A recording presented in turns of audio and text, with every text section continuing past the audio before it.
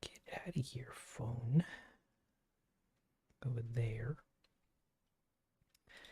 I can grab this, do this, do this, do this. Although this should be good to go.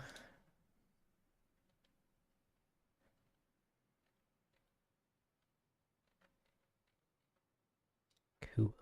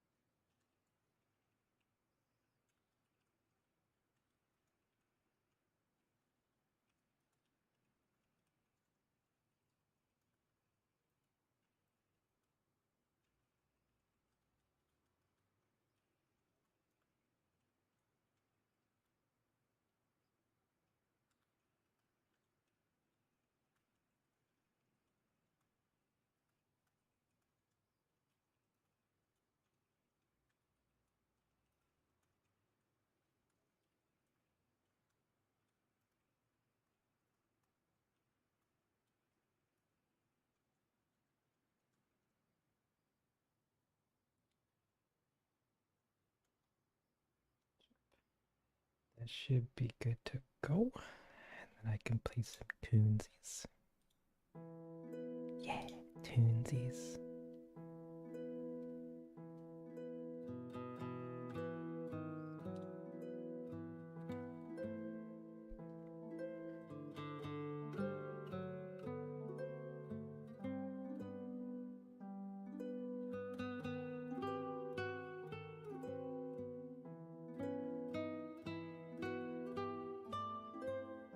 Okay. Now I'm gonna need some confirmation before I even set this to public. Hey there, Francine. Welcome. And Wormings and Marty and Pip. Welcome everybody. And Myra. Oh, I hope one of those is correct.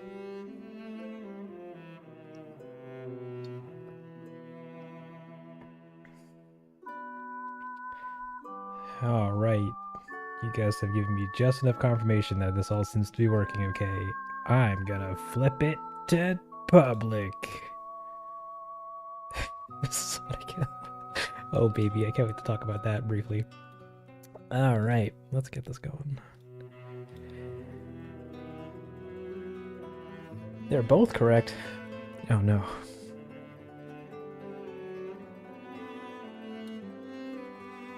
Oh. Well, don't worry. You're now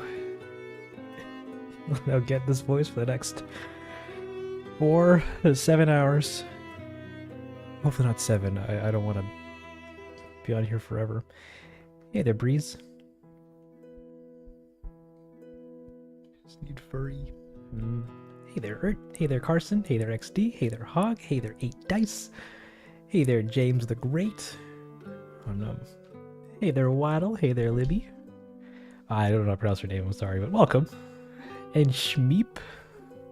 And Aaron, and Boss of Awesomest, and Kennedy, and Death, and Mr. Wolfenstein, and whoa, Josephina?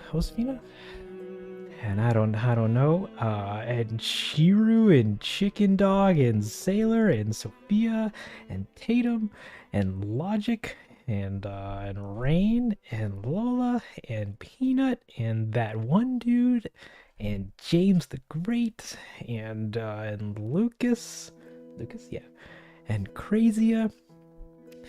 Oh no, these are names. Welcome everybody, welcome. How am I doing? I'm doing great. I'm doing pretty good. Oh no, show.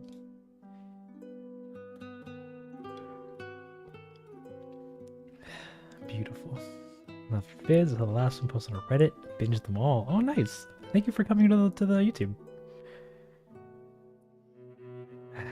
Wow, hits are good. Thank you. I'm glad you guys enjoyed them. I am out of breath. There's 75 of you here now, which is always a shock. And don't worry, Sailor, I have a mega jug of water. That, despite how tight I put the lid on, keeps dripping.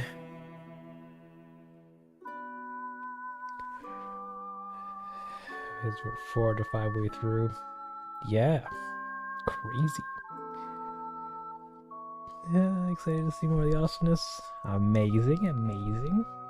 Came from binging all your Animal Crossing vids. Love them. Thank you, Shmeep. I'm glad you enjoyed them.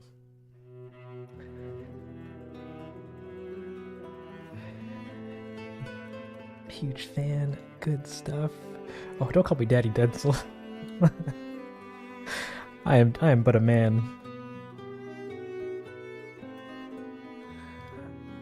Okay.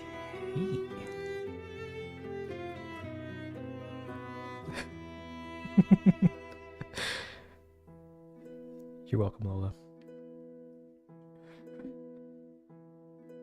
Hey there, SMR. What? Welcome to the party. You're just in time. Or, whatever this is gonna be.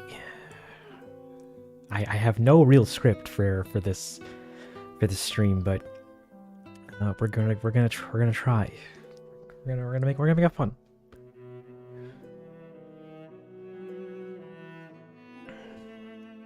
Oh, she was sitting on her throne. He absolutely was. Okay, no. Let's get some okay, what kind of music do you guys want? We got Animal Crossing, which is the usual. We got some Gravity Rush stuff. We got some Jet Set Radio. We got some Firefall ODST. Or sorry, Firefall OST. Skillet. Delicious. Hey there, Schnitz. Welcome to the stream. You've been essaying in 12 hours, so you can't stay for long, buddy. That is A-okay.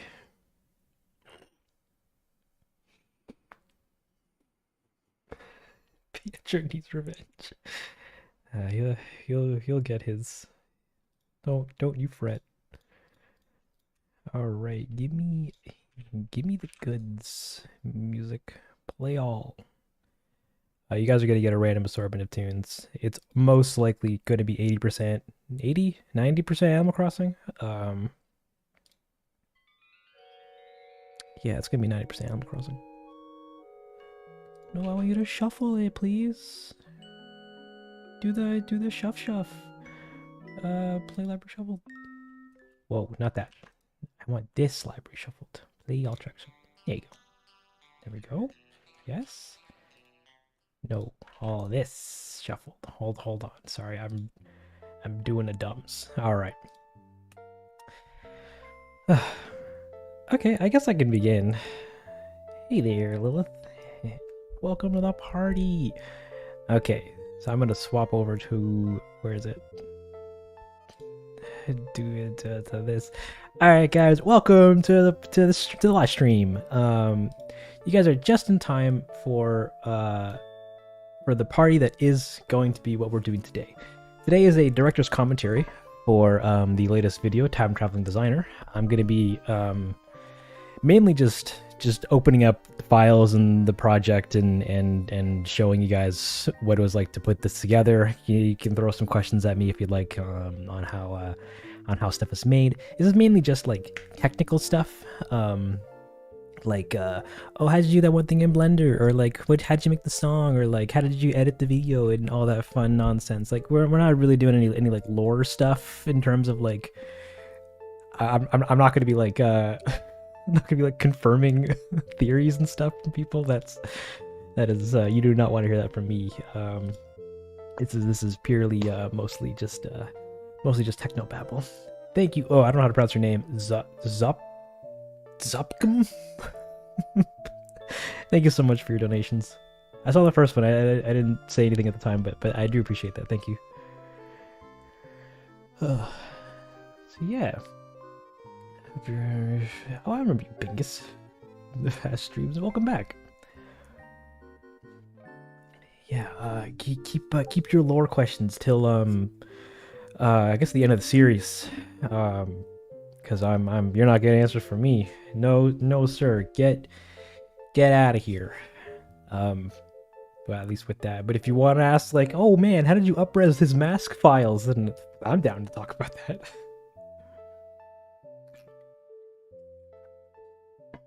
Okay. So without further ado, oh, actually, and last thing before I begin, let me get some stuff up before I swap screen.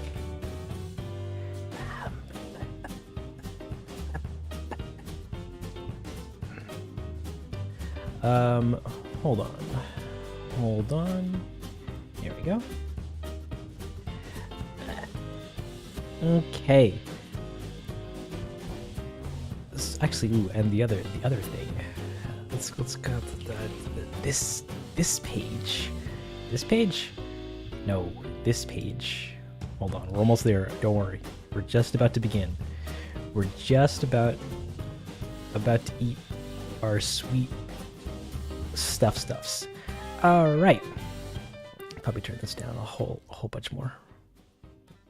We can go to the home, I guess. All right. So first, I'd like to just let everybody know that if this kind of stuff is your fancy, like technical stuff and like this commentary and where it's going to go and everything like that, I have a second channel, which is Densle 2, where I post the other directors' commentaries. I have some pretty egregiously edited ones that are basically little documentaries about morning turnips in boxes and a collector before I converted to doing live streams. So there's got a second channel for all the fun technical nonsense. But if you also wanted to see the full resolution images for wallpapers or whatnot for any of the videos, over on the art station, the Densle art station, we have we got all the frames up in big high resolution imagery, so you can download all the images to your heart's content. Excuse me, I have to burp. I'm sorry. And yeah, go on there to get them. We got all the videos from Always Crafting on upward, and then all the art from all my other videos previously. So if that's your cup of tea, links are in the description. Actually, I don't think the art station one is. No, it is. It should be in the mega link, the link tree link in there. You get that going if you want to check out all the stuffs. It's all available. Also, on the Densle Bandcamp, please keep it typed correctly. On the Densle Bandcamp, we have all of my music that I've ever released for free. You can get the soundtrack to Terraformed, or the music from Isabel's Dream, or Lacrimosa in high definition quality, even the KK version or the instrumental. That's badonkers. And I think that's it, actually, in terms of all the stuff I wanted to say. I also have merch in the description if you want to help support the channel and all the fun stuff, support my Patreon and what have you. Okay, now that all that's out of the way, we're good to get going. Actually, before I do that, you guys are talking, and I've been not ignoring it, but just not reading it. A song request if you actually do 8 p.m. from New Leaf. I think I could do that. Let's see, New Leaf, 8 p.m. 8 p.m. All right. Do you want the rainy version, the snowy version, or the sunny version? Because we got them all. I'm gonna do the sunny version because it seems like a nice time. Okay. Did you do the music yourself? I did, actually. Later on we're gonna be talking about it. We got to hear. That's we got the tune for that, or the file for that open. We'll be talking about music later. Yeah. When will Nintendo hire you? I don't know. Not gonna lie, I kind of hope they don't, because then I can't make fun spooky content. I have to make child-friendly family content, but also, if they offered me a job, I wouldn't say no, because it's Nintendo. Come on, guys. Videos are great. Thank you so much. Thank you, Jordan. I'm glad you appreciate them. Astronaut in boxes. I feel bad for the villagers. What is the future of Gas Mask Person? You're gonna have to find out. Do you know who Joe is? Cotton Eye Joe? I don't know. Maybe, but I can't tell for sure. I can't say for sure. Will we get to see non-Animal Crossing animations with OCs? Yeah, probably at some point.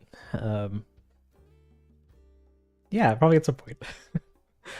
Uh, why is it called New Loaf and not old as heck loaf?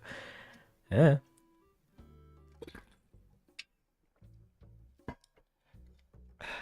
How do you decide on what character to focus on? Well, a couple of videos ago, I held another stream where I had you guys ask me to, or I asked you guys to help me pick some of the villagers that I would be using for the rest of the series. And the current cast that we have now was what we decided back then.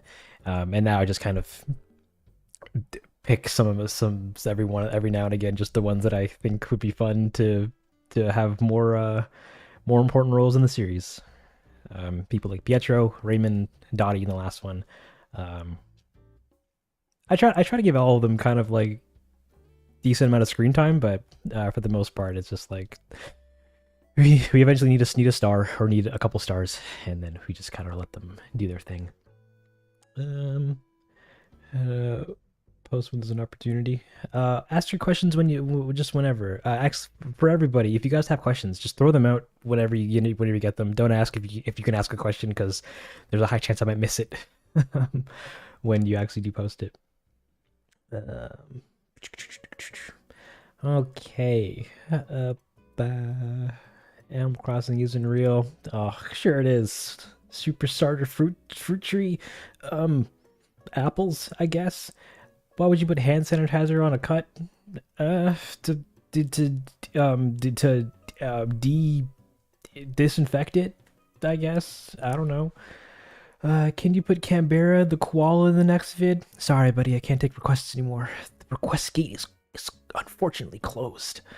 When was the casting? Oh, it was a long time ago. It was when I was doing town meeting. Because that was the video where we'd actually see everybody in the village. And I didn't. I did when I needed villagers. I had 5 that I already wanted, and then I picked another 5, and then I forgot that I forgot to include Filbert. So then I had to commit to 11 villagers, which is why we have 11 villagers, which I'm sure most of you have seen, but it was a deliberate accident. I swear. I think Animal Crossing maybe you have to help. That'd be fun. Forgive me if this has been answered, but how long does one of these videos take to start to finish? About 3-ish months. I start them.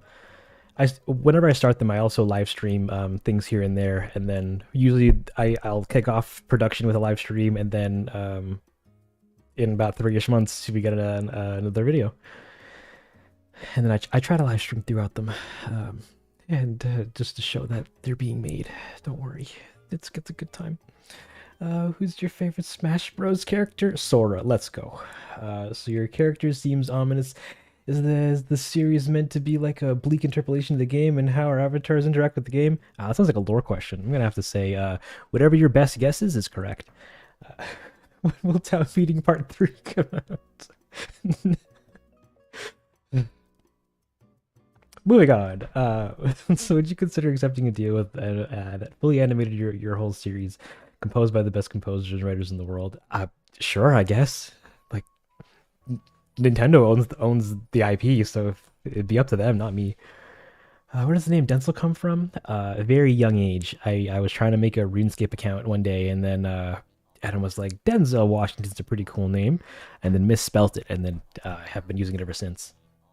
It also turns out it's a last name for a lot of people, so and for a long time Google kept correcting it to the word female, so it's been a bit of an uphill battle living with that name, but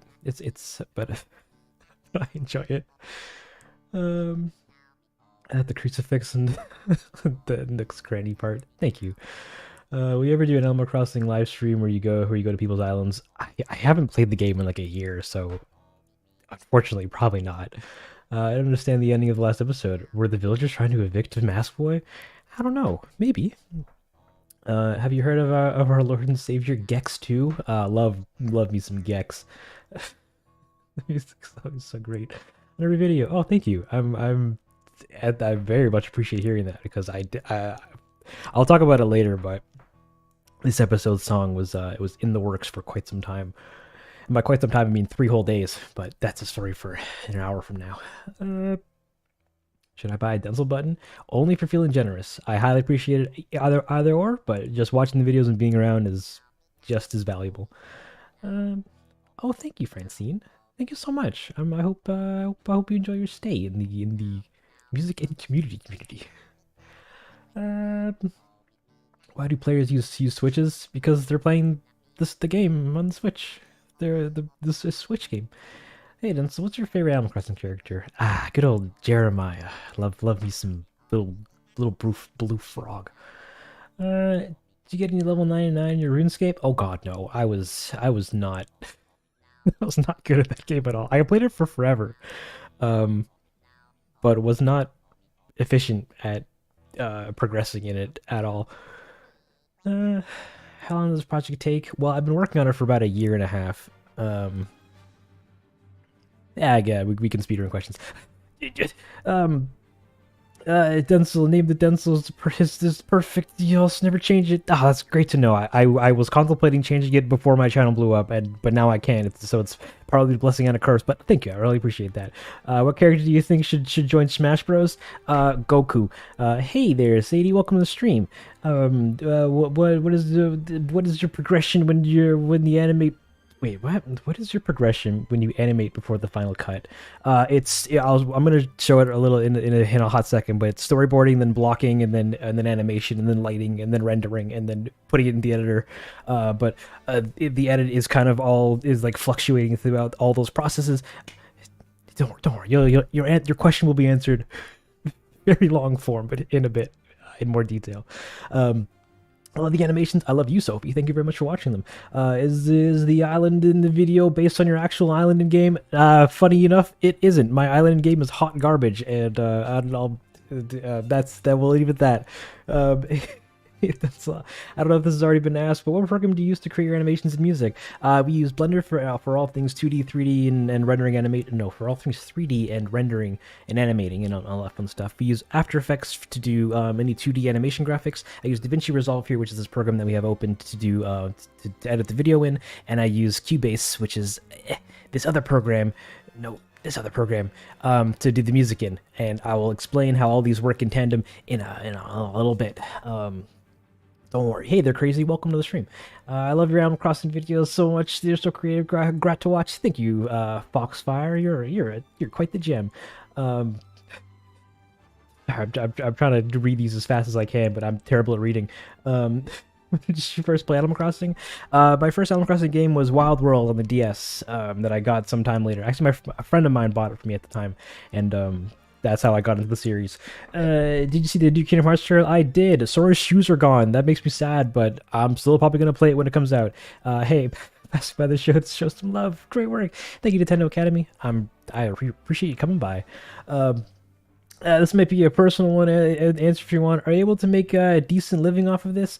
Kinda. I'm currently doing it full time, at least attempting to. So we'll see how. Ask me again in about a year. This may wait. That's the question.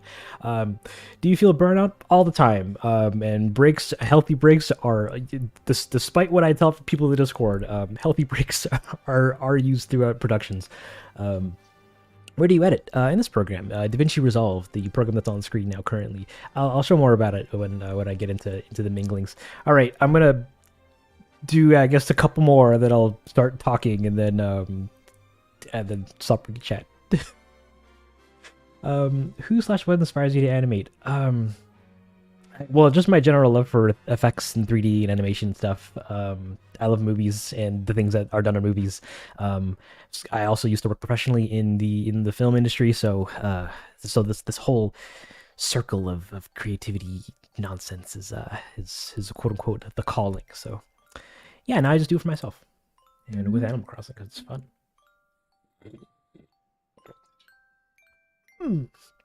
Agua.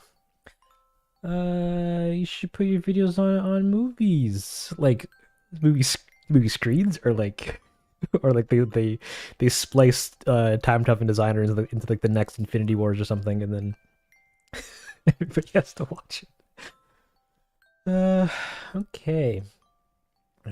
Where's the time gone? It just goes, man. I'm telling you.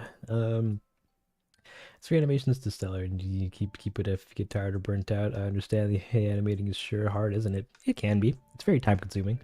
That's why they take a couple. That's why I take a good chunk of time. Some recent fan art that I've missed. Oh, we got some more fan art that I get added to the thing. But just a bit. All right. Quick skim. I love you guys. Thank you all for your sweet words. I'm sorry I can't read them all as intimately as I'd like to. Um, but we'll get to a Q&A at the quote unquote end, or take a break halfway through and then take some more questions. All right. Oh, welcome to stream, man. Oh wait, what software are you using to animate? Well, it's part 3 of town meeting. Look here, bub. All right, guys. So welcome to the commentary video. I'm going to talk about the video in, I guess, 4 different stages, or at least attempts to. I don't really have too big of a plan on how to do this, but so stick with me here as we go through. But yeah, I'm also not going to play the video fully, or at least throughout, because I assume we've already seen it. But video, wow, town meeting. Look at all the stuff. We do the video, and then and Mask Boy does a walk-in, Nook does the talking, and then everyone does the squawking, and then people do the screaming, and then Dottie goes, "What do you want from me?" And then Nook tells her the good news, and then Mask Boy then deletes the game, and then the game gets reinstalled, and then time travel, and Mask gives and slaps his money down, and then Nook says, "Hold on there, chap," and he goes, "I don't have time for this," and then he runs through and then does the glitching, and and then he does the thing, and then everyone's all screaming, and it's pure chaos for the next 4 minutes of the video. And then then there's this sequence where they're doing the christening for the bridge, and he gets to pick an option, and then Dottie says her line that everyone was like, "I love that moment." I'm glad you do. It was a great time. I thought it was a pretty funny gag. And then they take a photo, and then more chaos ensues, and then everything else happens, and then everyone in the town goes, "Wow." Hold on, I also have to stop playing the music, unfortunately, because we're going to be hearing a lot of as we actually, because I'll probably also turn this up a little bit more. Obs, get cranked that bass. All right. And then there's the end of it where he does the thing, and then the town, and then he shrugs and walks off, and then they leave, and then we have the credits. So many people leave the credits. Like the video's retention's at like 70%, and then this moment comes up and drops to like 10, and then no one sees the ending. Yeah, here's where I call everybody out on saying part 2 for town meeting too much, and then telling you guys to go watch Isabel's Dream, because that's technically the sequel anyways. And then man, the end sequence where they all talking in the end, and everyone yells a victory. Oh man, good time, great time. And the video ends, and I humbly ask for your patience as because I don't know when I'm gonna start the next one yet, but video was a good time. It was a good time. So this is the 8th episode in the series so far. There's 10 episodes that I promised to do, and this one is the 8th.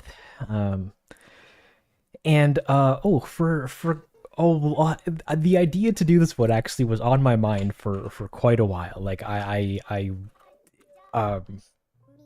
wanted to do a terraforming one for so long, and to tell you the truth, I actually never thought I'd actually get this far in the series to actually either A, do this episode, and B, get the opportunity to do the next 2, because well, technically I haven't done the next 2 yet, but now I have the legal permission to do the next one, so that's very cool. That entire fact is it's quite mind-blowing to me, because I never thought I'd get this far with the series a year ago.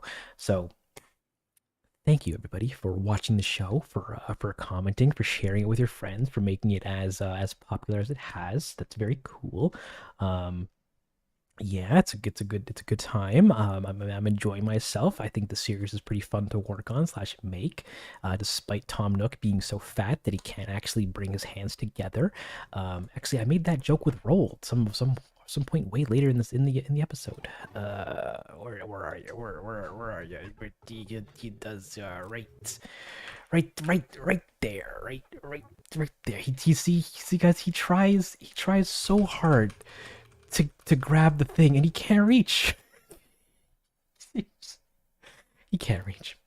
Thank you, Era, so much. I really appreciate that. That dollar, you're a gem. Thank you very much. Anywho, so so I guess I can talk about all the fun stuff. So I guess writing this episode was pretty simple. It was I for a long while knew that I wanted it to be a montage of just stuff going on throughout the video, like just things happening, like just trying to get in as many uh uh, ways that people play the game in Terraform as I could, both with my own experience that I've seen on Reddit and the internet and such. Like this was a gag that I saw somebody else do that I thought would be pretty funny to recreate. This Moving on, we have the switches. We got masked by holding the switches because the only way to move things around is technically to talk to Nook. Yeah, I know we're supposed to be watching Nook, or theoretically speaking, we should be in the town hall talking to Nook and just time traveling in that one room for the whole time, and then the whole village would just change when he goes outside. But I went the more visual route. Yeah, good old Molly, eating the sandwich. That was a good time. How's this flying? I know you can't do this in the game, but this image, oh baby, look at that. He's sitting on his couch. He's like Snoopy style. It's hilarious. Were there legal issues? So far, no. If there is, then the series will just either disappear or cease to continue. So fingers crossed until that, or if that ever happens. Um, where am I going? Where was I going with this? Writing inspiration for it. How that came to be. It's terraforming. You gotta show terraforming. So that idea was already well in was thought of fairly early on, in terms of the whole series, and a lot of stuff that I was trying to do in the previous episodes was to build up to this episode so that I could actually do it. Um, and then I got here, and then I was able to do it. So we have to hit all the hallmarks, like Mask Boy getting the hat, Mask Boy putting on the hat, Nook saying, "Oh yeah, beautiful," and then leaving, and then montage ensuing. Um, so like writing for this episode was pretty easy because it's a pretty simple, like a pretty straightforward narrative going through it. It's just he's just terraforming, but he has to abide by the game laws. So he has to talk to Nook to do the things. He has to pull out money. We have to call our villagers in the middle of the night. Even though I know when you do that, they come, like there's a short cutscene where they come to the town hall, and you stand there and you do like that like hand pound gesture. I wanted to do that, but I ended up just not writing it in. Thank you, the Pudgy Penguin. Thank you so much for your donation. Thank you for amazing content, and don't forget to take breaks. We take breaks, ish. Um, yeah. So I wanted to have a scene where a villager being told that they're moving is included. And I chose to have Dottie being woken up in the middle of the night. You guys, see, okay, you guys, I got a ton of comments about the continuity error of Dottie saying it's three in the morning. Guys, I know, I wrote it. I understand that that it's not technically legal, but I thought it wouldn't matter that much because the narrative of it is just she's woken up at night. The exact time doesn't really matter. Um, but you guys you guys always surprise me with how diligent you folks are with these details. So that was fun. We had Dottie getting called. I wanted to include that, and then I really wanted to have some footage of the Switch being used, both for lore reasons and for just funny gag reasons. And this effect, the time fast forwarding or rewinding technically, was like was with every episode, there's kind of like either a couple shots or like a couple ideas that drive a lot of the motivation to do the episode. Um, in all these crafting, it was to make it spooky, and to do the DIY ingredients gag. In Great Pietro, it was the flashback sequence. In boxes, it was the whole auction sequence, being a reference to Get Out. In Morning Turnips, it was the drowning sequence. And in Town Meeting, it was no, not Town Meeting. In The Collector, it was pretty much the whole video, but also the fossils dig out. In Isabel's dream, no, Town Meeting, it was Pietro's house being set on fire. In Isabel's dream, it was Wisp's story sequence, and and the opening dream sequence. And then in this video, it was to do this time warping effect. Oh, what? Wrong button. I was like, wow, I really want to do this shot where all the stuff is flying overhead, and Nook is looking at him like, oh no, he has the power. Um, this to do this shot, although technically cumbersome, and I'll talk about it later, hopefully, um, was very much like a I want to do this episode to do this so I could do this or make this imagery, and then have houses flying and then a montage and all that fun stuff. I thought it'd be really fun, so I was like, yeah, we're gonna do it. We're gonna do it. It's gonna be a good time. Um, and then we did, and I'm not gonna lie, it was pretty painful the entire time through. Um, you could fly, and you could have like a yeah, exactly. Nook shows Isabel the progress bar for the laptop in the town meeting. Did it preview Time Traveling Designer and the last two episodes?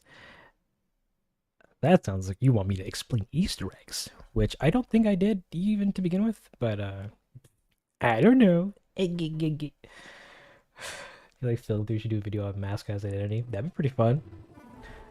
I hope he doesn't say that Mask Boy is Kevin, because we see the two of them in the same room together, or in the same shot together. So, so it doesn't really make sense. But hey, each their own. Why you choose Dottie? Whatever the case is happy, because I adore her. She was chosen as one of the villagers, or to be one of the villagers in Maskboy's village a couple of videos ago, and then I just thought she'd be fun to have some screen time in this. Okay, yeah. So writing for this was pretty simple. It was pretty much just getting getting in various scenes. So Maskboy getting hat and all his equipment, moving house, and then and then just a montage of just stuff going on or just stuff happening. So like writing wise, it was pretty simple. Then I also wanted to have a little continuation bit to to show the town's reaction to the events that unfolded. Um, so that was a given. Just have everybody angry, yell evict. It'd be a good time. Um, and then that was kind of the writing for it. It was pretty simple. And then, but once we get writing done, sorry, I gotta stay hydrated. Once we get the writing done, then we move into the storyboarding phase. And the storyboarding phase is kind of fun because it's a lot of nonsense. It's basically just me taking whatever rigs that I currently have available and putting them into blank scenes, and then just like posing them around like little dolls, kind of, and taking little photos of them, and then putting that in the editor, or putting that in my editor, which is DaVinci Resolve, and then trying to pace out what I think the video should feel like. In the stage is kind of also where I figure out camera angles and yeah, general pacing, kind of start roughing out what they're gonna say, and like just building the backbone and the naked core of the video out, and making sure that the video idea works, and then testing various narrative ideas and whatnot to just see if they flow okay, if they work in the context of the whole video. So where I'm testing a lot of yeah, just testing different compositional ideas and camera angles and stuff, and figuring out how I want the video to look, how I'm gonna do everything. And then from this, I also then make a list of like what I'm gonna need. Like for example, earlier here, where is it? I was like, oh yeah, I'm gonna need the town hall shots of the town hall, which I've used before in the past. I could just pull out one from a previous episode and then just reuse it here. I need an area with Mask's house and like a little, maybe like a little forest area for it. I need to build that set, so I make note of that. I already had the town hall. I've been using that for a while, so I can just reuse that. But then like later on in the episode, I'm like, oh, I'm gonna need Dottie's house, so I'm gonna make note of that. I'm gonna need uh footage of the Switch. And then what else is there? We're gonna need to make stuff outside and have Mask sit on houses. I'm gonna need all their houses. I'm gonna need more forest stuff. I'm gonna need all the villagers. Gonna need like it just gives me a good understanding and like an idea of what to expect when I start more seriously working on the video. But storyboarding phase is literally just Mask voice T-posing everywhere, whilst I block out everything and like try to figure out what I need and what works, what doesn't work, and what needs to change, and all that fun stuff. It's a good time. It's a good time. Francine asks, "Where do you edit?" I edit in the program DaVinci Resolve. It is a magic design. There we go. It is a free. There's a free version and a paid version of it, but it's DaVinci Resolve 18. It's a non-linear video editor that is the current leading standard in terms of color management or color grading. Editing, I don't know, because it's kind of dumb if it's from point to point, but yeah, it's a video editor. We use this to edit the video, and inside of here is where I do all the sequencing. I also do all the sound effects and stuff in it, or at least this is where I do all the sound mixing for all the sound effects, not music. I do music in another program. I also do these speech bubbles in here. Where are they? Give me like this one. Speech bubbles. I also make the speech bubbles, and they're animated in here. And then we also do a little color grading stuff to make the shots go from looking. What was the hotkey for it? D, Alt, D. Okay, we're keep the shots from turn them from this into this. Ooh, oh la la, very cool, very nice. And then exporting and all that fun stuff. This is where this is where the magic of assembling it all together happens. And then inside of Blender is where animating all of them happens, and then rendering all that fun nonsense and garbage. But yeah, pretty much yeah. But storyboarding, this step is planning out the video,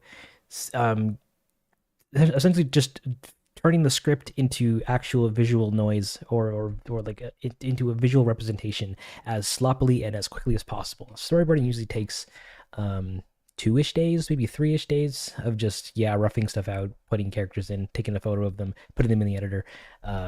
Like the storyboarding command timeline is literally this. It's just images and then written descriptions about what's supposed to happen. And I try to pace stretch them all out to also get pacing as well, so that I can get a feel for how long the video might be or how fast a scene should go. But the speed of the video is in flux for pretty much until lighting, because what seems slow in storyboarding is very fast when you actually try to animate it. And then you might need more time to make it work. You know what I mean? To make it look all nice and what have you. So yeah, we start with storyboarding, and then we get all that going, and then we get a nice version of the video. This only needs to look good for me because I'm the only one who's going to be using it and referencing it and what have you, and because of that, it makes it fun to watch because it just looks really weird. Then you just get rooms full of Mask Boy because it'd be more cumbersome getting the other rigs in just for the photo when I could just duplicate Mask Geo 7 times and then have him do to be himself, but also the other characters. It's a good time. Are you self-taught storyboarding? Cheryl, so there's what I'm doing, which is very crude storyboarding, and then there's actual storyboarding artists, which like actually draw frames and character motions and arcs and stuff, and like actually draw descriptive, informative frames for other animators to work with. I don't do that. That's hard. Or at least a form of work that I prefer not doing. So I wouldn't really call myself like a call storyboarding like a cool self-taught skill. It's just photos. 1 second, gotta take a slurp. You're welcome. Anywho, quick pause to read your sweet words. You should make a gag in the future episode about the villagers only seem to want to hang out when you're busy and doing something important. That's facts. So, not to be weird or anything, but I really like your voice. Thank you, Libby. I really appreciate that. How many people does it take to make one short? Just one, sometimes two, because I ask a buddy to help me with some stuff here and then. But I do this all myself for the most part. Um, hey, Dendle. Wait, that's the same thing. You said that twice, Libby. Get out of here with your sweet compliments. But thank you, I really appreciate that. I wore the gas mask for the majority of my playthrough when AC New Horizons debuted. Nice. I'm glad you had a good time. Hey there, Loud. Welcome to the stream. Why was Raymond's house falling off the cliff? It wasn't stable. The it was the it was placed poorly. I don't do that. That's hard. Oh, that's facts. Wow, whoever quoted that sweet line of wisdom, they deserve, I don't know, money, I guess. Have you played Animal Crossing New Leaf or Animal Crossing New Horizons was your first Animal Crossing game? So my first AC game was Wild World on the original DS. And then sometime later I bought a 3DS so that I could play New Leaf. Literally only bought the device slash console slash handheld just to play New Leaf and played the crap out of that for like a year. And then I got a Switch to play Horizons, and that was pretty fun. Well, the Switch was a gift. And then and then I'm like, well, now that I have it, I might as well play Hades. But yeah, I'm a pretty big AC fan, I think. How do you edit that? Editing is literally like you go in. I take a screenshot. Like I open up Blender. Come on, do the goods. Do the goods. Come on. Yeah. Work.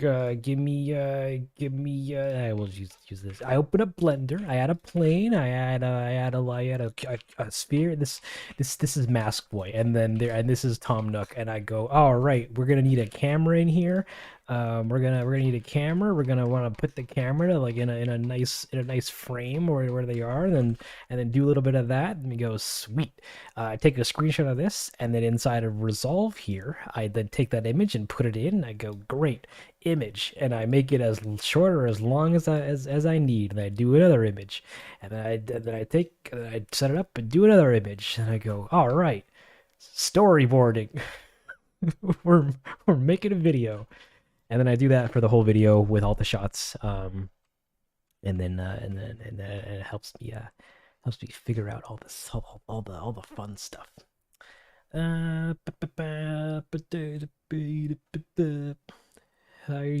so great when you do enjoy the video so much. Thank you, Natty. I'm really glad you do. Guys, the man slurps to asserts dominance just because we can't see him constantly T-posing. That's terrible.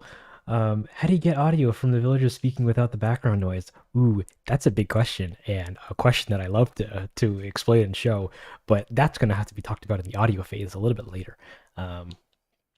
But the short answer is I generate it myself with the program Cubase, and but I'll show you how it works a little bit later in like an hour, hopefully, if I don't talk too much. Um, come on. Oh no, I should just went to the next thing. Uh, Um, oh no. Oh no, sorry, this this file is so heavy, like this project is so heavy that it takes like 10 minutes to go to the final timeline. So I'm very sorry. Wait, in the meantime, oh, never mind. We're already back. All right, and then once storyboarding is well and good, once I think I have a good grasp on like what the video is, how it's paced, how the shots are gonna work, if I have a generally good idea of like what to expect from work on the video and shots and the episode looks plausible or like doable for my skill, then I go, all right, time for blocking, baby. And this is where the magic happens. This is where the twinkle twonkin sweet looking stuff happens. We're gonna go to the blocking phase. Blocking. Um Now this is where things get spicy. Actually, hold on. Before I get to that, let me catch up with these sweet words. Oh no, you're faster than I thought you'd be at your typing. What's your favorite snack? Cinnamon buns. Love me some cinnamon buns. Hope I didn't miss much of the stream, but also love Time Traveling Designer. Thank you. Or sorry, the theme. Thank you. I'm glad you do. The orbs. We love orbs. Will you make a short on for the older Animal Crossing games? Currently nothing's planned, but who knows? Sounds like a fun challenge. What happened to our man with the face? Oh right, I was supposed to also switch to the director's commentary page. Hey guys, welcome to the director's commentary page where I this is where I was supposed to be. Thank you for reminding me. Talking seriously, do you have an island? Do you have a dream address? I do have an island. I do not have a dream address. My island is hot garbage, and I don't want anyone seeing it yet currently. I've also haven't played the game for like a year and a half, so my villagers hate me. How do you get the animalist voice? I'll show that a little bit later when I do sound, but I generate it myself by literally just repurposing the game files. I saw Time Traveling Designer, Time Traveling video and discovered your channel a few days ago and love all your vids. Thank you, Paco. I'm glad you do. What mic do you use? Your voice sounds really clear. I'm currently using the Shure SM570 or whatever it's called. It's the podcast mic that you see every podcaster using. Yeah, it's one of those. I bought it a while ago. Have you ever added? Well, that's a whole thing. But yes. Hey there, Molly. Welcome to the stream. I had a little bit of modeling in Cinema 4D for class recently, and honestly, I'm mesmerized by the sorcery of animation you possess, especially since you do all of it yourself. Bravo. Thank you. But can I have a little bit of a confession? I don't model anything myself, really. I'll do some model editing here and there, but most of the models just come from the game files. I just have them. I just reuse them and then upres them where I need to and fix their textures up right where need be. Oh, I can actually show that a little bit later. That's good. That's gonna be fun. Yeah, it's a good time. Have you met the Muffin Man? He's a great lad, bro. The content you produce is hella mint. Thank you, DC. I'm glad you like it. My favorite thing about the game is the wedding island. I'm glad you love it. Do you generate the animal's voice? Yeah, I'll talk about that. I'll talk about it later. So I noticed that in the video, the switch has 2 counts. Does that mean there's another villager besides Mask Man? Oh, you mean Campbell Soup? Who knows? Find out next in a couple months on the next episode of the Animal Crossing saga. I can play a tune actually for that. Give me this. Oh, actually, that wasn't exactly what I was anticipating, but it's a good time. Let me actually properly shuffle these because I can actually play music while talking at the moment because I'm not listening to music. Play shuffle. Give me 5 p.m. Beautiful. Anywho, what moment did you enjoy the most of your last animation? This is in the final result. I think where was it? The bridge moment. it was a lot of animation, but I really enjoyed how it came out. I thought it was pretty fun. Oh, and the Sonic picture. Oh baby, I got some nonsense to talk about that image. Actually, I can play this while we mingle again. Oh no, not with audio. Oh, thank you so much, Columbus. Columbus, sorry. And I wanted to ask how many episodes you have planned for this series. I remember you saying you were saying, but I forgot. My theory is the collector is Mask Boy. There's 2 episodes left for a total of 10. And this last one was the 8th, so there's 2 left. Get hype, I guess. Are you gonna do other games for animations? I was thinking, my nose. I was thinking you'd be good with some SMT or Earthbound animations. Wait, what's SMT again? Super Mario time, baby. But to answer your question, probably. I don't have any strict plans at the moment, but my whole thing is video game and cartoon stuff, just in general. So there's a high chance for yes. Have you been contacted by Nintendo? I have not. I'm assuming a no on each of them. And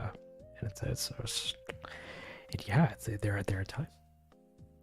But it's 6 p.m. But 5 p.m. Well, it's 7 p.m. for me currently. So, I in theory should play that. But I like the earlier songs. They're nice. They're gentle. Excuse me. What's the hardest part to animate? Actually, funny enough, this shot coming up, this one of Dottie, I neglected to animate for a while because I didn't want to do her rolling around. But we did it, and it was a good time. The shot of everybody getting ready to stop it. Of everybody getting ready to take a photo was a bit of a time. This particular shot, there's a lot of people, a lot of movement. This shot was pretty. His motions were pretty wild. Oh wait, but these are animation questions, guys. I'm talking about blocking. All right, wait, a couple more of these, and I'll go back into my aimless ranting. Chatting gives you many ideas. Sonic Hill, we love Sonic.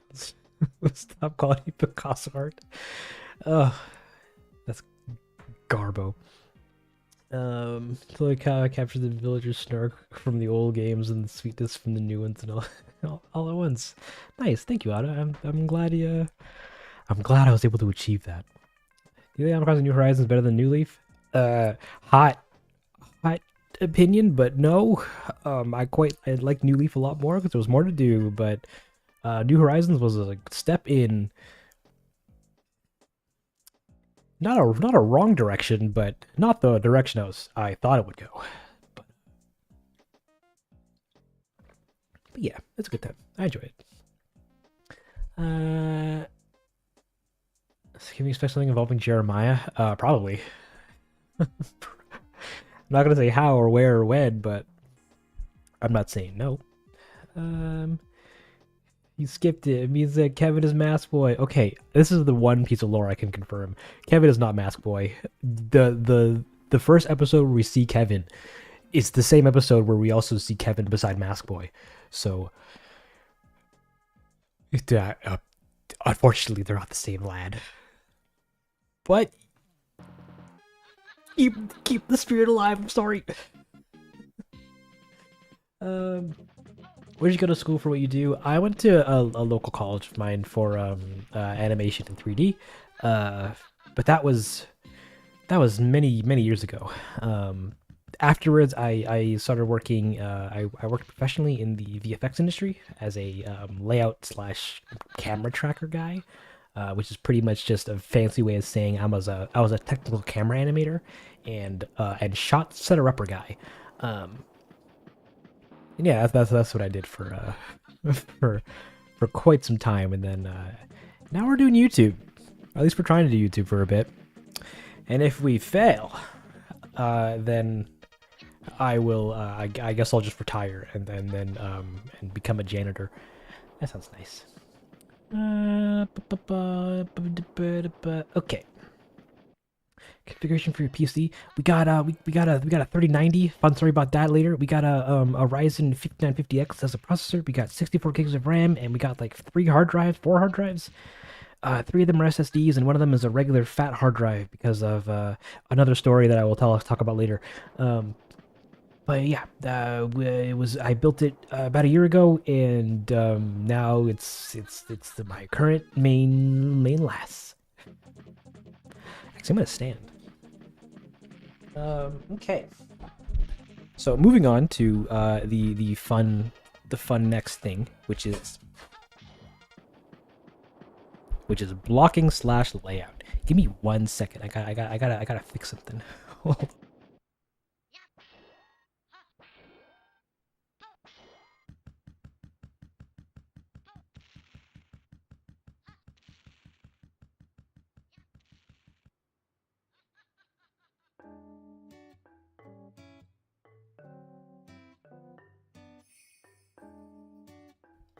Okay, so welcome back. Well, at least I'm back. Hey guys, so the next step after storyboarding is a step called the blocking or layout, and like I just said a little bit before, this step is pretty much what I do professionally, or what I used to do professionally. So it's the act of taking a shot and setting up as much of the technical aspect of it as I can in terms of at least camera animation, scene setup on how like the shot is going to be, how the shot kind of should be done in a sense. So kind of like laying out the foundations for any technical aspect of it, putting in any assets that I know I can reuse, getting assets that I have ready that I can use into the files that need them, or into the shots that need them, getting all the rigs into all the shots that need them, and it's a lot. It's all the technical grunt work of just like of making sure each shot is ready to be animated, and as well as roughly blocking out the characters so that they're doing the actions that I will be expecting them to do in the shot. Yeah, and yeah, that's pretty much what this whole step is. It's taking the storyboard and actually making it, giving everything backbone, and putting everything that actually needs to be in the shot in the shot files. This is also when I'd be solidifying frame ranges. Oh no, I was going to say more about that. I'm solidifying so much more than just frame ranges. Oh, shot numbers as well. Figuring out how many shots are actually going to be in the thingy, in the video. And then just roughing everything out and just getting it all going. At the end of all this is when I get to actually like pat myself on the back and go, oh wow, Dongle, you're in for a world of pain when you actually get to animating these. Like this shot, that's not going to be a fun time because I don't have cliff pieces ready yet. I'm going to have to model those at some point. Big woo. You're gonna love that. You're also gonna need to make a forest and do grass and add trees and bushes and flowers and all that fun stuff. This one you're gonna need clouds. The clouds. This one you put the house in, you put the door in, you put Raymond's hands in, but you need a beach. You're gonna need to make a beach. And I go, oh great. And so on and so forth. It's more figuring things out, or at least further solidifying the things that I'm gonna need for the stuffs. How do you find the patience to do all the small details? They kind of just overlap, or not really overlap, but I add them in whenever I'm doing a step that I can add a detail in. Like, and if it's not too much trouble, then I'll usually put it in. Like a great example of that would be where is it? This shot, where is it? Oh no, it's not in here. All right, in the final video, there is a I swapped the texture for the record to be my logo. Something like that was like super easy to do because I was already in the process of doing some texture switching for the phone. in the lighting phase, because I didn't want this version of the Tom Nook photo on her phone. And I'm like, well, I'm already here. Let's just change some textures over there, and then put in a little funny gag. Come on, get back, yeah, and so on and so forth. So like little details here and there. If they're not too egregious or take too much work to do, then like I'll usually put them in at whatever stage I'm like doing that type of gag at. Like if it's an animation gag, then I'll do it in animation. If it's a texturing gag, I'll do it in rendering. If it's a sound gag, then I'll do it in sound. Usually, a lot of them aren't really planned. They kind of just come into fruition when I'm working on them. What's a good one? I'm trying to think of a nice one, but I can't. This Hippix one was pre-planned. But everything that they're doing here in on during the prep, the setup. I came in here knowing that the only detail that I knew I wanted to do was have Diva step away from the bridge when the shot cuts. Everybody else's actions, I'm like, I have no idea what I want them to do. I'm gonna figure it out as I go. And I pretty much just started from like left to right, and then just animated them doing things, and then trying to make them react to each other. So like if you can see over yonder, this is my favorite little detail. Lolly is asleep, so then Goldie pokes her with her cracker popper thing, then that wakes her up, and then that draws Roll's attention, and then he starts to laugh, and then that draws Jacob's attention, so he looks over. Nook, while he's looking around, he's in the way of Dottie here, so she leans out of the way and then leans back in when he gets out of the way. Everybody on the right side is kind of just like watching and waiting, and so on and so forth, and it's a good time. And then like later on, you get this last scene where they're all like getting ready to do their thing. I'm like, I can't have them all hold on, like get into the same pose, because like at the same time, at least, because that's gonna be like weird to look at. So I'm like, they all need to do something unique for themselves, I suppose. So I'm like, we need some of them doing it correctly and some of them not. So Jacob is fine. Roald can't grab his thing, so I make that a joke. Goldie is the only mature one, so she gets it going. Lolly here is just interested in the thing itself. Filbert, he's cool. He knows what's up. Same with Dottie. Same with Nook. Mask, he doesn't do anything because he doesn't even want to be there. Hippix, you can't see his hand, so I didn't even animate them. Diva, she doesn't really care. In the animation, I actually have her rolling her eyes.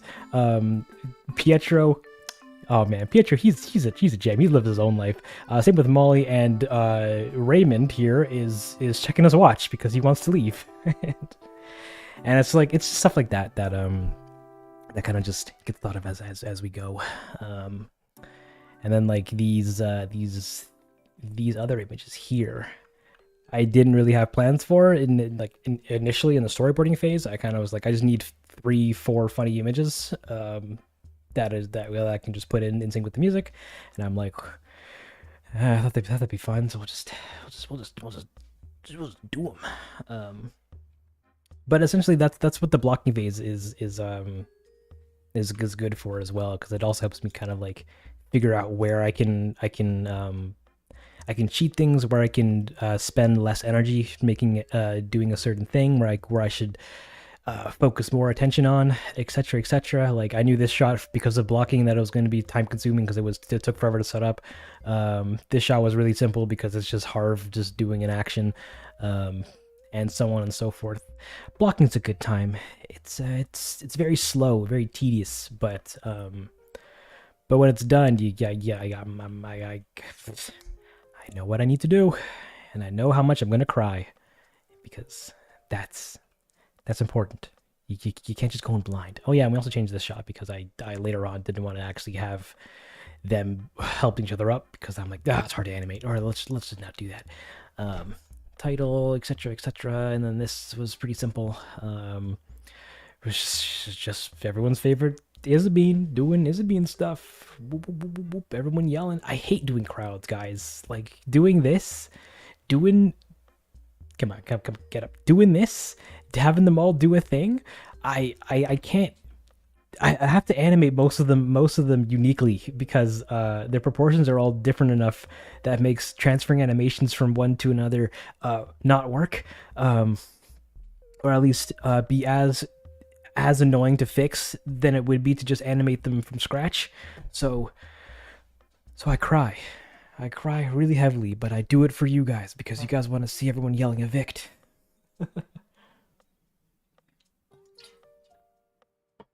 But yeah, that's pretty much blocking for the most part. That wasn't very descriptive. Does anybody have any questions about blocking? I feel like I didn't really do anything or say anything correctly, because it's blocking.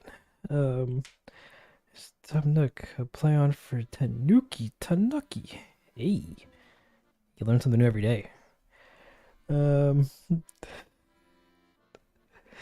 We appreciate all your hard work. Oh, thank you so much. I'm glad you do. Did you ever have a temper tantrum? I tried making a donut in Blender, but it keeps messing up. It's just the process of making art and working with programs that you don't understand. Like, it's just inevitable that you're gonna have problems. I guess it's just coming to terms with that notion makes working through them a lot easier. At least for me. Square, thank you for sharing your process. Thank you for watching. There's 150 of you here, which is bonkers. The villagers are yelling evict, so cute. Oh man, I have a bone to pick with the audio for that. You were so mean to Raymond. His house had jail bars around it. Actually, that wasn't Raymond's house. That was Hippix's. Yeah, everyone's favorite hippo. I love you. Thank you, Keon. I love you too. You're a gem. Have you ever thought about transitioning over to live content? You seem like a good director / writer / cinematographer in general. Not to recommend it. Animation is great. Just curious. Maybe, but I don't know. I've never been given the opportunity to. No, I have before in the past once with some friends, but I also am not much of a leader, so I don't think I could direct a team. But hey, if you want to work for free, come on around to Densle Academy. No, don't actually. I'm not hiring anybody, but thank you. I don't know. It's big. It's big baby. I don't know if someone asked, but what do you really think about Tom Nook? I think he's a great lad. I think there's all the memes of him being an unruly, heartless landlord are, although funny, very exhausted now. He's just a guy doing the best he can, owning every single piece of thing on the island technically. And we try to represent that, or we try to show that here in the series. He's not a villain. He's just a guy getting by. He's just a guy getting by. Thank you, Nadia, so much for your donation. A humble thank you for your hard work and for the awesome entertainment you provide me. Hope my baby Raymond survives the mask boil. He'll be fine. He'll be fine. The animation on the live itself is adorable. Thank you. But yeah, this is blocking. We just get everything roughly done as roughly as possible. It's mainly all just technical stuff, so I can figure out everything that I need to make the animation go as smoothly as possible. This is also where I'm figuring out any constraints that I might need, like characters holding things, what the camera is going to be, or how the camera is going to be moving, so that I know what I can and don't need to animate. And then we'll set up whatever scenes we have ready to reuse, and so on and so forth. And then we move on to animation once everything is it's good to go, or once everything is feeling okay. Because also in blocking, I'm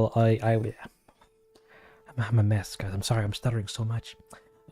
Also in blocking is where I would tweak some more of the pacing as well, because you can only get so much out of your storyboarding in terms of like how fast or slow something should be, and it's only when you actually see it in motion that's when you know that something is too fast or too slow. So also in here is where we're fine-tuning that a little bit more and getting because we can actually see them moving, and we can actually have them doing the stuff, and it's all well and dandy and delicious and pretty cool. And then once we go, wow, this looks pretty good, we move on to animation, and then here's where all the fun happens. Here's where all the fun happens. Actually, and at this point we still didn't have any audio, so we don't get any. We added this shot later. The opening shot here of the house. Come on, load it up, buddy. Yeah, thank you. Of the house here. I ended up thinking that in the last video, Isabel's dream, it started with a black screen, and that kind of didn't do too well in terms of cueing people to stay on the video. So this time we stuck a brand new shot around, or brand new shot in, just of some, backwards. If we stuck a shot in the beginning just to show that it was that something's about to happen, and then noise, and then Nook saying, "Here's your box, here's your hat." Oh, and the hat. Doing this was so dumb. I think I live streamed a little bit of it, but like getting having him grab that, having Tom Nook hold the hat, and then Mask Boy grab the hat out of his hand, and then swap the parents from Nook to Mask, and then have him hold the hat. It sounds dumb, or it sounds really easy. Like they're just swapping hands. But I hate constraints so much, because doing this is always a pain in the butt. But we made it work. So yeah, blocking or to animation. Since we blocked out what they're doing already, all we have to do is then take those animations or those keyframes and then make them smooth. We just have I'm pretty much doing pose to pose with a little bit of transitions between poses. Like Mask is doing this, and then he turns to Nook, and then he does an anticipation pose, and then he spins, and then he does a wee, and then that's like, I don't know, 6 keyframes or 7 keyframes or whatever, and like I just go in and noodle the keyframes a little bit so that different parts of his body are offset a little bit, doing some what's the principal name, secondary motion. Yeah, there you go. And easing and tweening and all that other fun nonsense to make it look like he's not like a stiff robot. And we do that process for everybody, even Nook, even his little ears, they jiggle now. Oh, jiggling. Oh man, the jiggling. Actually, you're right, Gravity Rush. What is a good shot that I could open up to show animations? Sorry, the program was sort of bugging out. We're gonna open up we're gonna open up a heavy shot. We're gonna open up this shot. We're gonna open up the animation for it, actually. The one where everyone is standing on the bridge, getting ready to have a good time. You guys remember this shot? Oh man, it took like 3 days to animate. It was terrible. But we're living. We're gonna also take off the camera animation because I don't want it to move while we scrub through it. I'm just gonna turn off the set because it's pretty heavy, and so on and so forth. So this program, the program that I use to do all the animation and all the work stuff in, is Blender. Blender, for anybody who doesn't know, is a free open source 3D animation and modeling, rendering, compositing, video editing, texture editing software. It's free. You can get it from the website, and it's open source. Everybody loves it. I love it. They use it to make films. They use it to make movies. They use it to make VFX. To make 2D animation. I can also do 2D animations. It's a pretty hefty powerhouse of a piece of software, and I use it to do all the animation, all the rendering, all the modeling, That's kind of it, actually. I don't do any 2D stuff in it. That's After Effects. We'll get to that later. And yeah. So in this program, outside of Blender. I don't model in any of these models or anything. All these characters come from the game files. I just import them into Blender, clean up their models a little bit, rig them so that they can all move, and then animate them so that they're all able to do this. Oh no, it's so slow. I'm very sorry, guys. Unless I do this.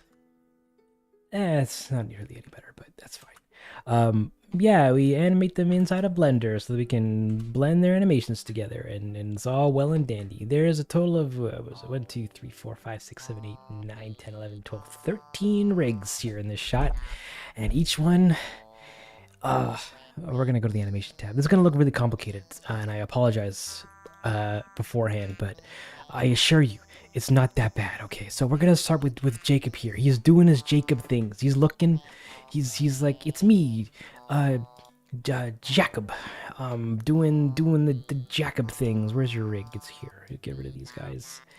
Get rid of these guys. It's me, Jacob. I'm Jacobing. Wait, how did I get this to run a little smoother last time? Oh, actually just maybe because I have the entire world open on my computer. You're gonna have to bear with me here on this. Actually, and donations. Oh my god, Columbus Mugs, thank you again. Oh my goodness. Out of curiosity, how are these not happy? Wait, out of curiosity, how are they not happy that Island is 5 stars? Did they not realize how hard it is to get 5 stars? Isabella is mean to my island, right? Oh man, but he got it. And thank you, freaking hell. I really appreciate that. I watched the vid. Makes me don't want to time travel anymore. Keep it up, King. Can't wait to see more animations. Insert Pepe hype. Thank you. I really appreciate those guys. Thank you very much. Wait, what was I gonna say? Oh, right, that's it. I don't not condone time traveling, just so everybody knows. I do it myself. Play your single player game however you want. Who cares?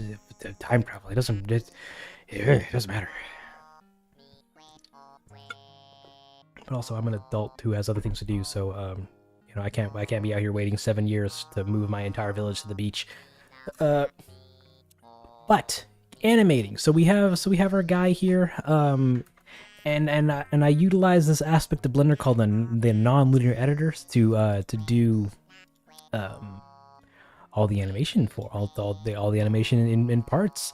I have one chunk here which is basically just doing which is basically just noise on his torso and his chest and his head here. That is randomly moving them just a little bit. So he's not 100% static. And on top of that, I do his animations of him actually doing the things, like he's got a pose where he's looking, then he looks forward, and then he's looking back, I guess, and then doing whatever stuff. Then on top of that, what is this? What is this? What is this? What are all these keyframes for? Blender, what is? Oh, his tail. We also put some wiggle on his tail because we wanted to have his tail jostle in the wind a little bit, but you can't even see it, so it doesn't even matter. Why did I do that? Because I like giving myself work, I guess.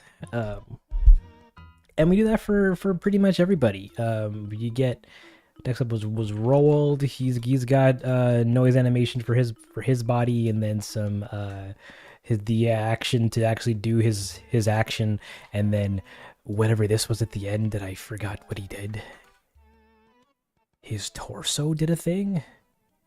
I guess I moved his torso more. Wow, pretty cool. And then there was Lolly doing her thing. Shamestick. She's got some noise. She's got some actions. She's got some animation on her ears so that they flop around a little bit. Look at that. Look at that. Hey, look at that little ear flopping. So cute. Everyone loves to see it. Oh, right. What software do you use? Wait. I never know when's a good time to like give the full list because I feel like every couple minutes the collective majority forgets. But no disrespect to you, Aaron. This is Blender. Blender is a free 3D animation software that I use to do all the animation stuff. I use DaVinci Resolve to edit all the video portions together, all the shots and stuff. I use Cubase to do the music. We'll talk about the music later, as well as the voices on how I produce those. They're done in this program, and then I also use Adobe After Effects to do 2D dialogue or 2D animation stuff. Like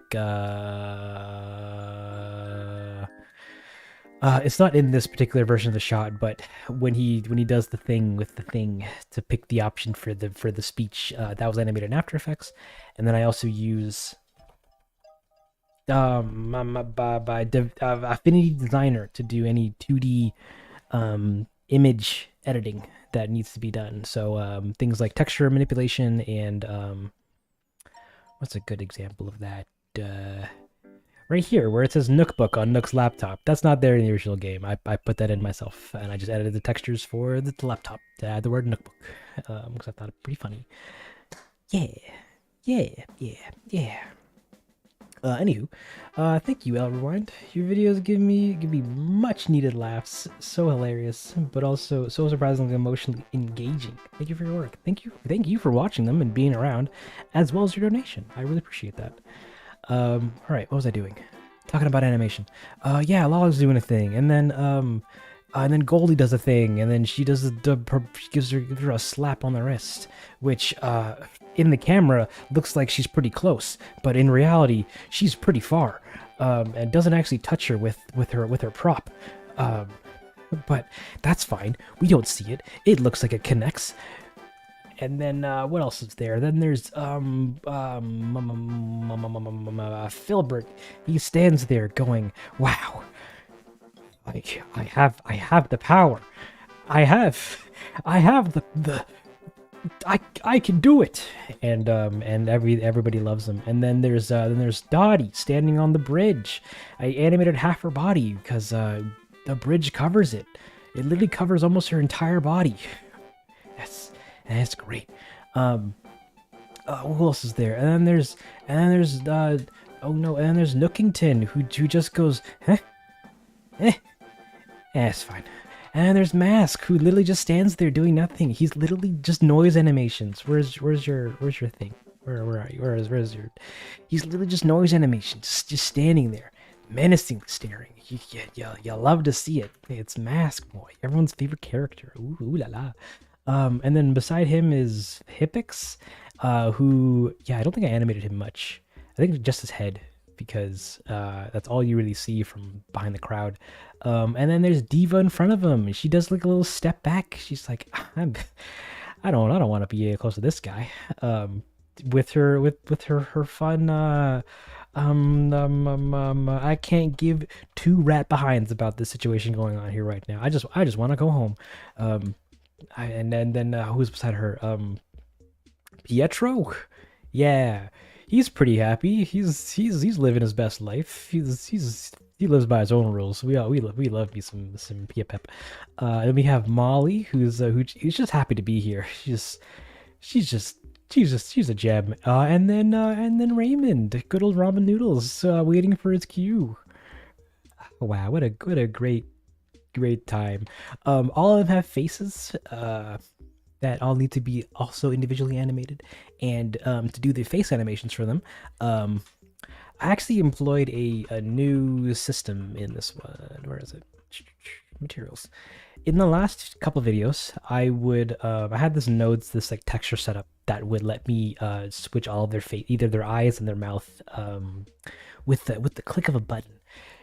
Kind of, but it was very, very, very heavy as of like a file system to work with, because it included loading in like 40 or so textures per character. So in a shot like this that requires 14 characters, you're loading in some like 100 or whatever, like some multi-hundred files or whatever, and I didn't want to do that. That'd be so ugly. So in this particular episode, some lad on my Discord was like, "Don, check this out," and he did like a cool backflip, and then showed me another method for doing eye animations or texture switching, which is what I was looking for.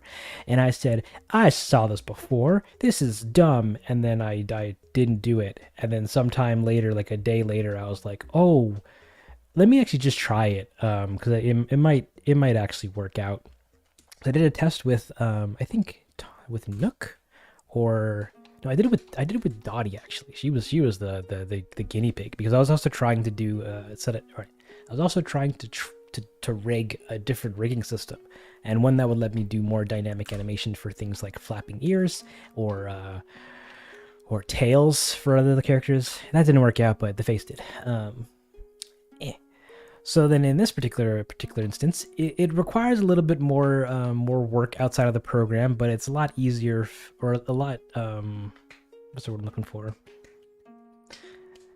It's a lot, it's not as heavy, it's a lot lighter for Blender to work with. And basically it's, where is it? Can I see the files for them? Because you guys are gonna love it. You guys are gonna love what they look like. I take all the eyes and mouth textures and the different layers of them, and I just put them in one big long line. Like I just make a long, super long image file of all their eyes and their the color map and the mix map and the normal map, and we do the same thing with their mouths with the same things, and we can plug that in once into their textures and set up this whole math node nonsense, which basically just takes the face, their get over here. It takes the face UVs and then just slides them around so that I can type in one value, and then it'll just change their it'll just find a different place in the texture line, and then show me the mouth for the eyes for it.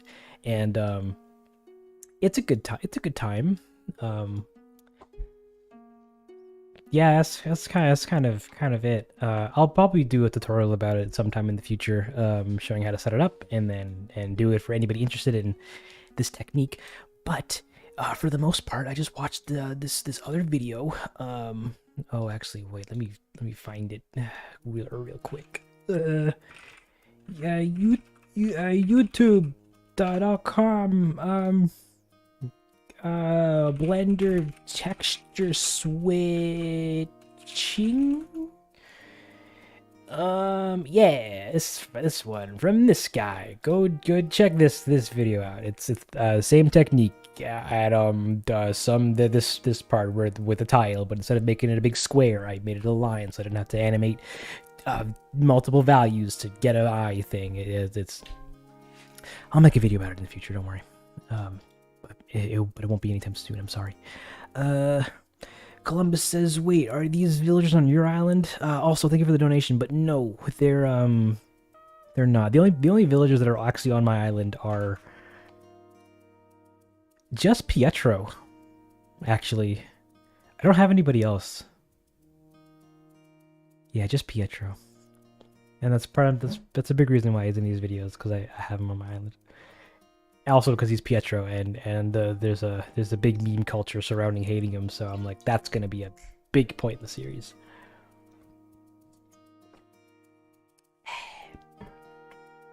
But finish your appointment? Nice. I'm glad you had a good time there. Assuming you did. Game system villagers insulted you. They do. They're so sassy over there. Okay. You made the models from scratch, or you just ripped them from the game files? We just took them from the game files. Where we're all. I don't model any of these guys myself, because that would take forever. Who is the masked guy based off of? Anyone in particular? Thank you for your question. That is a great question. So we're gonna move on, and we have the shot here animated. It's a good time, and everybody's doing their thing. The set for this particular shot was a pretty big pain in the butt because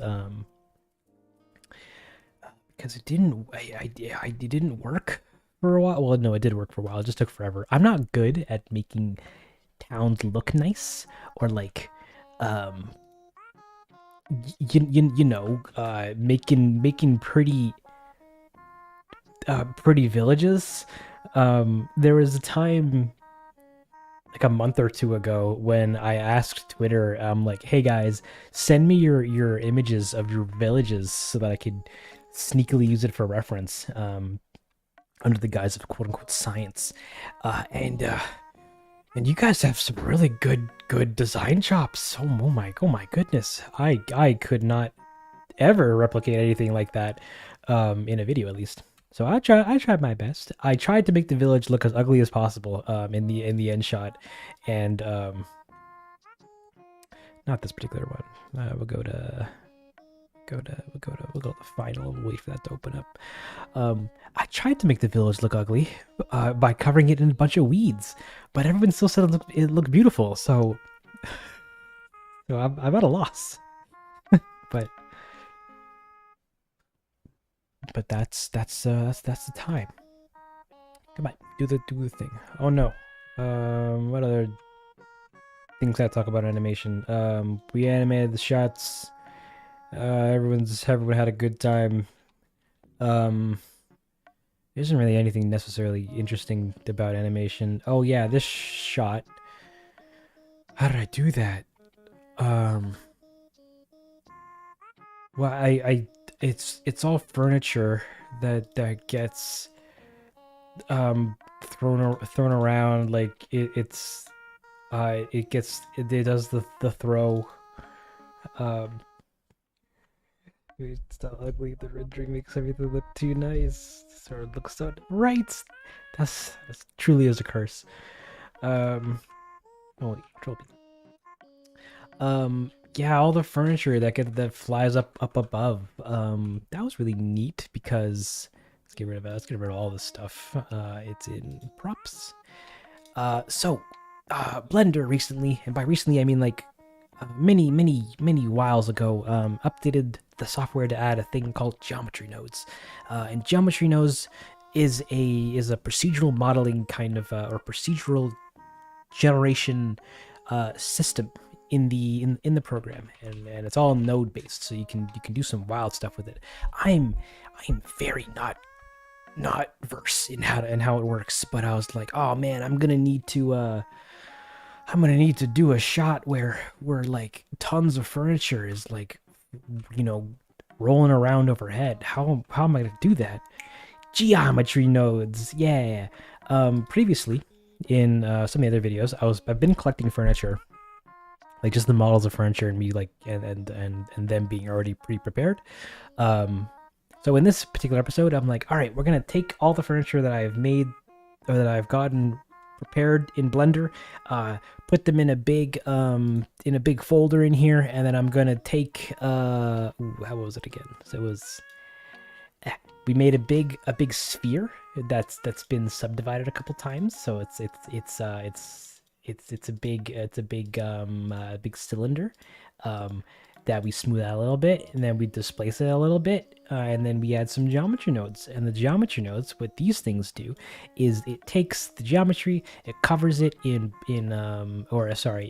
particular node just kind of spins it. This node does some more stretching to make it stretchy. This node then turns it into into like these little dots. I don't know if you can actually see them, but these little dots, and those kind of just spin around, and then we replace those dots with furniture, and then we just animate them spinning and rotating around, and then that's kind of how we did that shot. It kind of, there's some of them pop in and out while it's going, but I think the chaos of it all kind of like masks some of them kind of popping in and out and disappearing, what have you, which I think came out kind of neat. And for so long I was like, oh man, I don't want to animate this shot at all because it involves Tom Nook doing this action of him throwing the doors open and running out, and it looks okay, but at the time I was like, oh wow, I really don't want to animate him doing this because I'm not great at animating moderately dynamic body movements, which is why most of the animation in the series is like everyone's kind of standing still and it's relatively static, not really doing too much. Like everyone's just standing still and everything else is moving around them except for big shots where I need to actually do bigger movements. because I'm lazy, guys. I'm sorry, but that's the truth. Also, if I didn't, then these videos would take even longer to come out. So, we cut the corners everywhere we can. Yeah, that was pretty much animation. So I knew what ideas I had for sorry, yeah, not better yet. I didn't exactly know what I needed for sets, but I know what the characters were going to be doing in them anyways. So I was just like added a plane, then animated the characters doing what I thought they needed to do, except for these last 3 shots, because these ending shots were welcome to the stream, Dunk. These last ending shots were entirely reliant on what the set looked like, because it's one thing to block out, you know, a quote unquote ugly village, and then animate a camera to it, but it's another to actually like make the set and then have everybody populated and doing things in it or whatever, and then the camera actually has to then change, and then I have to change the animations of the cameras to highlight what the actual set looks like. This particular shot I originally was planning to do. It's Dottie and Jacob, or Dottie helping Jacob up from, I don't know, a pitfall or something. But then when it came to actually lighting it, or working on it later, I neglected these shots for a while because I was working on the actual set for so long, which is over here. Is it town full? Yeah. Yeah, I was working on this particular set for longer than I thought I would need to. Oh my god, come on, please. Let me click it. Longer than I thought I needed to, and I didn't really know how it was going to look for like most of the production, until like the last couple weeks, when I'm like, oh shoot, I actually need to get this set finished so I could actually do the last 3 or 4 shots of the thing. And I didn't, and again, I don't really have any like great town making ideas or abilities, so I was like, I just kind of threw a bunch of stuff together. And again, I tried to make it look ugly because I wanted it to be ugly, and my best idea at the time was like just covered in weeds. I think that'll be fine. But it was a time. So we animate the thing, we do the animations, we work on the stuffs, and everything is all well and good and dandy. And then in the end episode, we get everybody going, and we try to animate it as fast as possible because I don't want to work on doing crowds for forever. This shot took, I think, a day. Command Resolve. Yeah, this shot took about a day or so to animate. But I'm like, once I do it once, I can reuse it for pretty much the rest of the shots because Blender has a really neat system of letting you like reuse chunks of your scene file and then reference them into like others. What do I mean by that is if I open up any other shot that involves the crowd, so like the last shot, come on, give me the goods. So this whole crowd here is I animated it once in this shot of them doing the thing, and this shot is a little bit longer than what this shot was. But from that other shot, I can then like literally go into the files of it and go, all right, give me just the crowd file, like just the portion of the shot or the file that holds the information that is the crowd, and then let me put it in here, and I can do that, and it'll reference it, and then and I don't have to animate the crowd twice for this other angle. I can just literally reuse all my animation from before. And I dance, and it was a good time. So this kind of general like workflow idea, I try to reuse as much as I can. Like if I know I'm going to be using something more than once, or I need something that might be useful more than once, then I'll just reference it from a previous shot before. When I was talking about, I did the same thing in Isabel's dream actually during the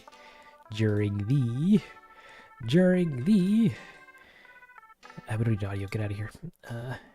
During the beginning, so like this whole couple shots of Isabel doing a thing and like talking and whatever, and like all these angles and what have you, and it's all well and dandy.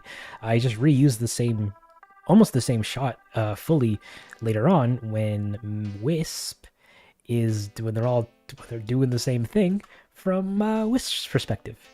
So like this is just the opening shot again, just reused from a different angle, and this is same shot from a different angle, and it's all well and dandy.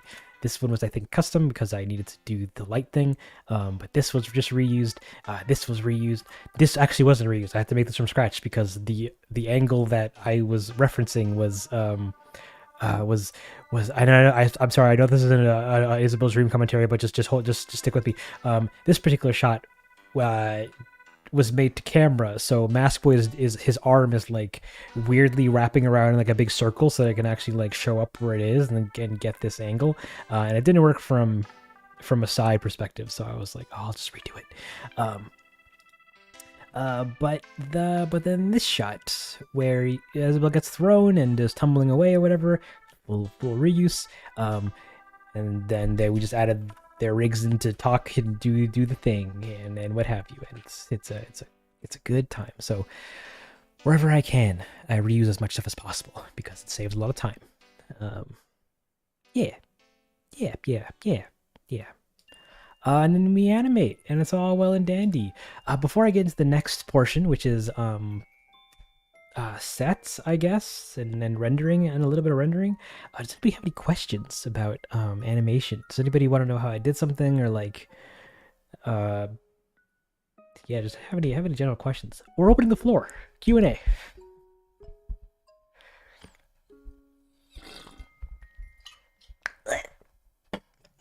Water.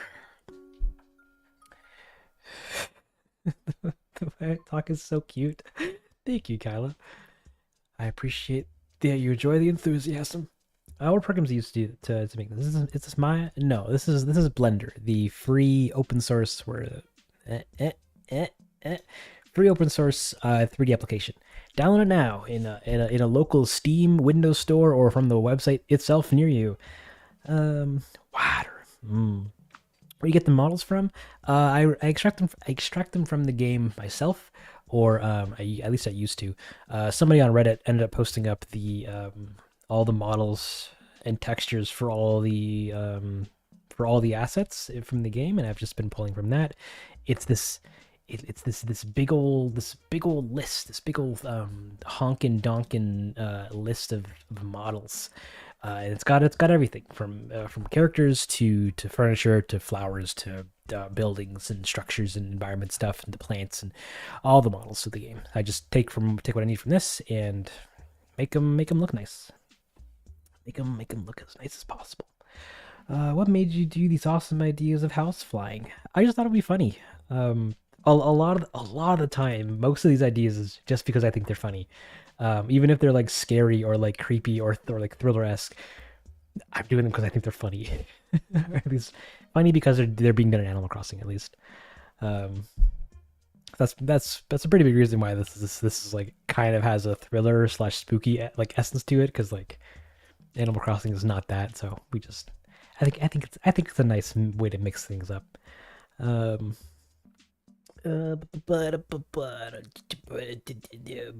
on, I'm reading your comments. Will this commentary be still up after it ends? Yep, it'll be available here on this channel in the, where is it? Not here. I need it in the main channel. Thank you. It will be available in the playlist tab over in Animal Crossing. No, where is it? Livestream archive. In this playlist is where I keep all the previous live streams that I've ever done. But this also will be re-uploaded, hopefully probably with tags or timestamps to Densle 2 as well, which is where all the technical stuff is. Like this channel is dedicated to the technical stuff. So subscribe to that if you're still here and have yet to subscribe to Densle 2. It's a good time.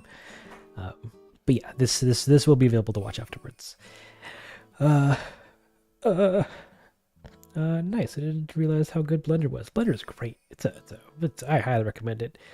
How does your brain make these? It just does slowly, and obviously they get more complicated as time goes on. But you know, we do the best we can. What else is there? I'll just let this play while I catch up on your comments. It looks like animals are watching a movie. Right? It's a good time. A while back, you said you specifically chose to play Control to study/observe some aspects of the game. Plug Discord here. I'm assuming you applied the observations in the stuff floating. Maybe.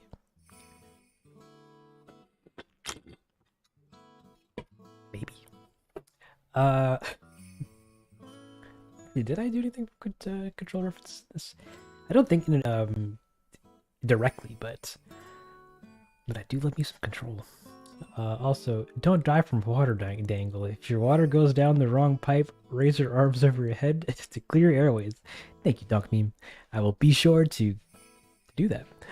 Brownie Doreen, I hope I pronounced that correctly, gave us a nice donation. Gotta go to bed now from France. Oh, nice. But love your work. You're so talented. Great job as always. Plus, continue the good work. It makes us happy. Thank you so much. I really appreciate that, and thank you for the donation. I hope you have a great slumber. Assuming you're still here and have yet to leave. What else is there? I love the continued growing fear that brothers seem to have. The frame of them holding the cross was great. Thank you. So far with what was your favorite animation you've done so far with the Animal Crossing theme? Wait, with the Animal Crossing theme, like the theme song? If that's the case, then Animal Crossing, the Sounds of Music video from 2 years ago. Check it out, guys. Yeah, we'll go with that. Do you ever use your voice in your animations? Nothing recently. I've used my voice before in some previous stuff, but that was like a long time ago. Oh, this doesn't need to be here. We can fast forward this. Yeah. How did you animate the hyper realistic motion of Timmy blowing up the island and being a dictator? through painstaking moments of tiny blocking steps. I love the houses and the furniture flying. Keep those ideas coming. Then you're gonna love the next episode. I think, maybe, I don't know. I hope you do. Not a question, but I really enjoy your commentary. Thank you. I'm glad you do.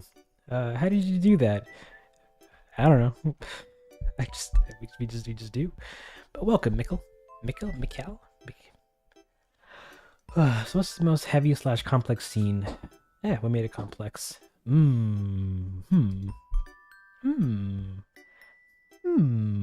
is the most complicated or complex scene? I guess it'd be, where is it? This one. At least in this episode. Or is the, actually, yeah, no, probably still this shot. I don't think any other one was necessarily that complicated.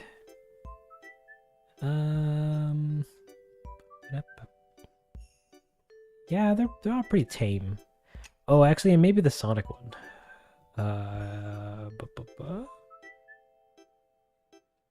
Yeah, probably the furniture flying overhead.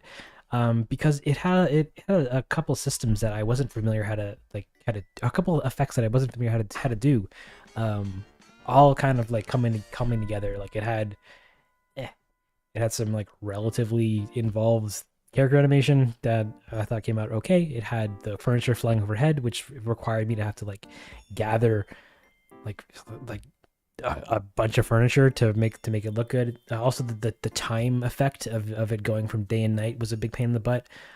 Getting everything to pause when Mask Boy stops, because the trees also paused and the grass also kind of paused. I think in the background.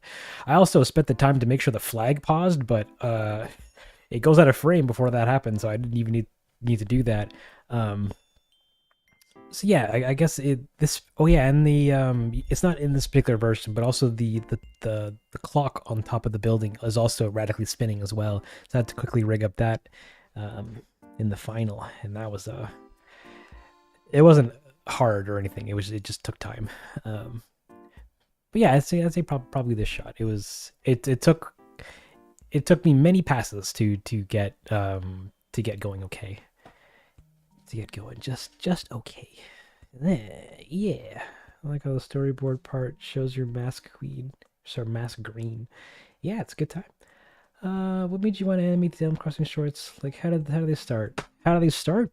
One day I went to bed and wondered if I could, and then woke up the next day and said, "Cool." And then I posted to the internet, and it went viral, and everybody else unanimously was like, "Yeah, you absolutely should make more of these." So I said, "Okay," and then made a series.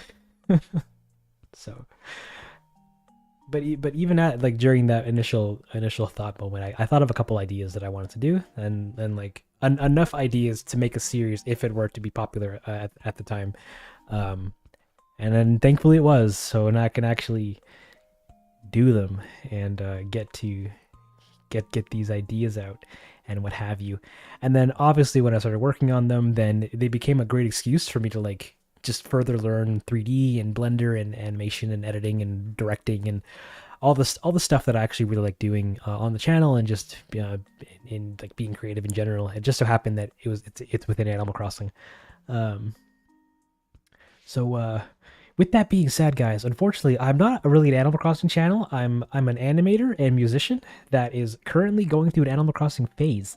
Um, so yeah, eventually I'm gonna transition away from this stuff. So I'm sorry for you hardcore fanians that were that were hoping I'd do this forever, but our days are numbered. But don't worry, I'm gonna give it all a great ending so that it doesn't suck. It'll be good. It'll be good. Um. Okay, what else is there? Um. Are you planning on sales in the future for merch? Oh, probably. Probably. Actually, we had a sale before in the past, so more probably to come. I also don't think I have much agency over that, but I could be wrong. But yes, the answer is yes. More sales for merch will come in the future. Do you have a problem with level of details of the models since they're usually meant to be looked at from far away the camera perspective? Yeah, all the time. Like during the breaks and like the initial stages of a lot of these episodes, it's just me spending time making models, making sure that the models that are important look good up close for how I need them. So like in the last video, Nook, Isabel, and Mask were all up-res so that I could actually get a little closer to them, at least their clothing. Yeah, you can't see it in any of these shots.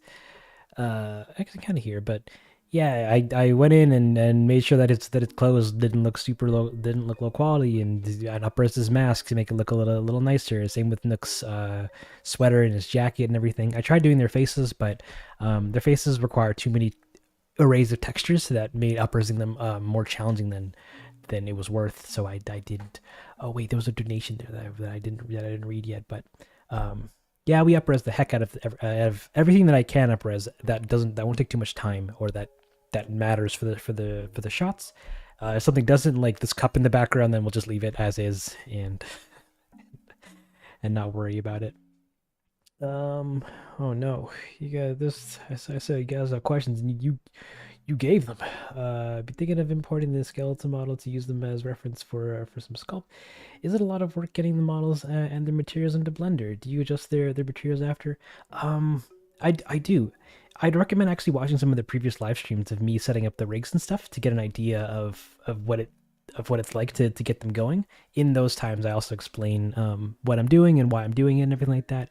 It's not super difficult, but it is a bit time consuming because you have to do the same kind of general steps for everybody. But yeah, you can get it to work. It's a good time. Which part of the pipeline did you start learning first? Technically layout and blocking. Okay, sorry, I'm gonna have to skim through most of these because they're flooding in a lot more than I thought they were. And I'm a slow reader and long explainer. Can you react to your first animation? Maybe later. not now because it's not even Animal Crossing related. Um, Dingo. I would like to pay you money to render me just a short loop render of Molly sitting under a tree, flipping through a book so I could make it an animated wallpaper. Sorry, bub. I don't do commissions. But that sounds very cute. Yeah, maybe in the future. Kingdom Hearts animations when. Okay, look here, bub. It's not a bad idea. It has crossed through my mind a couple times. I do love me some Keyblades, but I don't know. I don't know how I do anything in that franchise because it's already pretty bonkers enough. But it's not off the table. Oh, I can actually we can play this. Oh, we're all getting through the Animal Crossing phase. We appreciate you sharing your gift. Oh, thank you. Catch Me Crossing donated a whole whopping $10, or technically $9.99. It says, "Hi, I just wanted to pop in and say thank you so much for sharing your creative genius with us, your timing, your angles, your genius. Also, how do we make Nintendo utilize you? Firstly, thank you very much for all your kind words. I'm not a genius. I'm just some lad, but I don't know. Send send the guys my stuff, I guess, and hope to Gumbo that they don't go, wow, this is cool and all, but can you not do that? Because you don't appreciate you putting Lolly's house into the abyss. But we'll see. Do you want to do, or you end up making a video about how you've burnt out in around 3 years? Oh, I don't want that arc. It'll happen regardless, but I think Matthew's a girlfriend. maybe. I'm gonna make a villager ever say dad jokes and do a laugh at them. That is a very specific question that I've never thought of before, but who knows? Maybe. Okay. Not actually an Animal Crossing fan. I like it, but I haven't played the games or stuff. But your animations are really good, so I ended up here, and I'm glad I did. Wow, thank you, Zerke? Zerkai?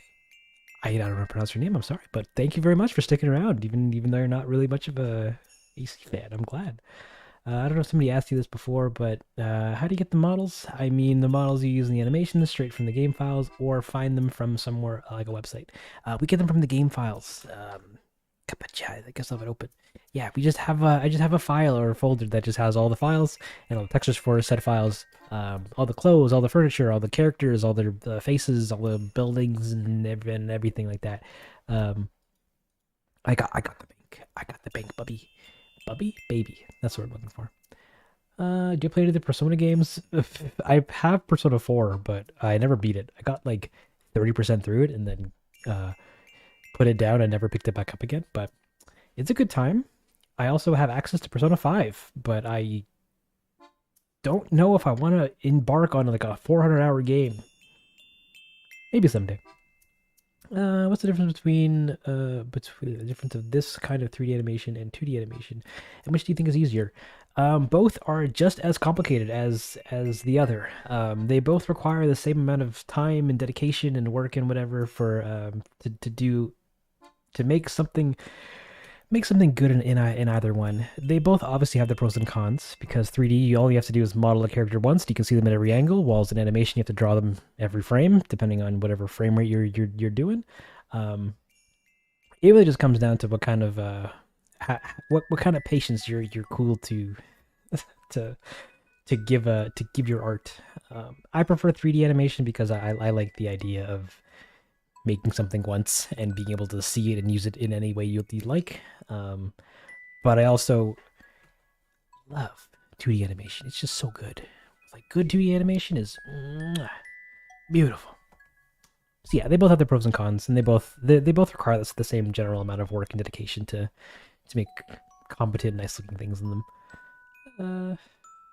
It's just 2D is all drawing, and 3D is 7, 8 different departments that all come together to make a nice image. Do you think you'll continue to pursue animation in the future?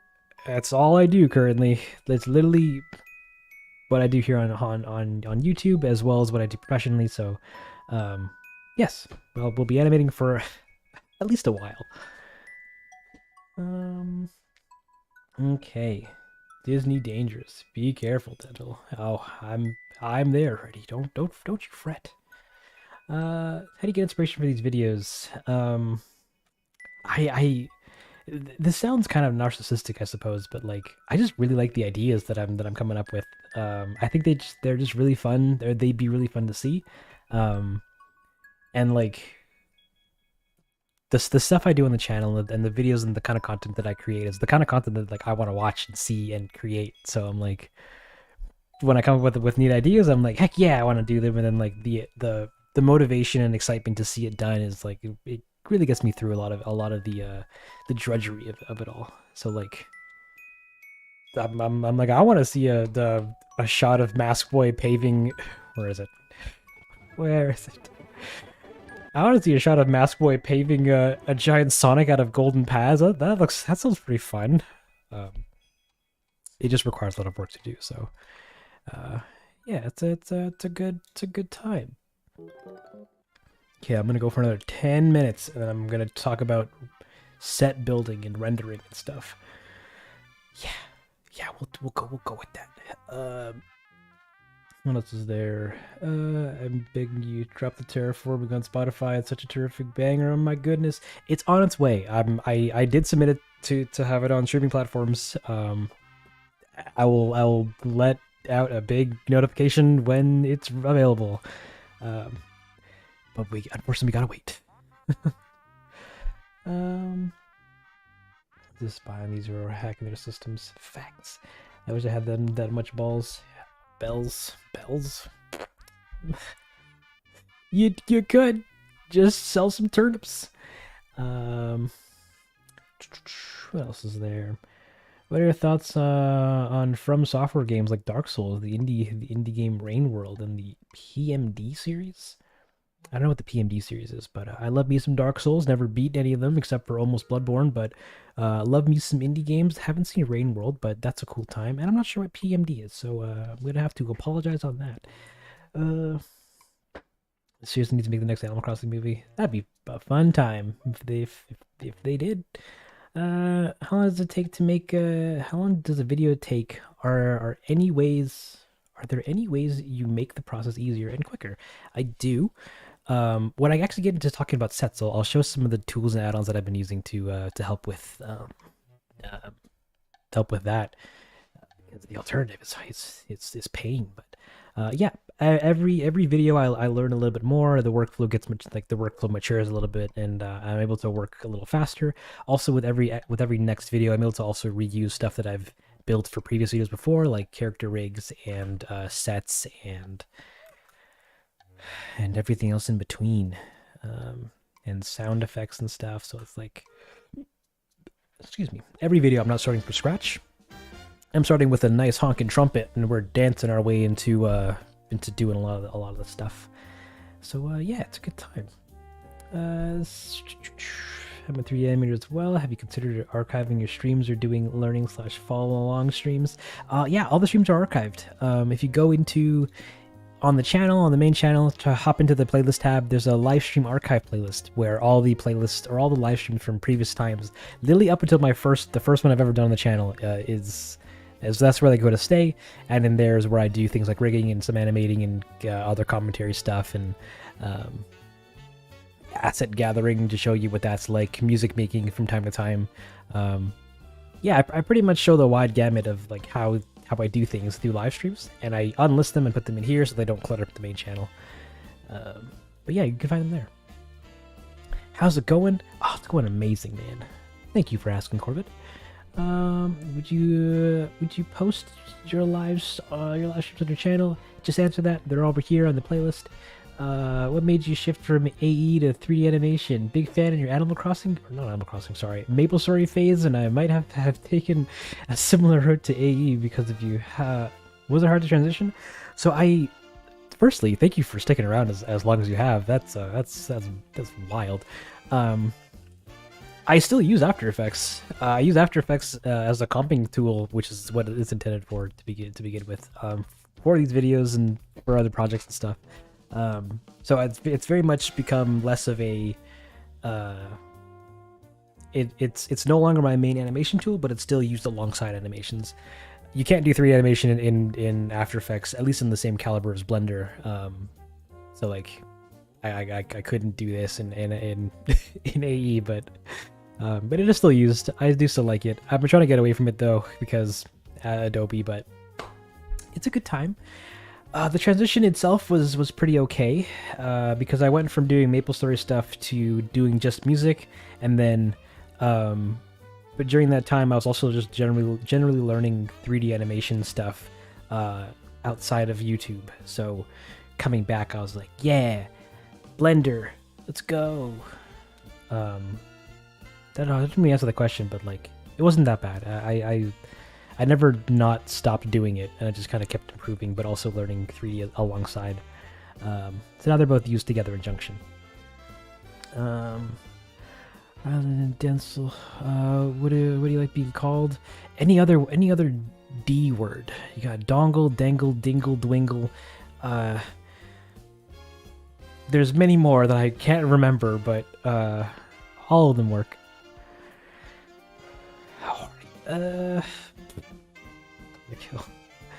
I was wanting to try 3D animation. How do you do that? It's so cool. You just get Blender and just look up some tutorials on how to use it and get going.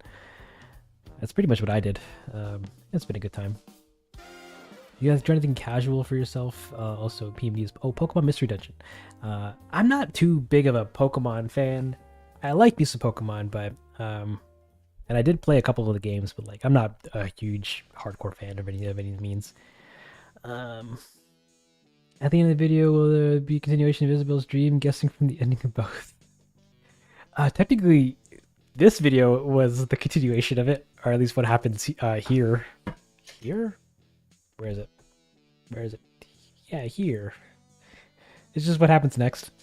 And like every video is just what happens next in the story, or like in the story or the event of, or in the city or town or whatever. Which is why I haven't really made like a dedicated part 2 of a thing or what have you, but yeah, every video is a sequel technically. Did you went to school for animation? I did. I went to college for 3D animation, and it was a good time. That I got a job at a studio, and then the rest is history.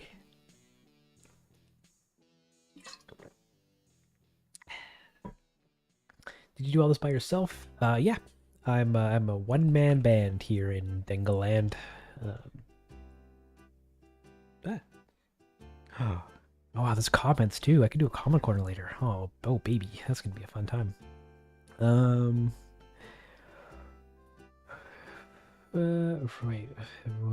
Rhymes with immensely or rhymes with clay?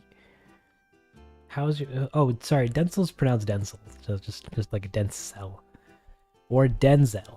Like Denzel Washington, but with a S instead of a Z. Everyone's favorite letter. The Z, that is, like that. It's a good time. Are these videos kind of individual stories, or is this one big story of Mass Way, and we're learning more each time, and there will be a plot twist or something? I don't know. You're gonna have to watch and find out. Yeah, you broke into 3D industry. I'm still building my skills portfolio. So I was very lucky when I was in school. I managed to get a job at a studio as a tracking artist. Through another friend that had also done the same thing, in another class. And then from that, I was able to get work at a studio, and then build up experience and stuff from there, and rapport with other folks.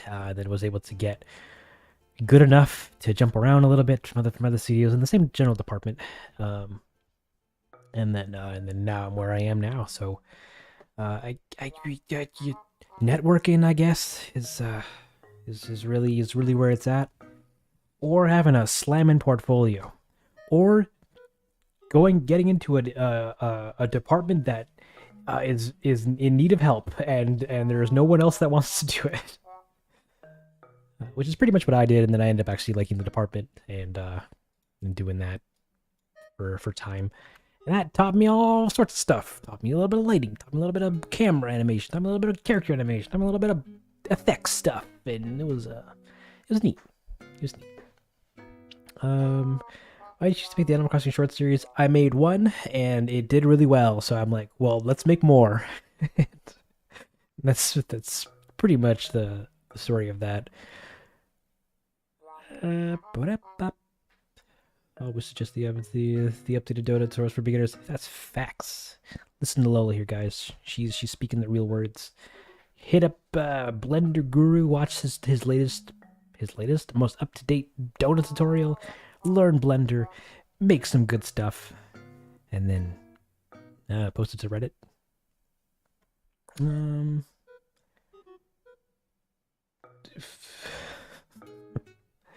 Okay. So it is 8:20. I'm gonna stop reading the comments for a hot minute, and I'm gonna wildly talk about building sets. All right. Hey guys, welcome to this episode of or this week's this section of the video where I talk about building sets. Everyone loves sets. So in the blocking phase, as you can resolve, what are you doing? Oh no. Sorry, we're gonna have to wait a little bit. I accidentally hit a new tab and then it clicked out of the timeline, and now you have to wait like 7 years for it to reload again because the project's really heavy. So I'm really sorry. All right, yeah, sets. Okay, so we have if you notice in the blocking phase, there's literally nothing here. It's just houses. It's just rigs. Or characters doing on planes. Because of that linking system that I talked about earlier, where you can do things in one file and then kind of reference it in another file, so that you can update it in file A and in file B and C and D or whatever that are all hooked into file A. They all get updated as well. I do that kind of thing for any sets that I'm going to be reusing, but for most of the time, at least for most of these, there's a lot of one-offs. One-off being a shot that we only see once and only requires one type of either set or work or thing, I guess. So in this case, like this shot with Hippix's house falling into a hole. I knew I wanted to have it fall into a hole. I didn't know how I wanted the set to look, but I know it was probably going to be in a forest. Because that's the easiest thing to make, because a forest in the series is just grass, trees everywhere randomly, flowers randomly, and then we need to make a hole to put his house in, and then I need to find the jail bars to put around, and then get those in, or this shot, for example, or this sequence, or the bridge sequence. I needed to use the bridge sequence. Actually, this is actually a really cool one. There's only a couple camera angles, so I knew I didn't have to make a fully detailed set. I just need to make a set that looked good from those camera angles. So when I when I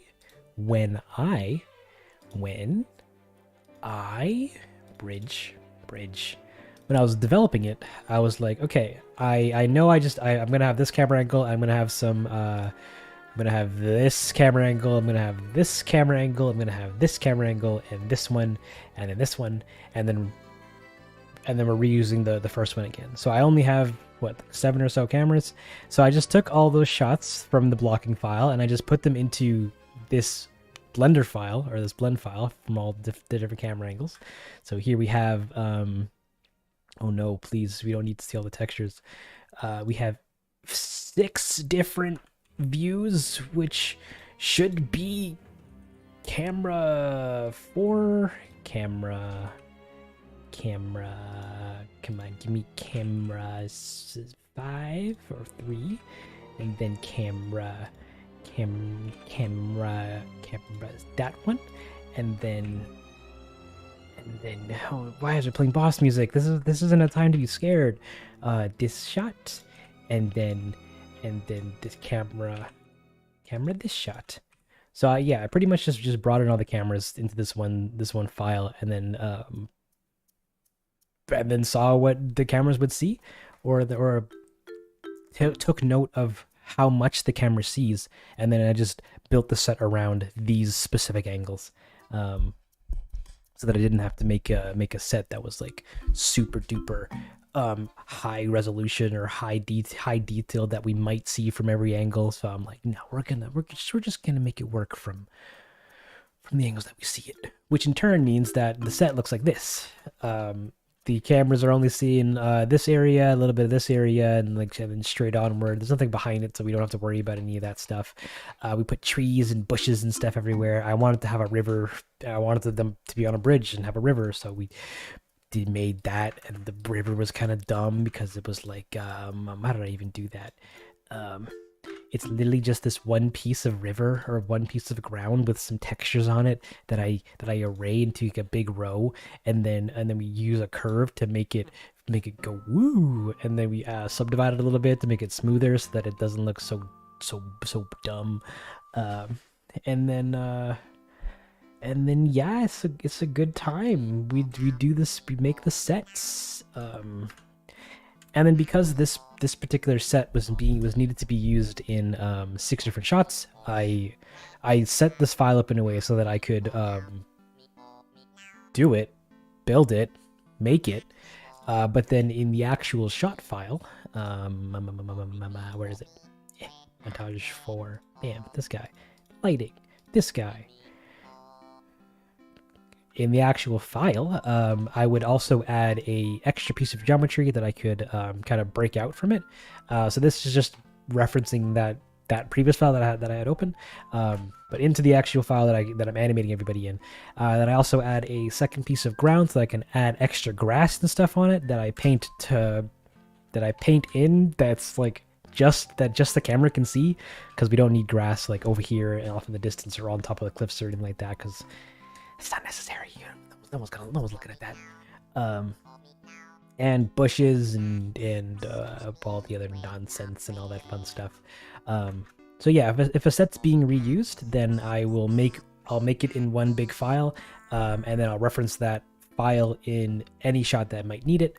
But I also make sure that the set is only detailed enough for the angles that we see it at, because we don't need a whole forest and an ocean if we're only looking at like a flower in the corner.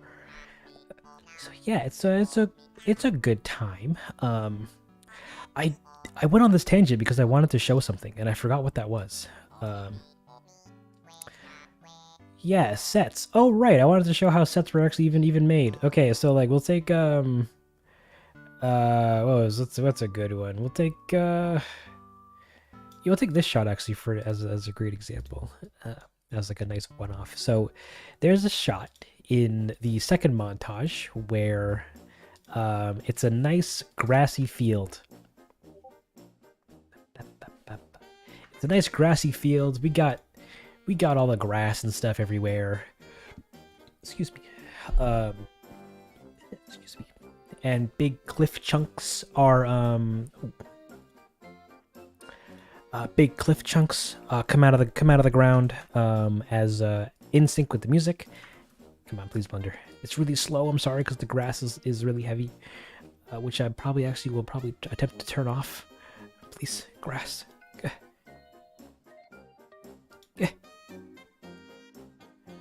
It's a little better, but kind of not at the same time. We're gonna turn everything off actually. Bam, bam. So yeah, we have a bunch of cliff pieces, and I might talk about how I made the cliffs a little bit later. We have a bunch of cliff pieces, and these cliff pieces are actually references as well in another file, so that I don't have to. So if I needed to update the cliffs, then I can update them in one file, and they all get updated in all the other files, kind of thing. We just I made giant cliff chunks, like just big walls of cliffs, and then I just animated them popping in and out of the ground, like big old cliffy cliffs. Stop it. And then yeah, I just had that going in sync with the music, but that's not why we're here. We're here because we want to know how we turned a flat plane into a less flat plane, and one that kind of looked like a forest, pretty neato. So in this particular time, or in this video, I got a plugin or a add-on called Scatter 5, and it's exactly what the name implies. It just scatters stuff. It's a scene generating tool, if that makes sense. And in that, actually, and from that, in another file, I also made sure to have all the vegetation that I needed. So I have a tree that's procedurally animated a little bit. Cliffs, get out of here. I want you going. We have a tree that's animated. We have a bush that's animated. We have flowers, flowers, flowers, flowers, flowers, flowers, flowers, flowers, flowers, and grass. Oh, and this grass chunk. Oh no, that was a big mistake. I made a grass chunk in hopes to like optimize the scene a little bit more, and it turns out that it didn't help at all. It actually just made it worse.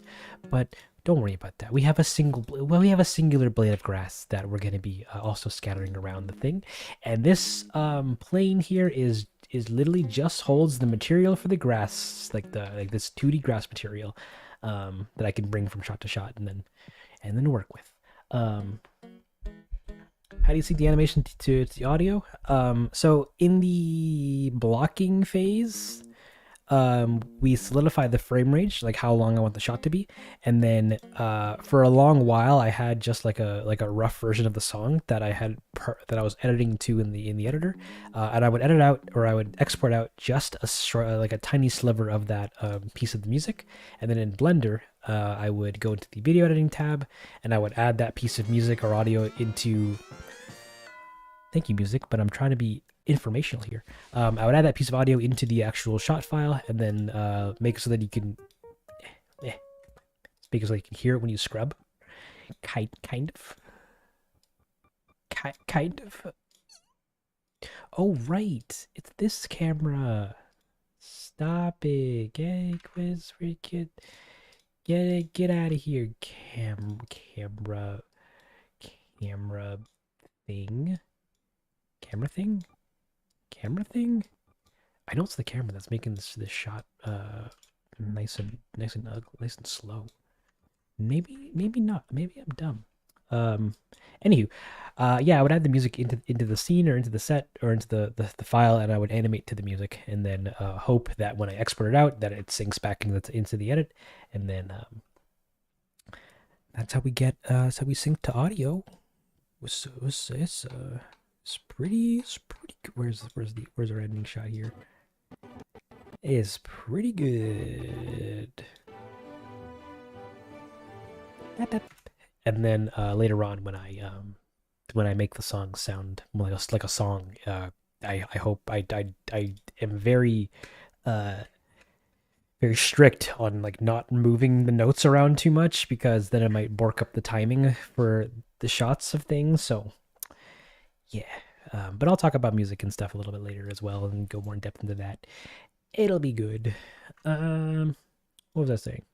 Yeah, so we get a thing. We have all the building blocks to making a what is this? What are you, a plane? Get out of here.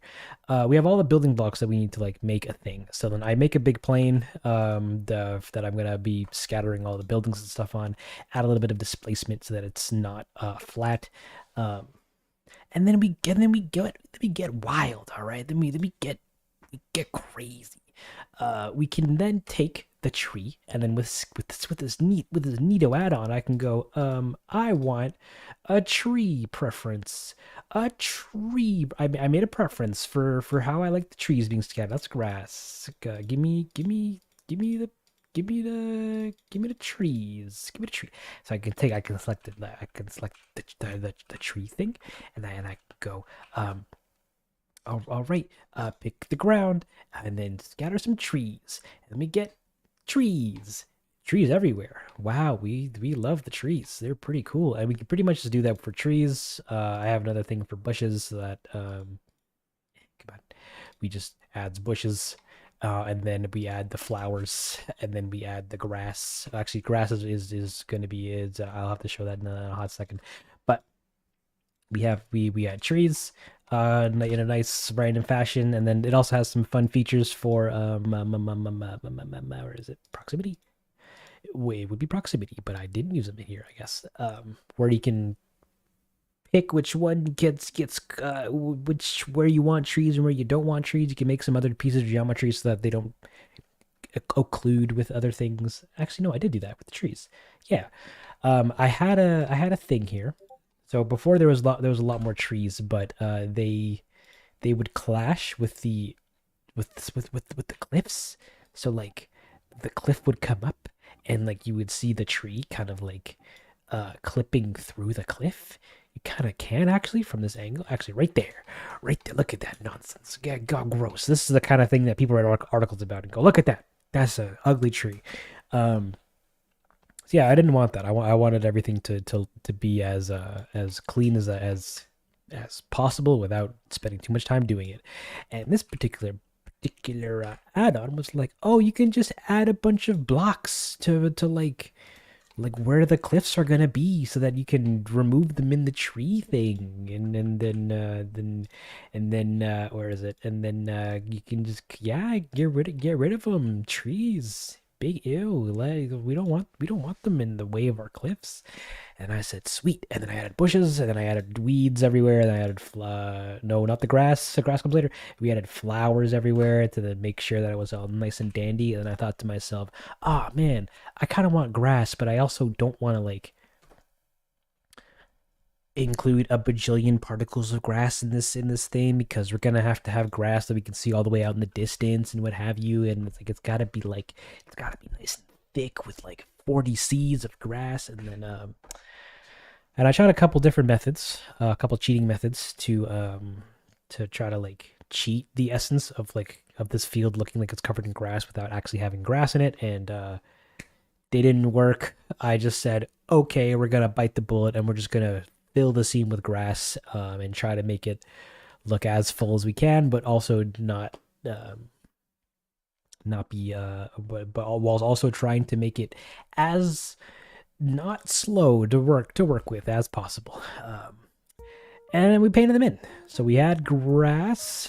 We added the grass layer, the grass thing, and then in this we can literally just, it's so slow that I can't even like do it nicely. Oh, it's just dispersed. Okay, so yeah, we have grass that that just goes from the camera to come on, Blender, to where to just outwards, and then the further it gets, the less grass there is, and then it's.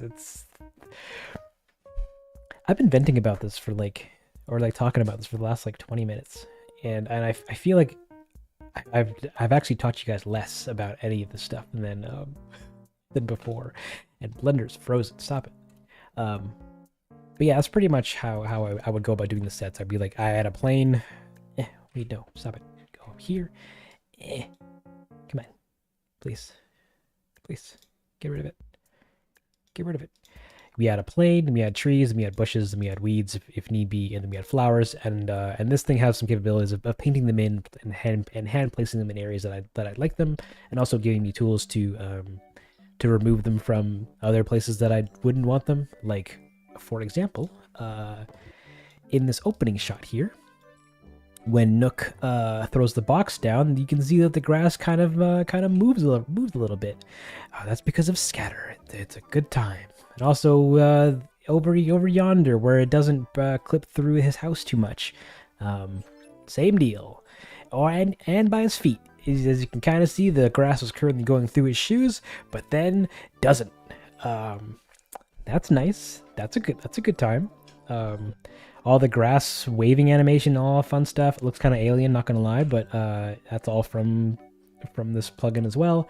It can also do like tree sway and flower sway and all that fun stuff, but I end up just not really ever doing it, at least consistently. So yeah, it's a time. Grass clipping, yeah, there's so much grass clipping. I hate grass clipping. Or at least trying to make the grass nice looking. Like if we get to the, oh, actually, then I could talk about the Sonic scene. Where are you? Get over your Sonic scene.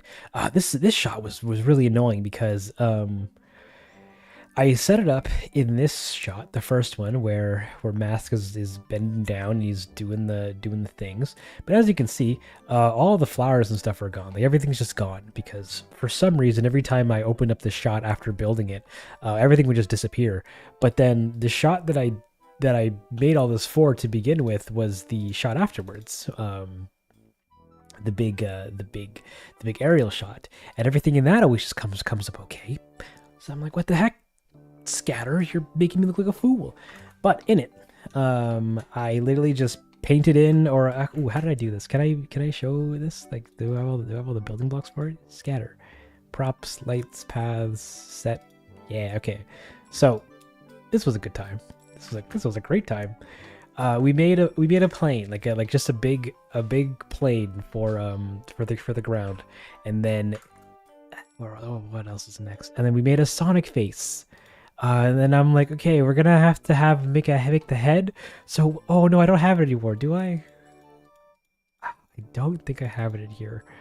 I drew I traced a really crude picture of Sonic and then put it in here, just in the file, and then traced out that with a path, with a bunch of Bezier path curves. Get out of here.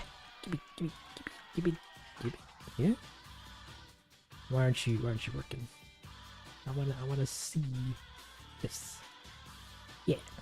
So yeah, we just drew his face out with a bunch of curves. Why did you put Sonic? Why did you choose Sonic? Does Mask look like Sonic? Of course he does. Everyone loves Sonic. But there's also kind of a gag reference to a previous live stream that I did a long time ago, where I drew Sonic on the back of a hill. and then didn't keep it in because we wouldn't have seen it in the renders, but I thought it was a fun time. What's the edit again? Scatter 5. Yeah, it's called Scatter 5. It's a bit on the pricier side of things, but if you're very serious about doing scene creations and stuff and want a lot more tools to make it a little easier, then like it's a good investment.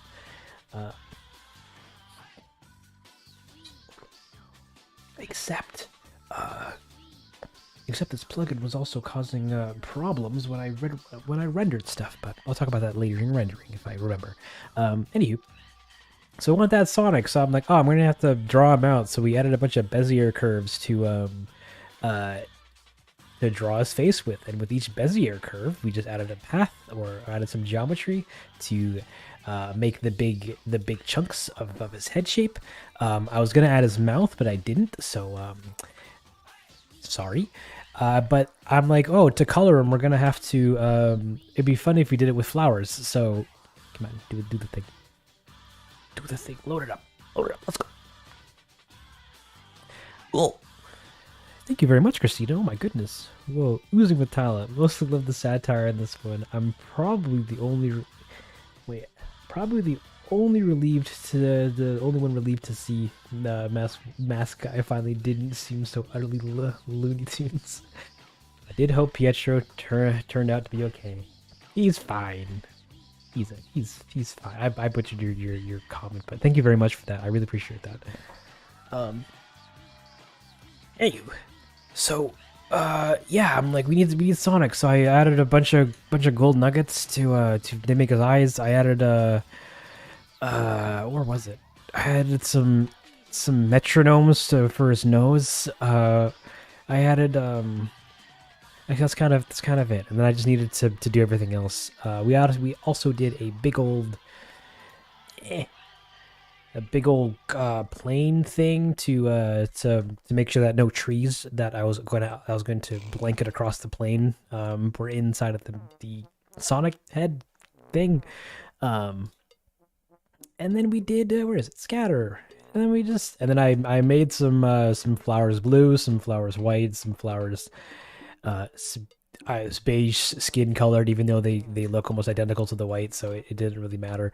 I kind of hoped that the green in the ground would be good enough for the green in Sonic's eyes.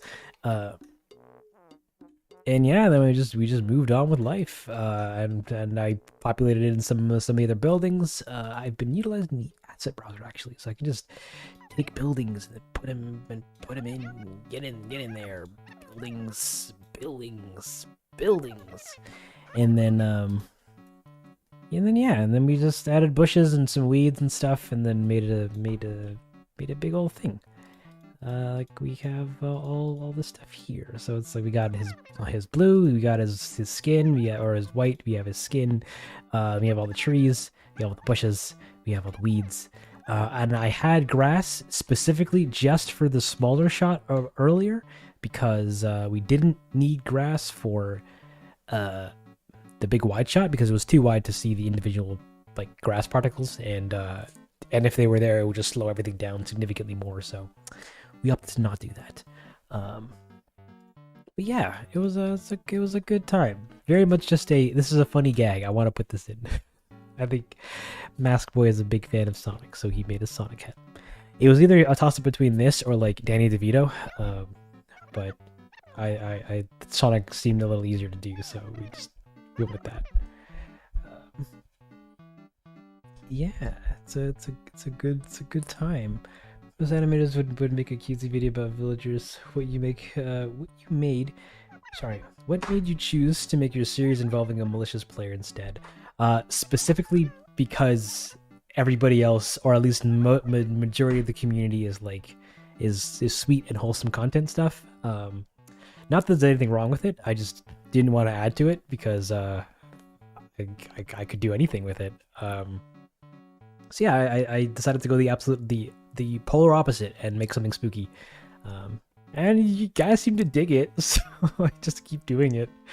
Yeah, I thought it was a fun choice.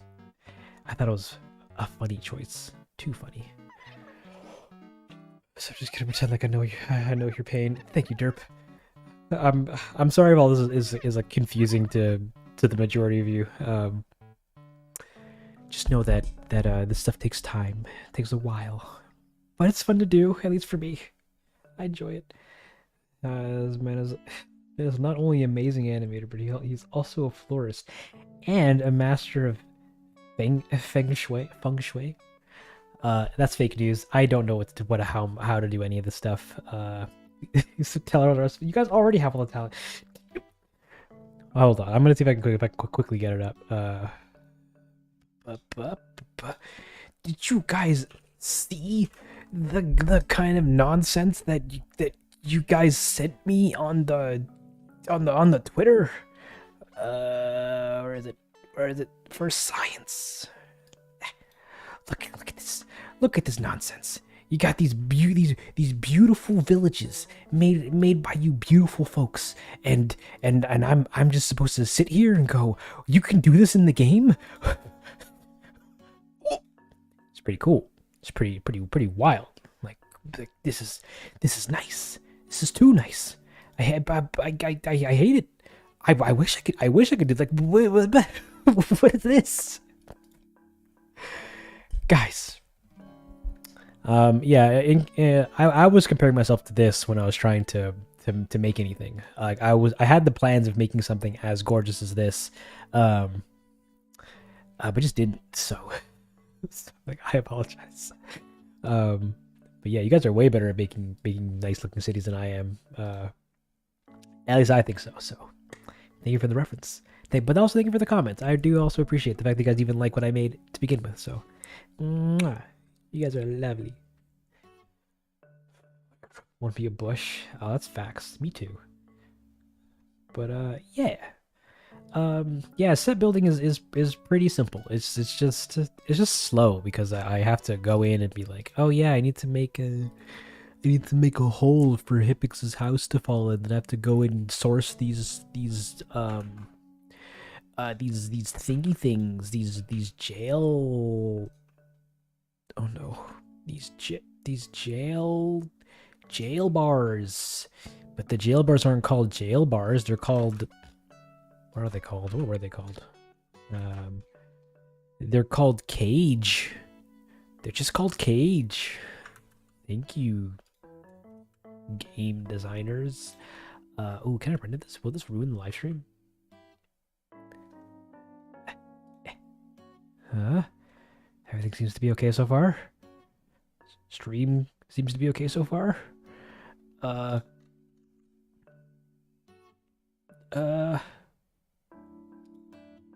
Blender's frozen. Cool. Very cool. I am working my computer to the death right now with this live stream. So I apologize. Oh no. So yeah, we make the sets. They're pretty much just I just reuse all the assets when I can. Actually, this particular shot I was hoping you'd see more of it, but you ended up not really being able to from the angle.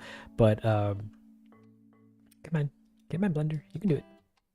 But there is a hole. There is indeed a hole that the house falls into. That actually is moderately detailed, with cliff chunks that I just kind of repurposed to make a hole with. But we don't see it from the angle because the grass is high, weeds are high, and the house is high. So it's a time. But Scatter 5 does a good time. Really makes you feel like a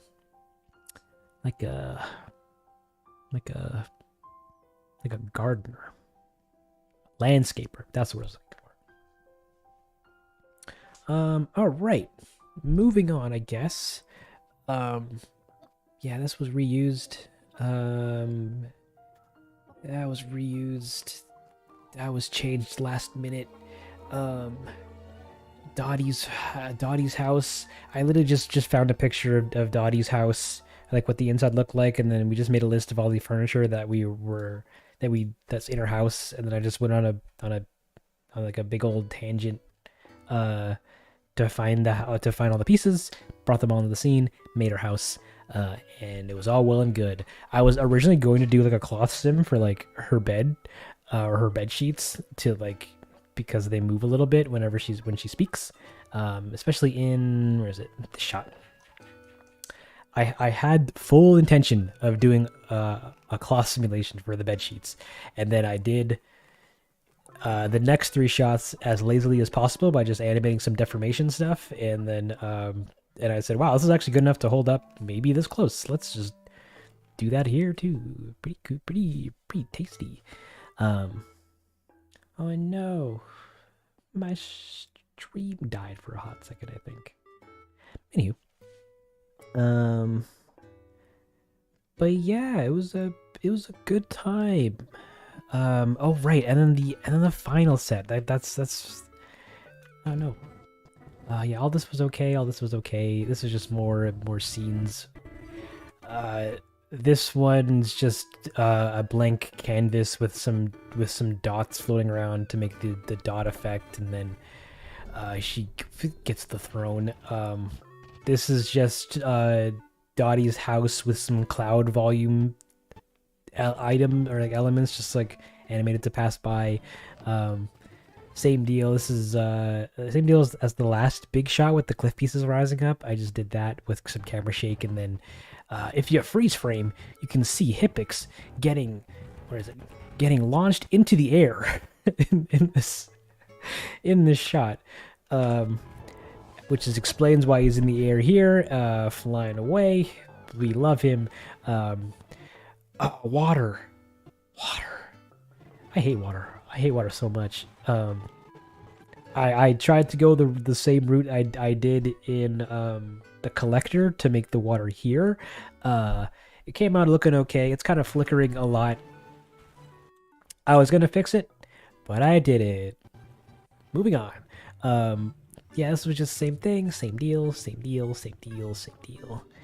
Making the things. Oh, actually, this money pile is kind of interesting because it's made with geometry nodes, and I just animate the amount of money bags that are in a pile, so that they just show up when they just slowly add more to them in random places whenever he gets near them. I'm sorry for the shot; it's pretty flashy. There's this guy. I knew I just wanted some Pietro giving him a smile, like I'm in your way. Eat it, son. This shot was fine. This shot took forever to render, or actually had to be rendered with really low samples, so it wouldn't take forever to render. We got clouds. We got all these shots, which is the same thing, just forests with some bushes, flowers, weeds, kind of spread randomly on a plane. House. This is just adding a whole bunch of flowers in front of Goldie's house. I wanted to actually do more for the interior of her house and actually get the wallpaper and stuff going for it that you'd see in her house, but I didn't do that. Turns out the piano also takes up all the space that you can see in the house anyways, so I'm like, nah, it's fine. It's fine. Yeah, big shot. Diva doing her diva thing, looking at Mask Boy making a big old Sonic. Pretty good time. All these shots. Yeah, we have Timmy and Tommy holding up a crucifix. Pretty good stuff. We got this shot of just Dottie looking at Mask hitting a tree. I was gonna pose him out to make him do something else, but I thought this would probably be the easiest thing. Actually, if you freeze frame, you can even see under his armpit here that that there's a little bit of geometry from his skin peeking through his sweater. Oops. We got this shot of Lolly being scared of water and all the other girls cheering her on. I thought this would be really cute to do. Don't at me. Hipix getting hit again because that's just what he does, and Raymond's seeing it with his eyes. Yeah, all this stuff happened. This was in sync with the music. I love me music videos though, right guys? So whenever I can do them, we're doing them. This actually was an image taken from someone on Twitter. I was like, I need to recreate at least one of these. So yeah, somebody made something similarly looking like this. And then we got these guys. This was a fun gag. To explain something with Froggy Chair in the back. Don't worry, that's a 4K up-res Froggy Chair, I'll have you know. Then we have this shot. I really wanted to do this shot, just have a big field of flowers because flowers are a pretty big nuisance in the game. At least they were to me. And yeah, it's a pretty good time. What else is there? Raymond. Good old ramen noodles in his house sinking in the ground. Poor guy. This was to explain a little bit of a scenario that happened in town meeting. Don't worry, guys. Pietro's house is being rebuilt, and they're just hanging out in front of it. But then Philibert sees his house, and so this was the same deal. I just added grass and trees and flowers and weeds. Music. I love you, but you're not fitting right now.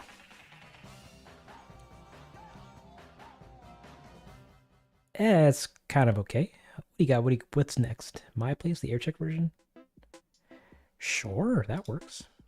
Yeah, just trees. I think this one tree that they're sitting on is actually the source tree in the files. Like every other tree that's placed here, they're all referencing this one. That's kind of neat. And then oh yeah, and then I made a pretty like a fun, like clean looking image, quote unquote, for him to be like referencing. You can't see it, but there was some more stuff that I wanted to show up here, and the motions were kind of killed it, but oh well, who cares? And then we have the village or the scene or the town. And again, I wanted this to look ugly. Like I wanted it to look genuinely ugly, but it just kind of just will never look ugly because it's rendered nicely with nice lighting, except for that house over there. There's a tree peeking through it, and I didn't notice that until now. I also didn't know what to do with this, like how to make it look for so long. I'm like, yeah, I want to have a river in it because I want Hippix's house to be in the water. But that's kind of it. I don't have any other ideas. So that's when I posted the thing on Twitter that I was like, hey, give me some ideas, guys. And everything looked too nice to recreate. Like everything looked really difficult to recreate because it would involve having to like model waterfalls and like different geological masses of land and incorporate various arrays of flowers, or require me to have to like get tons of furniture to make things look nice, if that makes sense. So like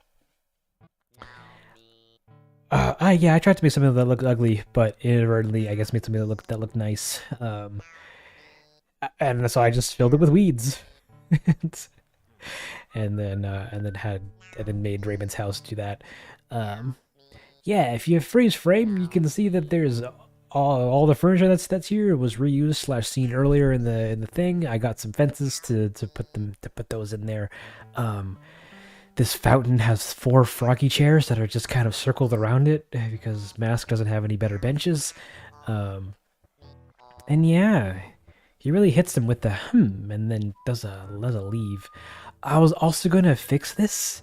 All these bushes are the same angle, so they all move the same way.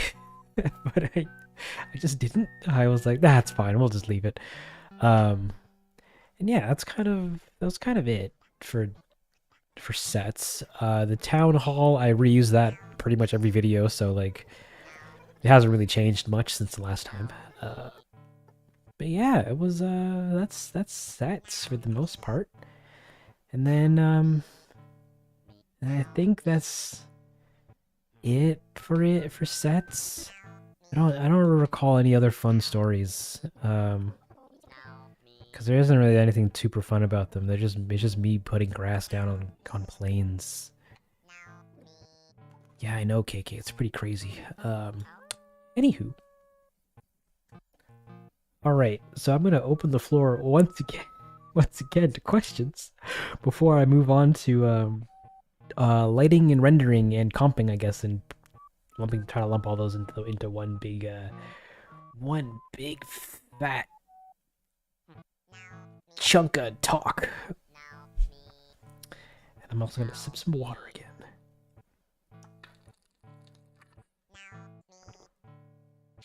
What does the eviction paper say? I did write it as a gag, but I also might show it in the next video. There's only 120 people here. That's fine. I'll just you get the goods. Where did I put it? That was in here, and then in here, and then in here, and then in here, and then in no, in here, and then in here, and then in just this. This is what the eviction notice says. Feel free to read that on your own while I skim your words. Hey Jay, welcome to the stream. Was making the set the longest bit to do? Not really, except for the last big town, the town shot at the end and the bridge shot or the bridge sequence. Those 2 sets took the longest to make because I was trying to make them reusable for multiple shots and was running into a lot of problems with the scatter add-on and everything like that, not properly bringing the trees and bushes and stuff over. Yeah, that was pretty much those. Everything else was pretty much fine. It just takes time to make, putting the grass in, putting the trees in, making them making them work for the angles of the camera or the camera angles. But yeah, that was a good time. I pronounce hippix like in French. Yeah, that's fair. It's supposed to be pronounced hippo, but I just say hippix because it's just fun to say for me. Do you manually add bones for animations to every single character you use? Yeah, so I re-rig them to work inside of Blender so that they can actually have controls and I can actually use Blender's tools nicely with the rigs. If you bring the models in just kind of raw, they do have bones that come with them, but they're not good enough to animate with. So yeah, I re-rig the characters.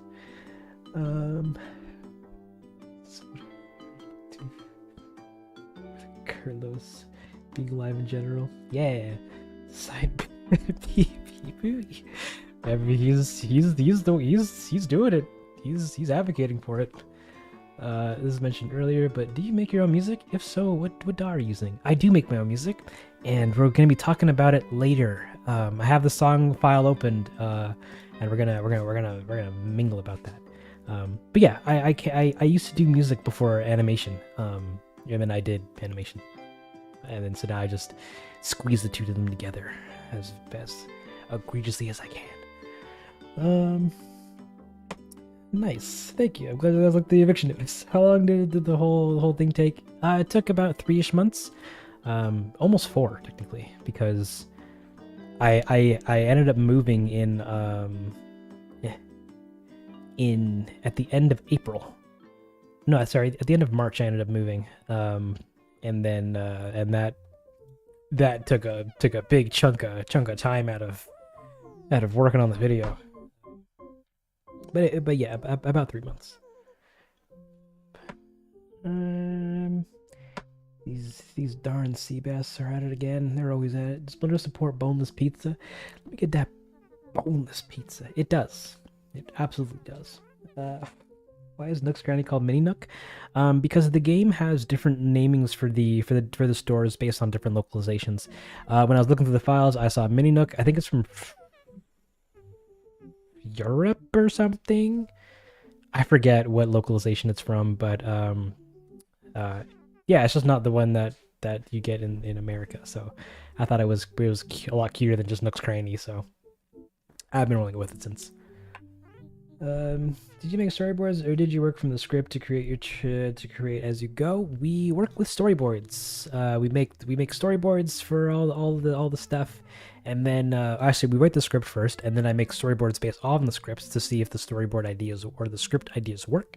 And then once they do, then we move into the blocking phase where we get all the rigs and everything like that, and actually start setting up all the technical aspects of all the shots. And then once that looks all good and dandy, then we move on to animation, where we start to animate, or we animate and make all the characters actually move around and do the goods that they need to do. And then once that's all done, then we move into rendering and rendering and compositing to then get the frames out of Blender and into Resolve, and then we do editing and then sound and then all that fun nonsense afterwards. But yeah, did I? How do you decide which villagers live in the town? Thank you for your question, Anonymous. Sorry that I missed it. But also, I might just miss your questions, guys, like, because you guys are talking, so feel free to send them again if I miss them. But this particular cast of characters was chosen a while ago, back in when I was working on Town Meeting. I was like, hey guys, who do you want in the videos? No S tier villagers, please. And then we had a little battle royale powwow of me looking at villagers and then adding them in a list and then doing a poll for who gets in where. And then yeah, we all chose 5. I chose my own 5, and then I forgot about Filbert, so we totaled up to 11, and then yeah, that's how we got the cast we have now.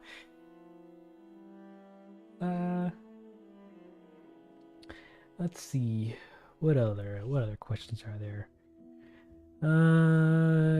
Gets out across the Nintendo Switch home screen. Who's the second account? Oh, that's Campbell Soup.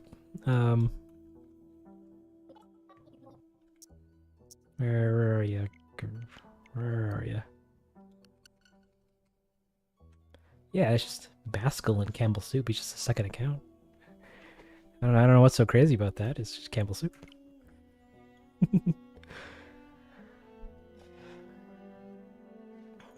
I also did Vinci. It was overwhelming, dude. My head hurt the first time I used it. Yeah, it can do a lot. This DaVinci Resolve here. I'm not super on board with like how it does some things, but for the most part, it's pretty wild of a program.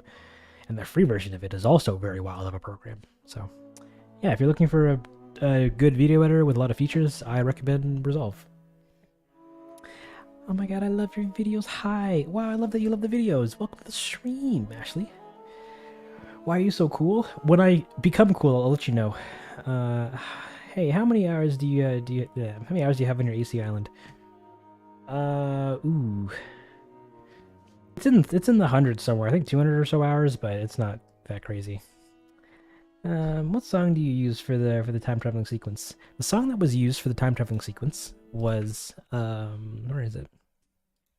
The host waiting song. This song. Let's put this up a little bit more. it's just a cover of the Host Waiting song from New Horizons, and I just I thought the pace of it and the jazziness of it really fit with the aesthetic. So then I made a remix of it, and then did the thing.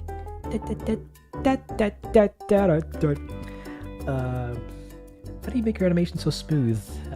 Just a lot of splining, a lot of tweening, a lot of Bezier curves, offsetting and stuff. Following the animation principles whenever they're applicable, and yeah. All right, a couple more, and then I'll get into lighting and stuff. Here's about the audio side of this thing. Which DAW do you currently use for compositions? We use Cubase. Here's the song. This is literally the file for the song. I'm gonna get to it later. We're gonna get there. I'm gonna talk about it. Maybe just not immediately now because we have to talk about lighting. But we'll get there. We're also gonna talk about how I did the animal sounds a bit later as well. So don't you fret. All that sweet, juicy, girthy information is coming down the staircase later. All right. How long would you say you take to create animations through the script, blocking, and everything? About 3-ish months, at least in this current phase of things. Use the song as a whole tone for work the other day, just to make myself feel happier with dealing with some elitist and unsatisfied adults. Thank you. I'm happy it helps, but I'm also sorry for your situations. All right. Let me put shuffle this music again. Ratings, play more, shuffle. Hope you guys like KK Bosa. Alrighty. I don't really play AC anymore, but all of us get excited when we release a new video. Oh, that's so great to hear. I'm really glad you like them. Serena? I was reading it and I'm like, I need to get this down. But thank you. You said the music is remixed. We release it on standalone video soon. Yeah, I'm currently just waiting for it to be available on other streaming platforms, and once it is, I'll let everybody know with a big video. Same thing with Lacrimosa last time. Sorry, computer. How did you come up with the idea for the series? I just wrote a bunch of ideas that I thought would be funny when I initially, like at the very beginning, and then I picked a lot of this crafting to start with. That did really pretty well, and I said, wow, okay, well, let's do another one. And I did Great Pietro, and that did pretty well. And I said, okay, well, let's do a series. I'll rewrite the ideas that I had into like a little narrative, and then and we'll go from there and see how it goes. It was very much like a iterative kind of idea process in a sense, but one that felt natural as a nice progression. Say girthy information. Yeah, delicious information.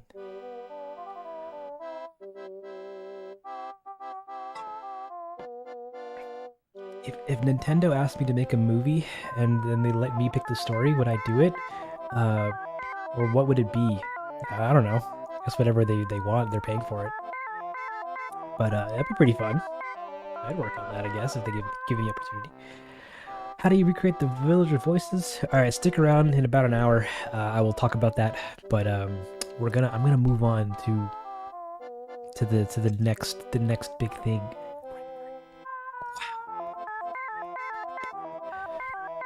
Will the stream be posted afterwards on your other channel? It will, and it's also available on. It's gonna be available on this channel directly after in the live stream playlist. Yeah. If you go to the channel and then just go to the playlists tab and then go to the live stream archive, and then we got all the live streams here, guys. We even got the last commentary video, and all the other videos or commentaries. No, they're just regular live streams. Excuse me. Of me making stuff like in this one I was rigging Harvey, and this one I was gathering assets, and this one I was doing some animation blocking, and all these ones, and yeah, if you ever want to rewatch them, they're there.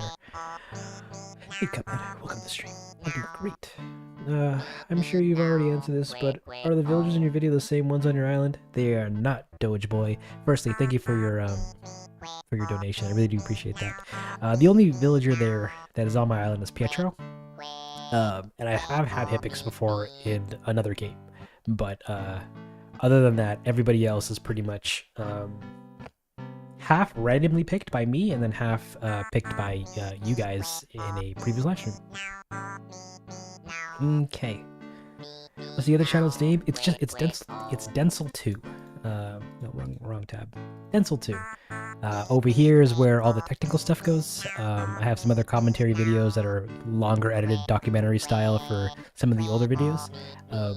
But this is also where I'll be posting all of the comparisons and any technical stuff that doesn't really do too well on the main channel. It goes here. Please subscribe.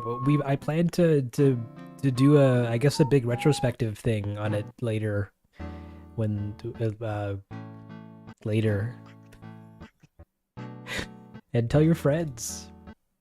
Or don't, because not everybody wants to learn about Blender every day. They're not me.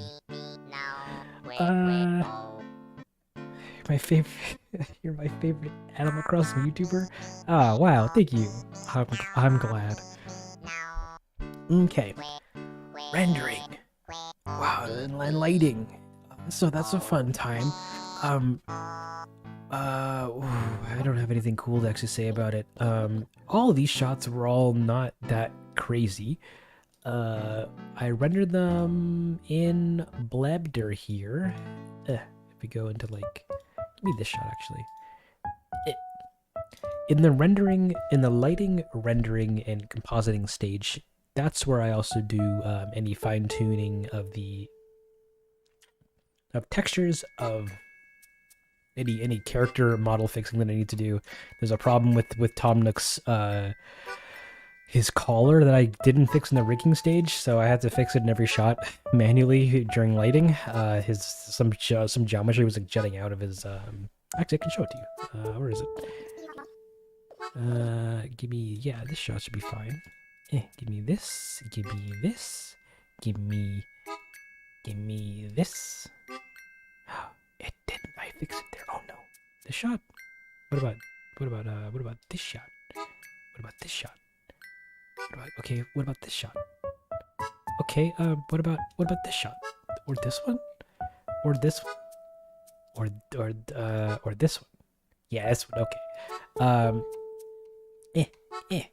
There was a problem with Nook's sweater where I was give me this one, where his sweater was doing a this nonsense. It was all weird and stretchy, and I'm like, oh no, that's ugly. We're gonna have to not do that, Nook. Gonna have to get you yourself a nice sticker. And by sticker, I mean a literal sticker. Like, it's just a little patch. Like, I would go in and I'd fix it, and I'd render just a little region of that frame, and I would just comp that back over top of the thing. So instead you get, how do I do this? X, Z, M, N, B, V. What's the disable button? Fusion, I don't understand you. I'll just get rid of it now. It's fine. Yeah, we went from just having it be broken to having it fixed. You get the idea. We add a little sticker, and that gets ruined. That's why. Garbage. But yeah, we swap it around. We just fix it from that to that. We just give him a little lap. Give him a little, doing a little cool. Like we're just fixing a sweater. That's. I'm making this sound cooler than it really is, but it's not. So we do that for a bunch of shots if need be. But anywho, back to lighting. For this first sequence, the beginning sequence of mask getting all the fun stuff, I lit it with, I have another plugin or program or add-on called Pro Skies, which is exactly what the name implies. It's skies, but the Pro Edition. They're pretty much just HDRIs that are that you can load in with some extra settings for things like rotations and stuff, and they just light the scene to make it look like you're lighting or standing outside. And it's a pretty good time. Lighting, I added I think another sun and like some area lights or something around them for some extra rim lighting, but nothing super crazy is going on here in the hood. And then I would render out the shots, and then in here in Resolve I would also add a bunch of other nonsense. So like we have give me all, I'll get rid of all this. Get rid of all of it. We add one node here to fix the color space for it. Please do it. Yeah, to fix the color space, and another to also fix the color space so that it looks like how it looked at a blender. I also add a bit of a lens flare. I added this thing called halation, which is like a film grain or like a light dispersion effect on that you get in film, kind of. I don't really understand it to be honest, but it's a little haze, and then some prism blur to add a super tiny amount of how do I frame this? A super duper tiny amount of chromatic aberration, which is the blue and red kind of like color space split you get at the end of edges of frames and stuff. I don't know exactly why I need to do it. It's like a lens artifact that you get from actual cameras, but pretty cool. But this particular shot, the mask's glow effect, it wasn't enough. I'm like, I want that to be blindingly glowing, so I took added another node that just took the footage and kind of like cut out this area and then made it super glowy, and then just kind of layered that back over top so that it looked super glowy. And we love the glow baby. And that was kind of like the general phase for compositing, at least for the first sequence. And then oh no, what's a great example of another one? And then these ones are all just lit with like a couple lights on the inside. Can I actually show that without destroying the stream? I would love to render these, but I can't show them without there being problems with the live stream quality.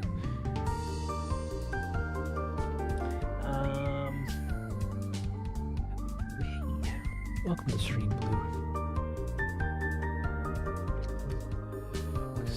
Nick sweater, pretty much. So we have here the lighting for the shots, and it's all well and good. We have pretty much 6 lights up on the ceiling that are all connected to each other. Yeah, 6 lights that are all connected to each other, and I can edit one of their values, and then they all kind of come along. They all come along to do the thing. We also add some secondary lighting so that we can add some what's what I'm looking for? Detailed like lights to help the curvature of Nook's head look a little more interesting, like rim lights and stuff like that. We added a couple of those. I added one for his laptop so that we could see it on his face a little bit better.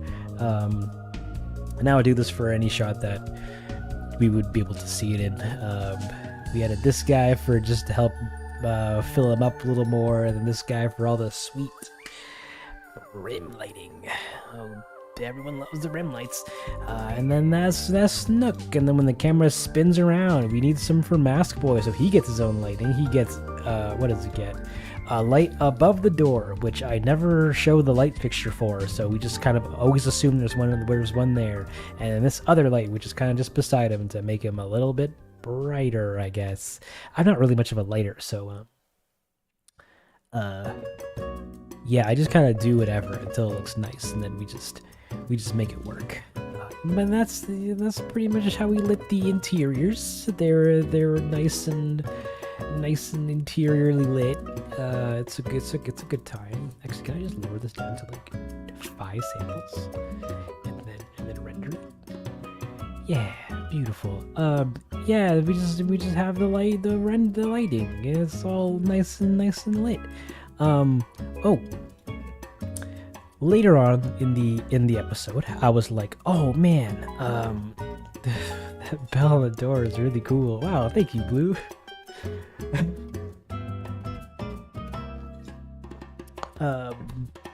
Yeah, then things start to get pretty wild when we need to do the day and night cycle.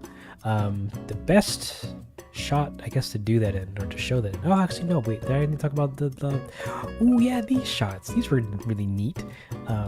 Sorry, we'll get to the day and night cycle in a little bit. There were these shots where Mask is looking all ominous and spooky boy. He's a spooky boy. Everyone thinks he's a spooky boy. I rendered this in 2 parts, or 2. Yeah, in 2 parts basically. One which was just Mask Boy kind of sitting in front of the thing, and then another which was just which had the background being lit its own way. Get ready, get out.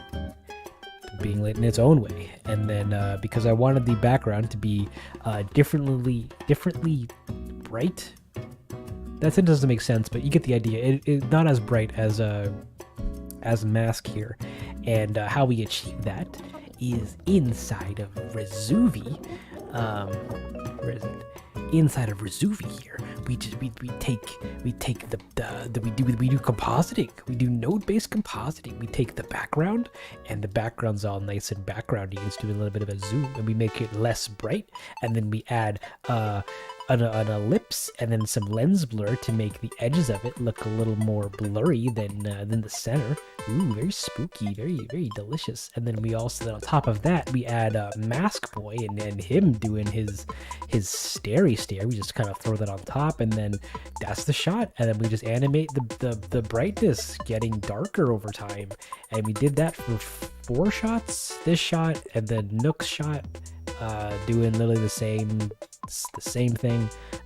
This shot, I ended up kind of crying a little bit because we don't really see the background that much anymore at the end of it all. But we do the thing. Thank you, B. I love my voice too. That's actually a lie. I lied to you. I'm sorry. I think I sound like a child, but thank you. I'm glad you like it. And in these last 2 shots, there's no background. It's just straight up black, because in this one we don't even see anything anyways. Even though I animated the camera to have the background move, but anywho, these shots of everyone's favorite Dottie here sleeping. Actually, it was in lighting that I also fix up the camera, or the image on the phone. Because it's a texture thing, so I only ever do texture animation stuff in lighting. But in here, or in these night shots, I was like, all right, I know I want a big streak of light coming through a window, kind of like spilling across the scene, because I think that'd be pretty fun, or at least that would look pretty nice. So we did it, baby. We go into the thing. Oh, actually, wait, I need to make sure this isn't gonna render 1,000,000 frames. We do the thing. We light it to look nice and delicious. Where is it? Yeah, get out of here with your lighting. Yeah, we light it to make it look like it's lit from out the window. There's a big old sun lamp that I just kind of positioned to just kind of do its thing and kind of show itself onto the dresser, and it's a good time. We also have another area light here just to help illuminate Dottie a little bit more, so that she's not super lost in the dark. And then this, everyone's favorite, the Nook landlord phone. So So this was animated inside of After Effects. I just made a thing. Where is it? In here? No. Where is it? Where did I put it? Somewhere away. I animated what goes on the phone screen, and then I just via some textures, I just lay it back over top. Like, here's what the phone's supposed to look like. Just flat like that. But then we have this, which is just the animation, which is an image sequence of the animation for the phone, and then I animated a texture to make it a little more glossy, as if it was underneath some glass. This thing is just to help mask it so that we can put the two of them together, or put the screen on the screen of it, and then we animate this little thing here so that it turns on and off. And then we just, and that's it. That's the gag. I also put my Densle's singular greatest hit vinyl on her record player because she listens to Gravity Falls. I thought that was pretty neat. Oh no, numpad, home. So yeah, so we lit these scenes at night to make them look like they were lit at night. My favorite out of all those ones was probably this guy. I mean, look at this. Even in its rawest form, it's still a really pretty shot. No, wait, stop it, Blender. Blender, please. Even in its raw form, it's still a pretty shot. Please, oh, it's playing. No, it's not. You get the idea. It's a good time.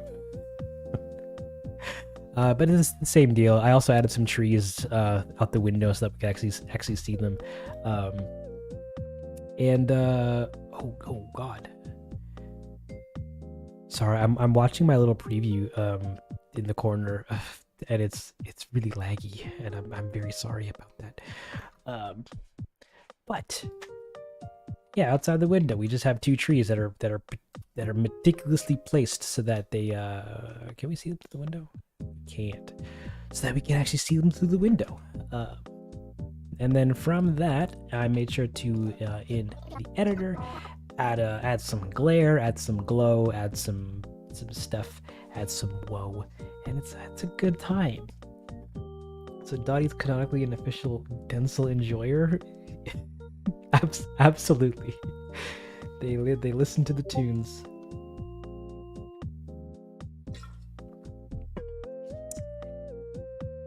Sorry, I had to slurp on the liquid. Yeah, so we just rendered them to, or lit them to make them look like they're lit at night with some very harsh moonlight strategically placed through the window to hit Dottie's face so that we actually see her in the darkness of the whole room. And it's a good time. All this stuff is nice. All this stuff is nice. This stuff is not rendered because it's recorded.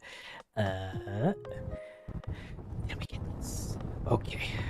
Are you guys ready for some story time? Vague. We're gonna talk about the animalese and the vocals and stuff in the soundstage.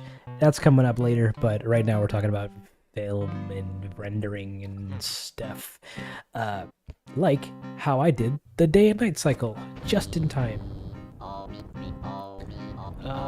So yeah, are you guys ready for some story time for this stupid effect?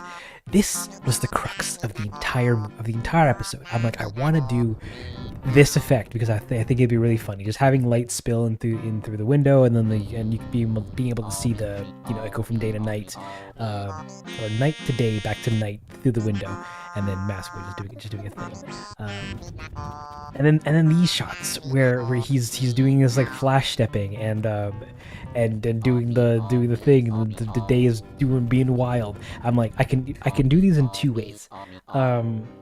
I can either figure out some kind of procedural methods that I can only animate one value, that would just do it all for me, or and that would require me having to set it up and spend a whole bunch of time figuring it out and all that fun stuff. Or I buy an add-on that can do it for me, and lo and behold, I chose option 2. There's an add-on that I came across called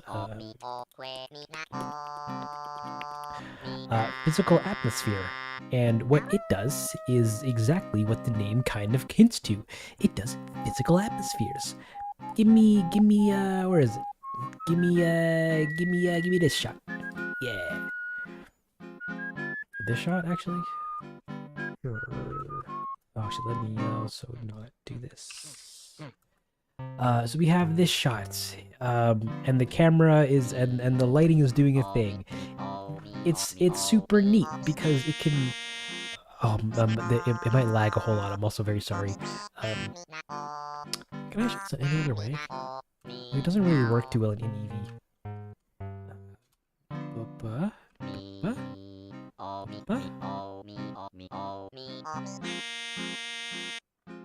Yeah, it's kind of horrendously bright in Eevee, but I'll try.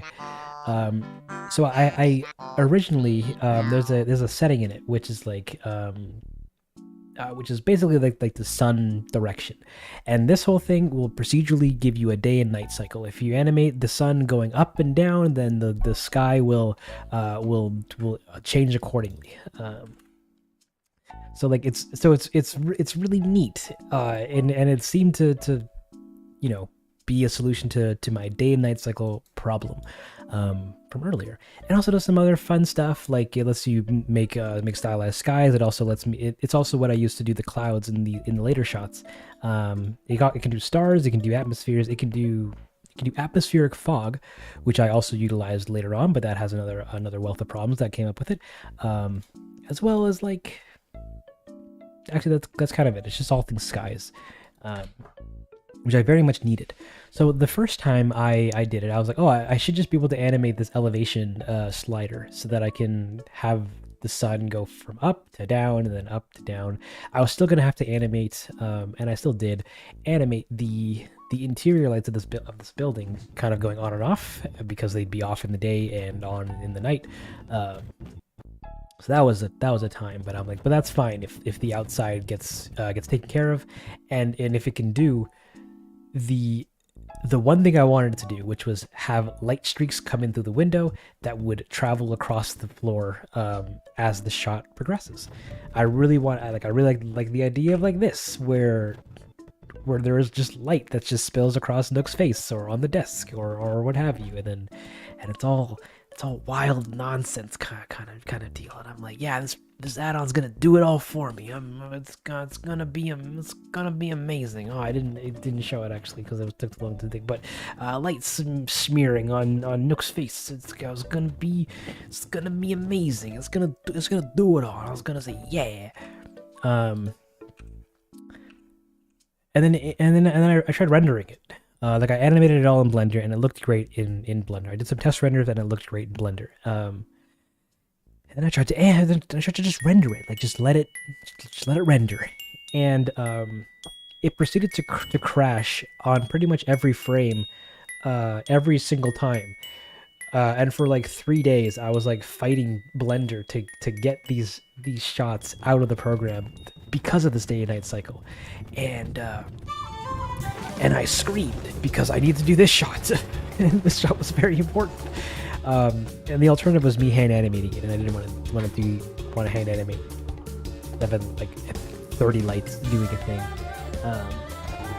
So I'm like, I need to make this work. I need to make it work, and we kind of did by not animating this slider because it turns out that's a problem. But it makes a sunlight object in the scene, which that could be animated and it works a little better. Pretty cool. But it still kept crashing, so I'm like, oh no. Then we're getting closer to the end of the video. We gotta find a solution quick. So I keep trying some other ideas, and I keep sending different versions of to the quote unquote farm, which is my current computer, but I just queue up shots to render at night. And I'm like, okay, maybe I just need to let it run for forever. So there was one day where I just let my computer run like all day trying to render one of these shots, and it took the entire day for it to get to like 8%, and didn't really work, or didn't really and it was rendering them out of order. Like it would render frame 10, then frame 30, and then frame 1, and then frame 107, and then frame 27, and then it was not a good time. It wasn't working. So I'm like, we gotta find a better solution. Like maybe it's mask like flash dipping here because he's animated to just be pose to pose, but like I don't know, teleport to each one. Because he's teleporting, it causes a motion blur because of the way that motion blur gets calculated. But doesn't matter. Don't worry about it. I'm like, maybe it's him smearing. Wasn't the problem? It was all just the add-on. Just not liking rendering in bulk. So I'm like, oh, dang. And the solution that I ended up giving it was letting it brute force render every shot 1 frame at a time.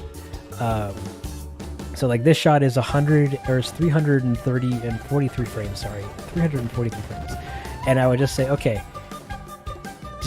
just try every single frame individually.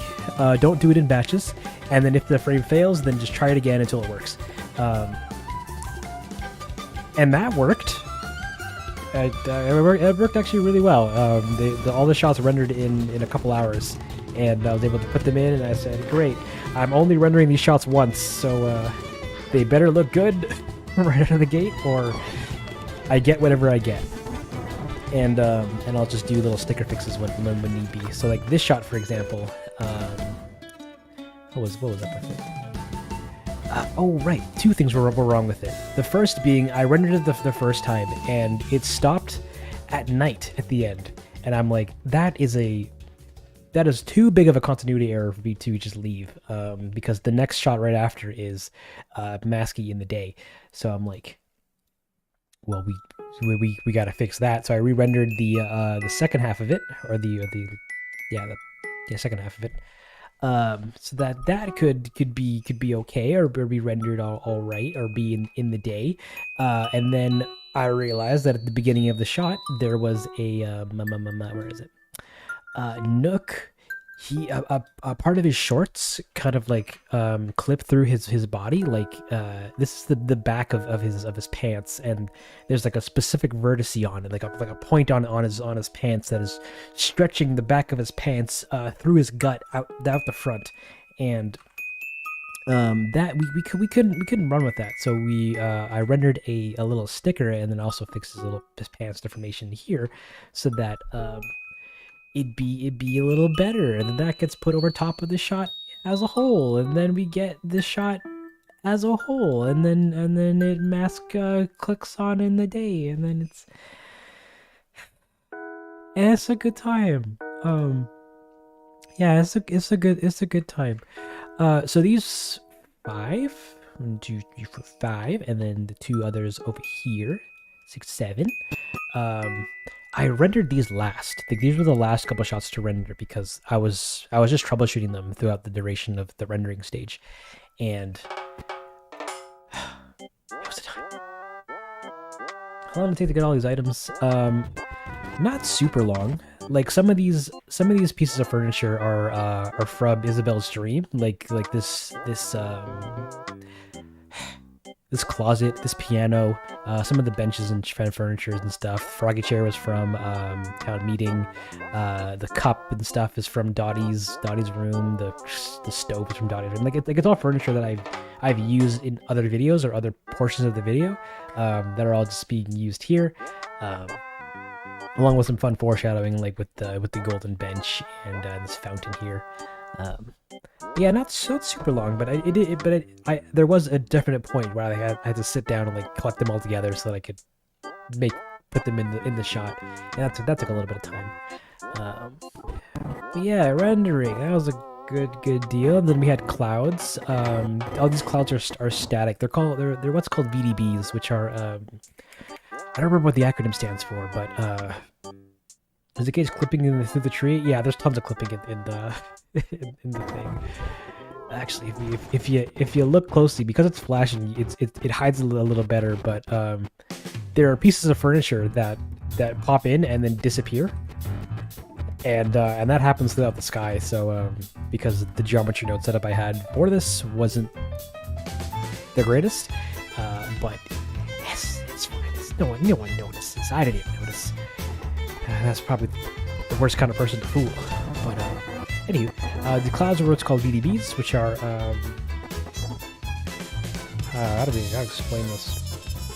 Kind of like 3D files of like smoke data that I can put into Blender and then make look like clouds.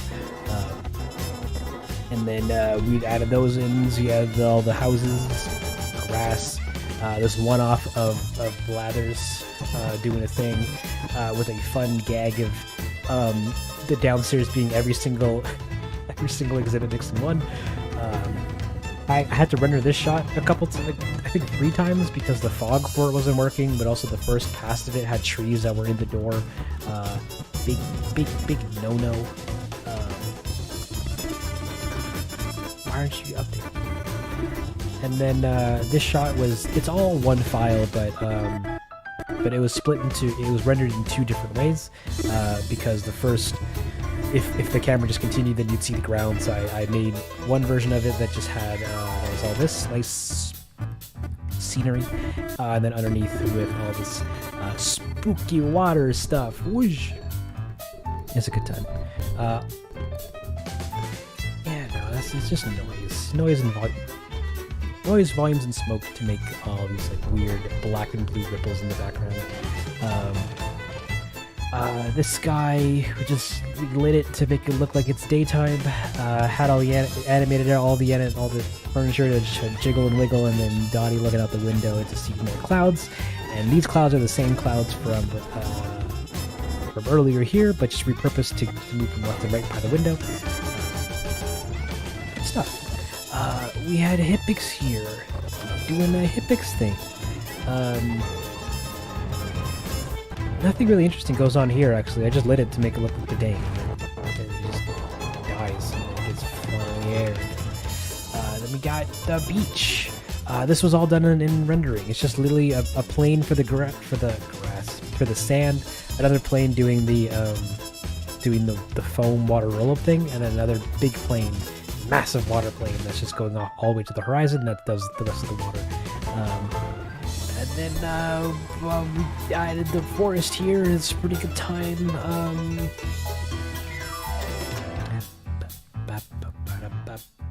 I'm trying to think if anything interesting happened in the shot. Not really. I just lit it. The same deal. We just lit it and made it look nice, nice in the day. Same with this guy and this guy. Dottie's speaking her words. Oh. Sorry, actually, there's a great Easter egg I actually have to show you guys. And by Easter egg, I mean it's a rendering glitch that I didn't keep in the original video. But all right, give me the open file location, version 1, I guess. Yeah, we'll bring those in. Bring these in here. So it's a bit crunchy to look at, but so bear with me here.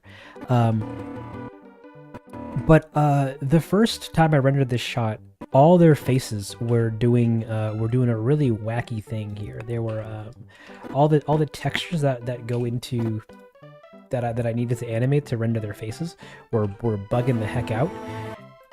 You didn't even loop. We're bugging out. They're all blinking rapidly and moving their mouths and faces and stuff. And for like a week, I didn't know why this was happening. It was absolute pain. Are you in Premiere? No, we're in Vinci Resolve. What did long speech option say? I believe it says, yeah, we all definitely evenly contributed. That's what it said. But yeah, the first time I rendered this shot and like a bunch of other shots, all their faces were just not animated correctly. They were all just bugging out and glitching pretty horrendously. Same thing with this shot, actually. It happened. Please. It even happened in this shot. Give me the goods. Resolve. Bish. Bish. Bish. Bish. Please. Look at it. He's fine, but then his mouse starts doing all this nonsense. And I'm like, what? What the heck's happening here? And it turns out that the Saving Grace application, the Saving Grace add-on that I was using to that I was using to do the day and night cycle to light all of the skies and all of the shots has this feature where that can do fog, like atmospheric distance fog. What do I mean by that? In shots like this sky, the further off in the distance that we go, the less saturated colors and things seem to be. So, and that helps sell the scale of depth. Sell the scale of that doesn't seem like a crop sentence. It helps sell depth a lot more. And I really like that. I thought it was a great thing. Oh no, sorry, I have to wait. Because you got yeah, there you go. It should be good by now. But yeah, the lighting can do this thing that makes it so that things off in the distance look like they're behind an atmospheric kind of smoke effect looking thing, and the further away something is, the less saturated it looks. And I'm like, yeah, I need that. That's a good time. But it turns out that whatever system it uses to do that was also causing texture animation problems on all the characters, because it was also applying that same effect to all their faces and all the textures that they make of their faces and their mouths and all that fun stuff, and it just wasn't having it. It just wouldn't let it render correctly. So then for like all the shots, I had to go back in. Did I do it for that one shot?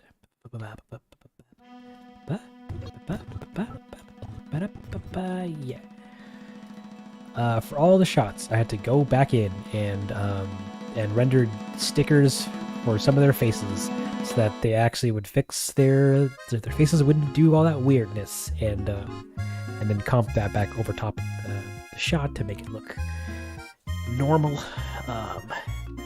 And it was a good time. It was a good time. It really makes you feel like an animator, you know.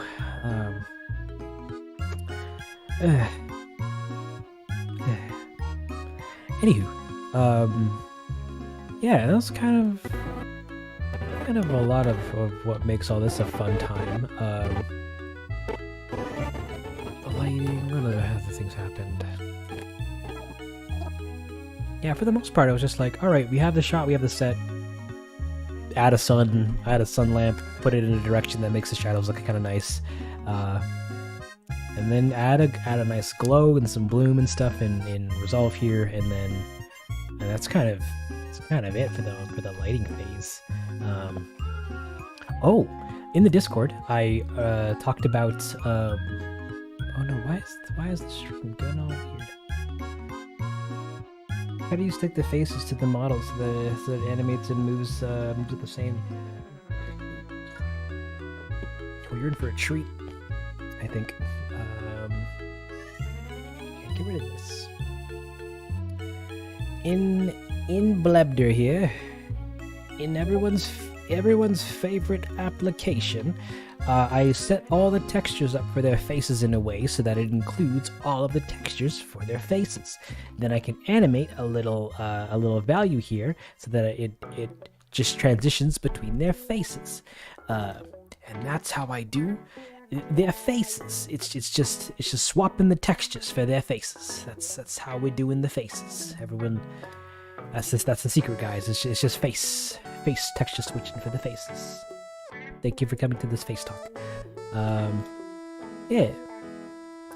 Right. Oh, before in the Discord, at least, I was I hinted at a problem happening in this shot where the water was not animated to look like he was moving like water. Like, it still kind of doesn't. It's just a noise texture that I animated a little bit, but it used to look worse in this particular shot, and I apologize preemptively if the stream starts to cut out while I show this, because I think it has been. But let me see it. Let me do the thing. The water at first looked like no, this is gonna be rough. what's a better way to show this? Because this has to re-render it or recache it, and that's going to take all my CPU. Can I? Will it? Oops. Whoa! What is going on here? It minimized everything weirdly. I hit some hotkey on my keyboard and it destroyed my laptop. This isn't a laptop, but sorry. I was about to do this. I was about to go here and find this this image sequence, and what's this one? Where?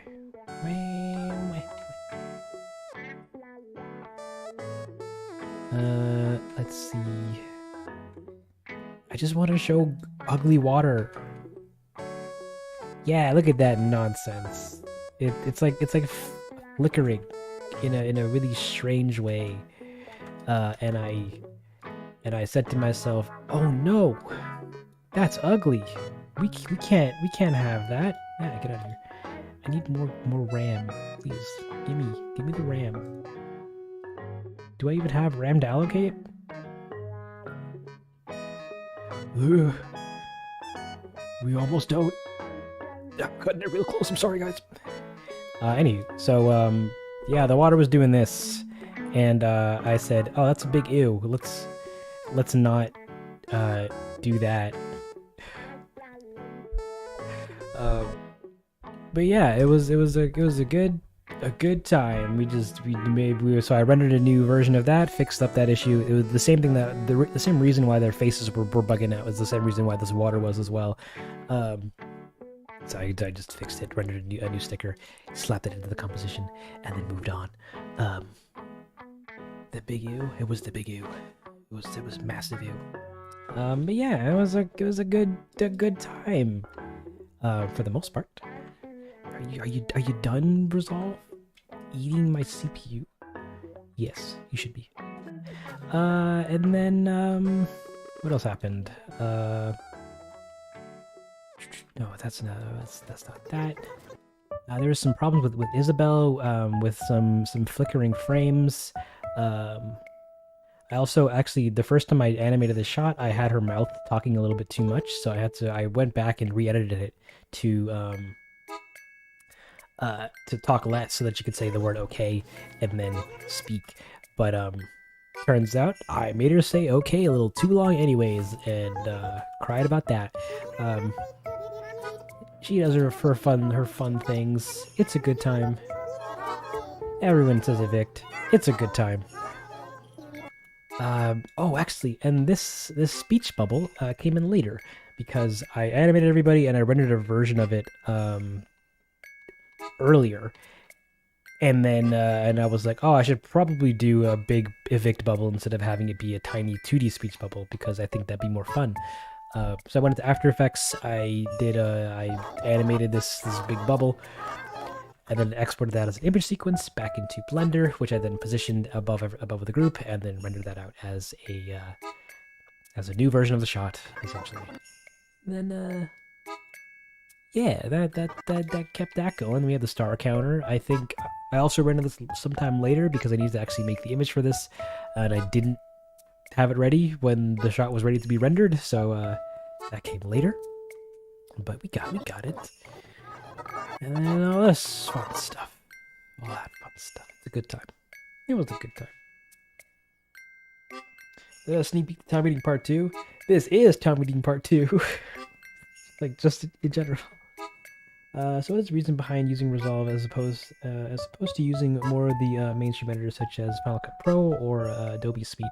I'm on Windows, so I can't use Final Cut Pro. It's a Mac-only piece of software. I'm also not a huge fan of Adobe anymore. They used to be great. Now they're Adobe.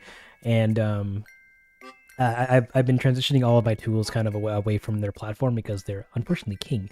I still use After Effects because it's still a great piece of software for what I need it to do. So I'm like, if there's an alternative out there for 2D animation graphics, I'll switch. But until then, I'm stuck with After Effects. I like Resolve a lot. It has a lot of really awesome features, like a whole compositing suite, a whole color grading suite, a whole kind of DAW suite put into it. I love Blender. It's a good time. I love me some Affinity Designer, which is the program that I use to do all of the 2D animate or 2D bubble work and any 2D texture manipulation. It's basically just like Adobe's Illustrator, but not $100. And I dig it.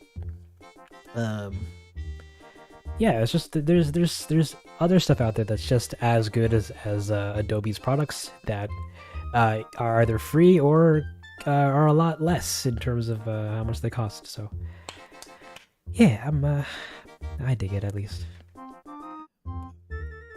You didn't use the Bill's bell sounds. What a guy! Oh man, I put them in last minute, and then I forgot to. There's one extra one at the end of the video that's really loud that I forgot to remove, and I didn't want to remove it or re-upload the video just to remove that sound, so I left it. But at the end of the video, the official video, there's a extra bell sound that's very loud, pan to the left, and I'm sorry. But it's a good time. If you want an alternative to Photoshop, Clip Studio Paint is great. Hoping the transition soon. Though Photoshop is still has some essential features. Yeah, I don't really do much in Photoshop. Like everything that I need to do, at least photo manipulation wise, I can do in Designer. I do have Clip Studio Paint, but I have yet to sit down and properly use it. But it's a good time. Resolve is incredibly robust for a free program. It's actually rivaling Adobe in a lot of aspects. It has a one-time paid purchase option as well. It does. I did actually buy Resolve Pro, and I even have a little speed editor thing to prove it. I never use it except for this spinny wheel, which is pretty cool. But yeah, I really like it. It does have its quirks, and there's some features and workflows in it that I kind of hate, but it does too many good things for me to try to find an alternative.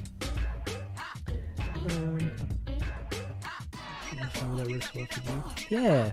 Oh, I should also probably mention the other backbone between things.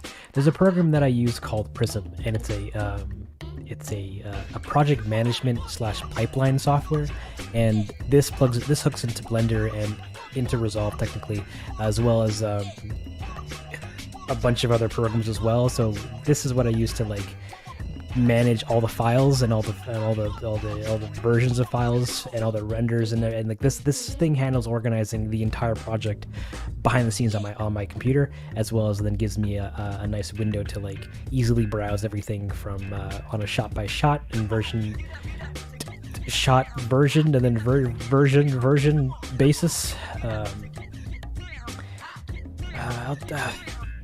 But it's kind of not. It's very dry to talk about because it's just project management stuff. But yeah, this guy is what lets me use a bunch of programs kind of simultaneously, because this thing can handle saving the files for them and versioning them up and stuff like that, as well as getting files and stuff from various other files as well. It's a pipeline tool. I dig it. I love it. There's a program called Natron that might be an alternative for After Effects. Maybe we're checking out. I do use Natron actually. I have it installed right here. I do use it every now and again, but it's a node-based compositor that's similar to Nuke, and although I have experience with Nuke and node-based compositing, because that's what also Fusion in here is. It's also a node-based compositor as well, similar to Natron. I still can't grasp doing like 2D animation stuff in it that I on the caliber that I can in After Effects. I am trying to learn and like make the switch or to transition to them more fully, but it's hard.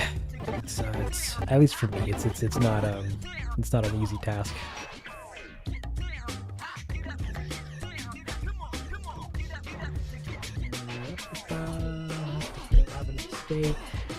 Take care, Teddy. I hope you had a good time, and I hope you had a great rest of your day. Alright. I'm gonna plug Densle's merch in the shop chat. Oh, if you want merch, there's a link in the description. Buy a sweater, buy a hoodie, buy a sweater and a hoodie. Wait, why am I saying that? A hoodie is a sweater. Buy a button, buy a hat, buy a beanie, buy a sticker. yeah, if you're feeling generous, the option's there, and I appreciate it nonetheless. It's been a long grind. I can't say I've made any super worthwhile, but I enjoy what I do, and I want to do more. Yeah, get it, son. What's up? The roof. Actually curious on Prism since you use it. Is it heavy to use, and how's the learning curve? So unfortunately, right now you'd have to sign up for the beta or get into the beta for it.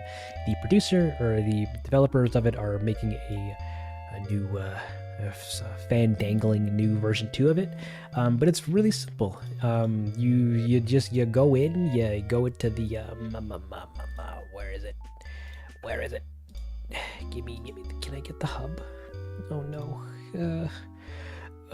There's another aspect to it that I currently have disabled, but there's a hub for it where which has a couple plugins that you can install for Blender, Resolve, Photoshop, Substance Painter, Nuke, and Houdini, and I think Maya. It also does USD features or capabilities as well, but I don't use those because Blender is not there yet with USD. But inside of this is actually what when you load it in, it hooks itself up to Blender and gives you a save and a save comment and a little publishing kind of window which you can use to submit stuff to a farm. Oh, and Deadline. That's the other plugin or program that I forgot to mention. And yeah, from this I can import stuff from other files, and I can export these stuff to other files or to either play blast them or render them as well. And like it can do a lot.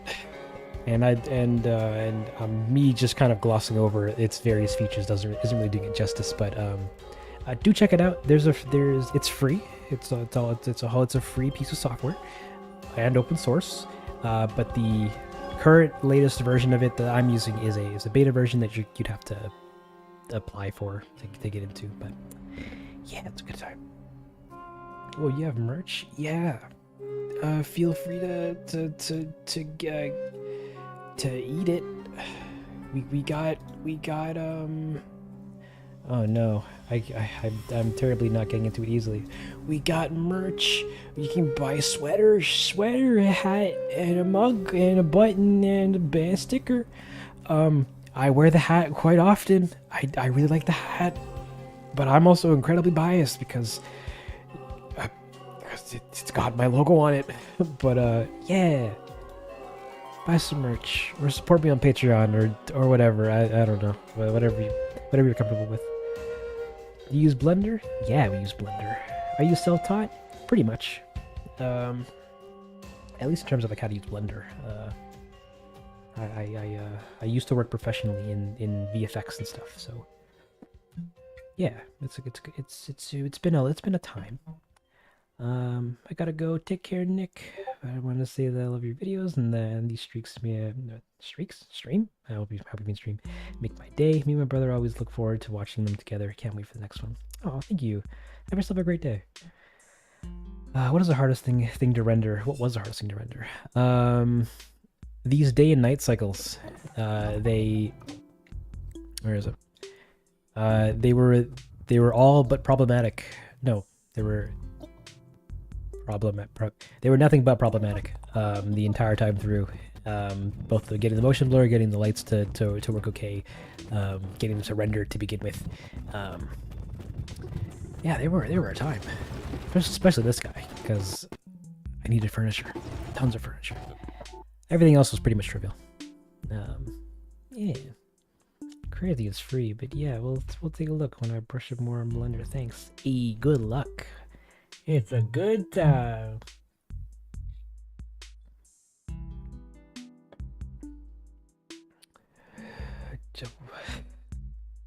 Thank you. Here there's a pretty poggers nickname hoodie in his merch, guys. But yes, you can get the dingle dangle dongle Densle hoodie. It's a good time. The Switch team. Did you play stuff? Oh, for this. No, stop. Where is it? For this sequence or this shot. So I pretty much just I didn't for the most part. Like I opened the game up, it just sat at the main menu, and I'm like, wow, look at all my villagers. And then just recorded me closing the game and going into the settings a couple times. I just happened to be doing it at 9:30 p.m. that day, and I didn't bother to change the time to make it coincide with the video. Um, so yeah, it was time. I did like 4 takes of it. Because every time I would do it, I would keep tripping up somewhere and would go into the wrong area, or like wouldn't do it correctly, and then like it was a time. But it was fun. I liked it. I thought the idea was fun. Okay. How many hours do you have in Animal Crossing? I think like 200 and something. Not a crazy amount compared to most others. All right. I think I can move into talking about audio. I think I've exhausted talking about lighting stuff, because like it's not really that eventful. It's just putting lights in and then hitting render. Okay, big question. I'm gonna put a poll up for this. What do you guys want me to talk about first? The music or the sound effects, which will also include voices. Which sound topic? All right. There's a poll coming your way, guys. I'm letting you guys decide what I talk about next, which is either music or sound effects, which is going to include doing the voices for Animal Crossing guys or characters. If a place where you can find your amazing music all in one place, you bet your sweet Bippy. Oh no, where is it? Do I have it open still?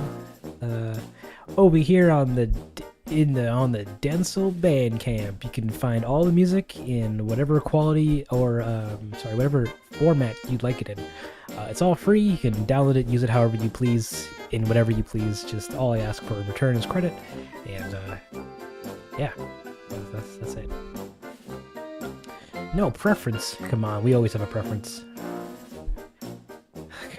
Come on, guys. Currently, voices and sound effects are taking the lead. Oh boy. What made you decide to make Mask creepy? The creepy aspect just seemed like a fun idea. He wore a mask originally because I didn't have an understanding about how to animate the character faces at the beginning of the series. So I was like, I'll just give him a mask and then let him, and then we'll work with that. But then people started really enjoying him and really vibing and connecting with him as a character. So we just let him keep the mask. Curious on voices and stuff, because I did a short film before school, and we had little to no experience with doing good recording and stuff. I think the sound design that goes our audio was fussing. Nice, but that's fair. All right, looks like sounds are winning, or has won. So we'll start with some sound stuff. I take it on a phone with particularly good proof room. Yeah, doing audio is relatively easy. Just not gonna lie, it's just time consuming. Like I spent it took I think 3 or 4 days to just get all the audio effects in, and just sourcing them and then getting them all in file, and putting them in, and then doing all the sound mixing stuff for that. I'll talk about music a little bit later for it, because that's another fun tale. But yeah, for the most part, all the sound is a mixture of stuff from the game and stuff from stuff like just real recordings of stuff. So all the atmospheres that we hear for like the forests and the trees and all that fun stuff. I get all my sounds that I don't get from the games from a website called Epidemic Sounds. I just have an account on there. I just get a bunch of sound effects and stuff from them. Anything I need, I just go and go, I need wood scraping, wood scrape, and then you get a wood scrape sound effect, and then put it in the editor, and then leave it at that. And then we just layer stuff. Like, what's a good shot to talk about? Yeah, I guess being in a room. So, how do you do? How do you make how do you do Foley for one of these videos, dong dong? And I go, it's very much just a kind of like just doing a bit of a puzzle, but your puzzle pieces are sound. So like you stare at a place. Yeah, I'm looking at this shot and I'm like, all right, what would it sound like? Well, they're outside, so we need the sound of some outside sound. Then they're also talking, so we're gonna need them doing their talking.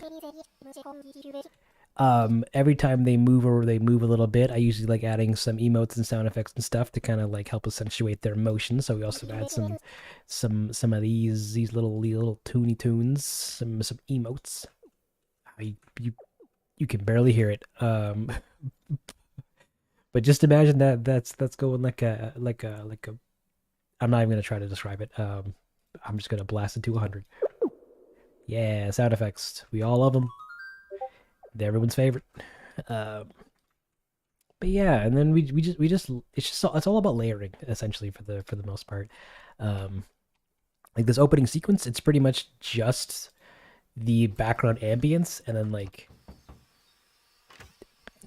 sounds that follow on actions that we see or like things that we see. So like this box is a what is that? It's actually a duffel bag, doing mostly that as well as a cardboard box, like a fanoodling kind of sound effect of it doing this in the set to give it the impression that like stuff inside the box is moving.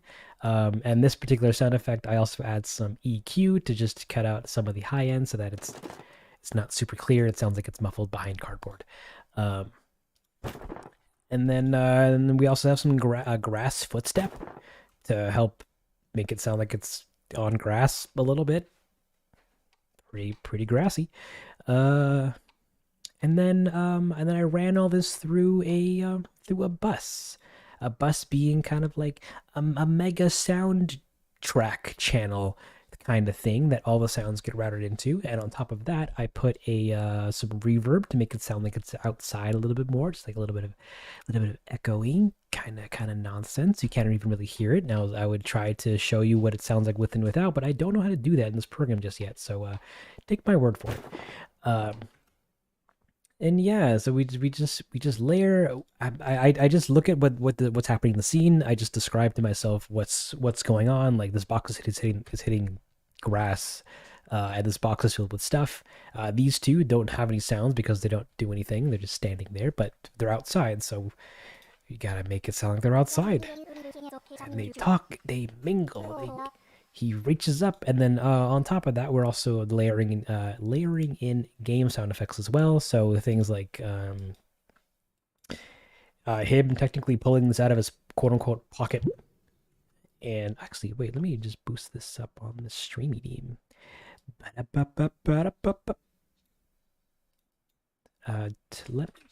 sorry, it's too loud. But yeah.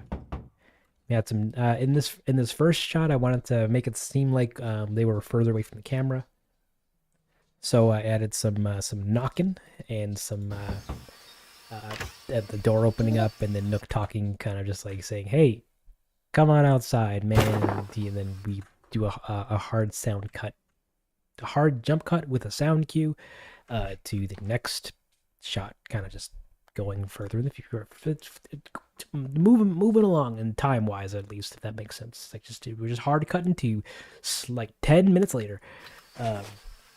Grabs the thing, does the thing, and then it's all well and dandy. So yeah, for the most part, we're just layering, and then all this fun stuff. You wave, and he walks away. So we get footsteps that we have to pan. So each one just is just slightly quieter than the last, and then and each one pans a little further to the right, so that at least if you're hearing it with headphones and stuff, it sounds like he's walking away. And it's all well and dandy, and then he opens the box and he touches it, and then we just have some more sound effects of things rustling around to imply that the things in the box are moving. Wow, pretty tasty. This is literally just one clip of some atmosphere of Forest at Night, and then inside we get some room tones, which is just this humming, which you can't even hear. I can't even hear it. And then some diegetic music. Yeah. It's just the resident service tent song that I cut up, and on every single cut, I want to give the impression that this music is coming from somewhere in the scene, like a physical place in the scene. So I just kind of assume that it's coming from like the center of the ceiling. So I just I cut it up and just make sure that every single different camera angle, we're hearing it from the direction that it would be coming from physically in the scene. You kind of can't really hear it, but like right in this shot, like there's also a gag where the music only starts playing when a player walks into the room. So there's some radio of like the record getting like starting or whatever, but you can kind of hear it. It's right now panned fully to the right, and then when the camera spins, it just pans to the left, and then when it cuts, it's back to the right, and then so on and so forth. So yeah, we do that for anything diegetic. We do a lot of panning, a lot of volume adjusting, and get out of here. We also add whooshes for when I want to accentuate camera movements. That's always a fun little detail. This chair slide, I just found it online. Got some walk-in stuff. You've got other sound effects from the game. This took forever to find. Just the sound of the ATM turning on, because it's not called an ATM, it's called System 4 in the game files. Which also brings me to, I should probably explain how I get the sounds. No, give me this. Yes. So in the files, there was some time ago, if Piprod is still here, there was a lad in the chat here that was like, you should do it this way, and I'm like, heck you, and I did it that way, and I said, oh, actually, thank you, you were very helpful. But in the Animal Crossing game, all of the sound effects are like on the cartridges themselves. They all come in these file formats called B-Wave, which are kind of specific to the Switch, and you can't play these files in any other program or any other thing. So they need to be converted. I can't just drag like the airport C file into my editor, or like I don't know. What is it? Give me like the player, like a player jump sound. Like we got some jumping on carpet or grass and stuff like that. Like all the sound effects from the game. I can't play as anything, so I use this other program called Foobar 2000, and this is where things get wild. This program, I'm pretty sure nobody develops for it anymore. And the plugin that you need to even like play the audio files is like gone for some reason on the internet. Like I can't find it anymore back when I first set it up, but like yeah, we have this guy that I use to take the sound files, put them in here and play them to kind of preview them, and then if they're what I need, then I convert them to a wave and then put that into another area of my computer, which is where I save all my files to, and then from there I can put them into my editor, into Resolve, and actually have wow, the sound of sliding furniture, or the ATM moving, or these footsteps, or not these footsteps. or the sound of buttons being clicked, or emotes. Yeah, good time. We just converted from the game files. It's very cumbersome. They're actually not that cumbersome. It's a lot easier than it used to be, but yeah. And then I just have a little thing here where I can excuse me, where I can put all of the Animal Crossing sounds that I use for all the videos. We got all the emotes. We got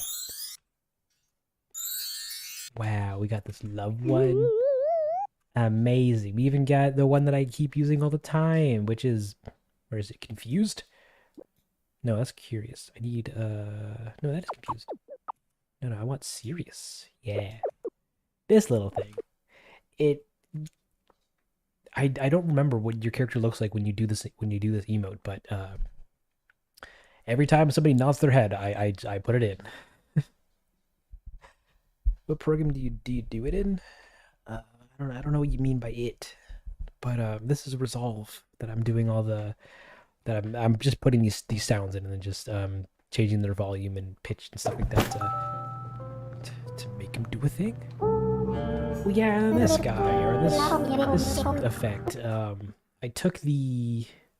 What did I do? Huh? This slowed down on my whole bunch. Yeah, I just took the song, literally split it here, made it play 70% slower, and then just nice and nice. Good times. Yeah, and then we just layer stuff. We just find the sounds of the objects on the screen. Like her phone's ringing, so I need some vibration sounds. I need the sound, and since her phone is sitting on a table, I need the sound of your phone rattling on a table. Like if it goes kind of nonsense. Find some of that. And since she grabs it, we're gonna need the sound of our phone sliding on said wood. So we do that. We need some phone beeps and her talking, Nook talking. It's a good time. You just describe the scene to yourself, like what's going on, and then everything that happens needs a sound. So, yeah, sound. And then actually, then I can talk about this guy for a hot minute. The time traveling. I didn't know what time traveling would sound like, so I just kind of filled it with earthquakes and whooshes and the sound of like glass playing in reverse and stuff. And I just kind of hoped that it would be good enough. It worked out okay, at least by my opinion. Then there's this, which I was contemplating just leaving silent.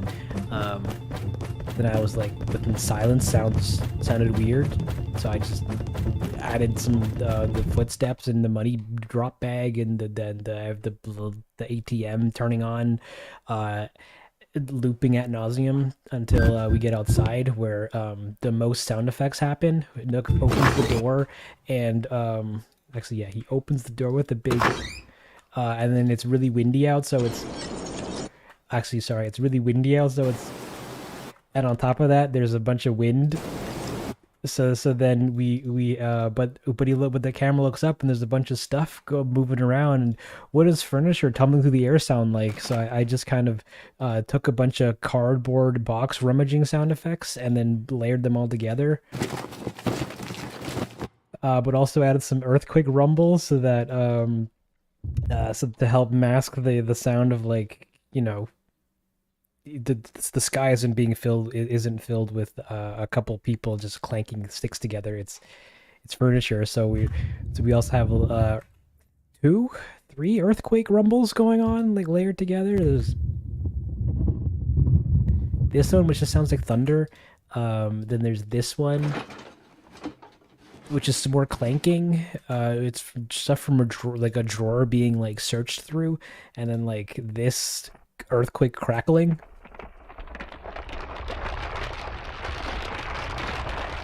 That we loop twice, and then all together you get the sounds of noise. I kind of wanted it to be a bit more dramatic and like a bit more distinguished in terms of like how it sounded, but you get what you get. Make these wonders. I thought I could, and so I did. Can you give me advice on how to make the human? Ooh. Dude, what kind of advice do you need? The humans are complicated. Not gonna lie, it really puts into perspective now that you've broken down the sound design. Yeah, sound design's. I'm not gonna say I'm like good at it, but like it's not particularly like difficult once you start like doing stuff. Like it's just really time consuming because you just need layers. Like sounds are layered. They're you.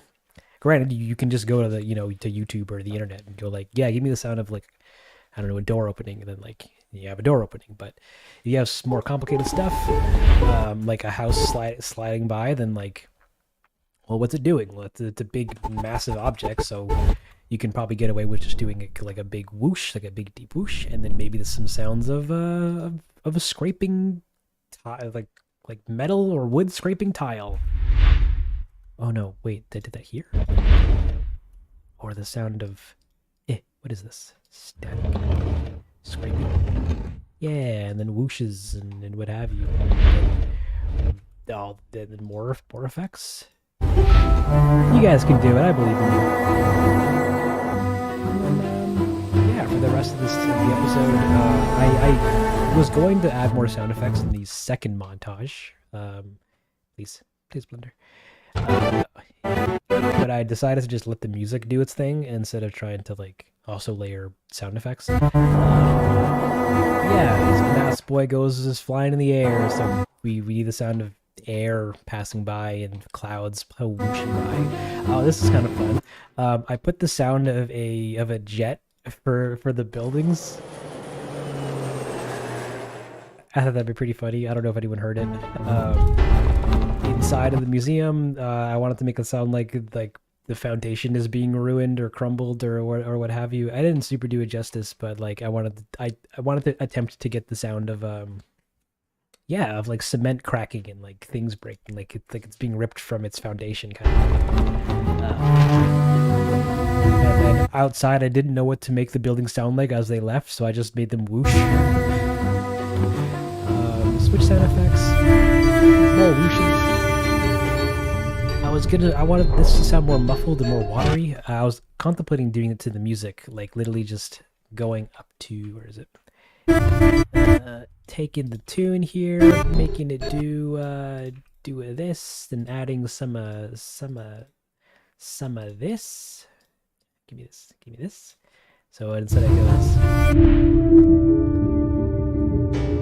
But I like the song too much, so I ended up not doing that. And it also broke the pacing of the transition between its next portion, so we didn't do it. This was pretty neat because I just needed the sound of things clanking around, but looking for things clanking, like just the sound of like 10 seconds of things just clanking is not a common thing that people need apparently, or a common sound that people need. So we mixed in some cart rotations, like the sound of like metal or wooden wheels clanking around, I guess. And I layered that a bunch of times. I had some glass bottle rattling for the glass on the table, and like some wind that you can kind of hear outside, and some earthquake and some drawer wrestling, in hopes that this would sound like wood rattling on the side and stuff. Yeah, very much just guesses and trying to repurpose other sounds or sounds from other things into other things. That's a good thing. And, oh yeah, there's that one. Same deal. I didn't know what a building rising up would sound like, so I wanted to add more sound effects for this because the mountains come up in sync with the music, but I didn't want to have explosions and like rock explosions coming up for every single note, so I just did a couple, and then I just left it at an earthquake, and then this last one with the big. We got some whooshes. Oh yeah, whatever this emote, the stun emote for Hippix flying away. We have some water. Can you surprise or confused thing, and then Hipix in the water with a nice distant splash, and then what have you. So we got all this nonsense, just more talking here. More game UI stuff of little blips.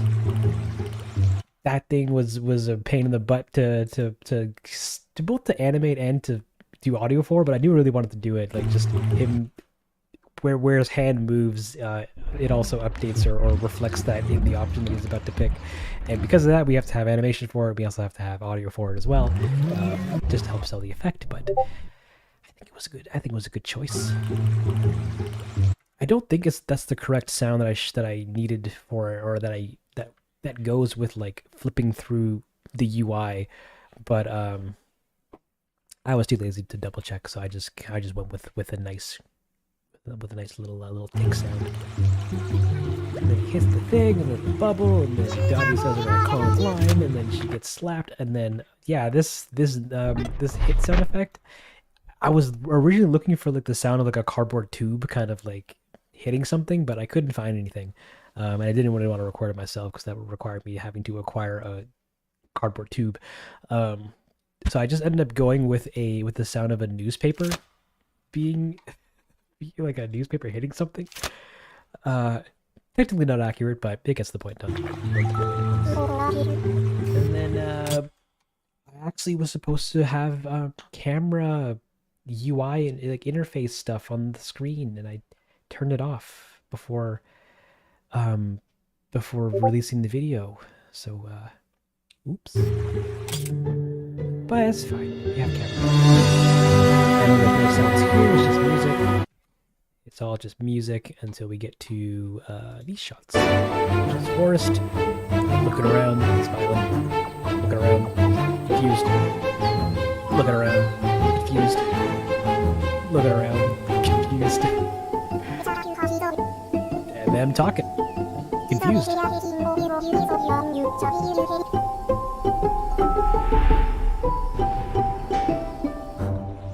Can you choose where the sound comes from? Like add it to a specific item? Ooh, what do you add? Maybe, but I'm not sure what you mean by that. I was wondering where the inspiration comes from. The story ideas and also your animations. It's just from my own experience playing the games, to be honest. Like, and what I've and the different things I see that players and people do in the communities and stuff. I try to just make, hopefully visualize the things that people think like find fun in the game with my own experiences mixed in as well. No, I'm not Mask Boy. Please stop thinking I am. What kind of video are you planning to do next? Find out next video. The end of the jet sound, it really made the seat with Mask Boy riding the houses all more charming. Thank you. I thought it might have been too much, but it made me laugh too much, so I left it in. You have a great track record of acquiring cardboard at costs. You're not wrong on that, bub. You're a genius. Fake news, but thank you. The fact that you thought of all this is cool, and your attention to details unmatched. No, people do this in movies all the time on significantly grander scales. I'm just bootleg Pixar. Yeah, and then sound stuff, and then whooshes for the camera movement here, and then I was gonna add more sound effects because I wanted to have because Hipix screams in the back. You can see him raising his head, doing a yell, and I wanted to accompany that with something, but I have yet to figure out how to make animalese yell. So, I couldn't do it. Ooh, okay, hold on. Before I get back to your comments, I'm gonna finish up this this thing. Oh, he has all these sound effects. I had to sit there and add a bunch of tiny blips in sync with the comments on screen. That was fun. Ooh, this was a fun thing to do. The first instance of this this whole part, because we don't see anything. This whole sequence is all done through sound. It was very fast, the first version that I had. But I'm like, I know I want to imply that Isabel's sleeping and Nook is calling her in the middle of the night. So the room is all dark because the lights are off.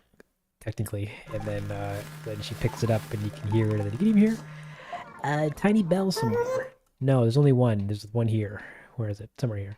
And they talk. They mingle. Oh, Dongle, how do you do the sound? The make it sound like Nook's coming through the phone because she's clear here, and he's sound like a phone through there. Oh, I'll tell you what, son. There's an effect on here called RC20, which is a like a tape or like media, like a physical media damage simulator kind of plugin. It can do noise, it can do wobbles, it can do distortions, digital distortions, some reverb, and magnetic like a tape, like a magnetic tape disturbance kind of effect. And I just dial this in a way so that it kind of sounds like you're talking over a phone. I have Nook do it, and Isabel doesn't. And yeah. Oh wait, you're also supposed to be able to hear, and when she picks up the phone, because Nook is in the town hall with everybody else, there's the subtle sound of everyone murmuring in the background. I thought I really liked that idea. I thought that was kind of neat. And then yeah, they're talking, and then they're doing a thing. She gets up, starts to move around, and then they're talking. She's here doing a thing. I wanted to do more printer sound effects, like the sound of it going like, because I animated it to like pop out in little like jet kind of motions, but I couldn't find a good enough sample of it, so I just did the best I could. But she grabs the paper, she turns around, we have sound effects of papers being moved around, her bells jiggling around, and everyone yelling. Oh man, I hate this. I hate the way this epic sounds. It sounds like them honking. Like,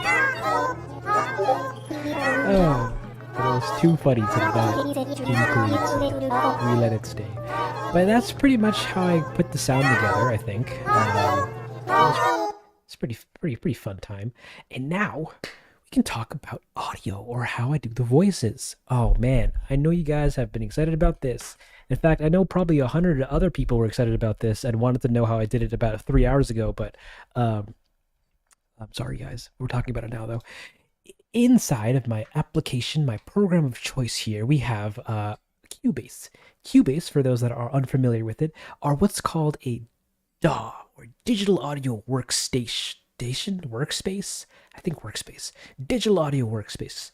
And inside of here is pretty much very similar to what we work with inside of Resolve here. Inside of Resolve, we work with audio clips as well as video footage clips and things like text blocks and images and stuff and all that fun nonsense. But inside of here, we work with audio and audio alone. And actually, technically audio and MIDI data, which is kind of like audio instructions for instruments, if that makes sense. So, like for example, here we got a cello pizzicato, a pizzicato cello here, doing some of these notes.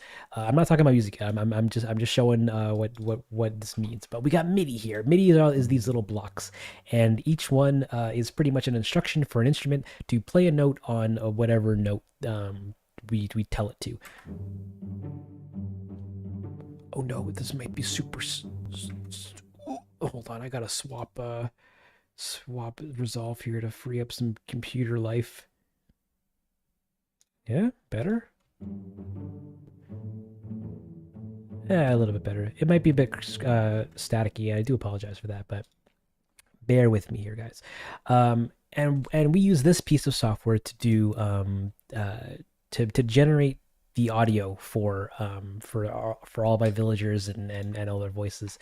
And how I do that is with this plugin that I have called Contact. Contact is not necessarily an Animalese generator, but what it is what's called a sampler, which lets you play samples. Like you can load stuff into it and play them like a sample. So it's mainly used for instruments and stuff. Like I use it for all things like cellos and violins and all that fun nonsense. But You can also just load in all the all the tiny sound bites that make up the Animal Crossing animalese. Like, where is it? Where is it? I need. You guys are gonna love this. You guys are gonna love this. You're gonna hear it and go, ah, I love this. Animal Crossing files, sound, animal sounds. Here we go. So I have all of the all of the sounds needed to like the core soup files for all the villagers, and oh no, you're gonna be these are bee waves. Hold on. Is it in here? In here? In here? Not these guys. In please. Please. Give me this. Converted. Into nope. No, don't worry. This is gonna be totally worth the hunt of me looking for this. But I've forgotten completely where any of this actually is stored. Wait a minute, better yet, what are you called? Normal, sweet, innocent. We can just look up normal, sweet, innocent. And that is in two places. One here and one here. That's B waves, and this guy is waves files. All right. Yeah. Here we have all the sound effects for all of our dear sweet villagers. This is you can hear it. And they're literally all of the tiny little blips of words or sound that they can make. You love it. You love to hear it. I know I do. There's I think 100 or like 1,000 or so. There's no, actually I'm lying. There's 231 voice files and this is for all villagers that are normal, sweet, or innocent, Isabelle included. But you might be wondering who's who. Well, we have Sisterly for sisterly characters, your favorites. Snobby and Snooty, your favorites. Peppy, Perky, Easily Impressed, Dottie. And then we have the same thing for the boys. We got Cranky Grumpies. We got the Jocks. We got the Lazies. And we got the Smug, Flirty, Proper Gentles. Which I've pretty much been only using this one for all the males in the series so far, because coincidentally all the males that I've been using so far have all been the gentle boys. So cool on that. But what we do with these is I take these files, these individual files, and close all these other windows that I have open. And inside of Cubase here, in this particular application, I make a new instrument, and on this instrument, I go in here and I go map editor. Give me I can't physically do it because it won't work in Cubase unless I do it like outside the program, but I'll explain the idea. I would drag and drop all these sound files onto this here piano line here, so that each note here on the keyboard would be assigned to would play back one sound bite. And then from the fun array of with the fun magic of time skipping, here we have one that's already ready, and this is the one that I had to make for Dottie because she was the only unique one, or the only unique girl speaking in the video that I didn't have a voice for. So hold on, let me get my instrument going on here. We have Dottie. Do it. Wow, you love to hear it. It really makes you feel like a. I have rerolled this one for some reason. Hold on, let me get that up. Turn that off. Turn you off. Turn you off. Turn you off. Turn you off. Turn you off.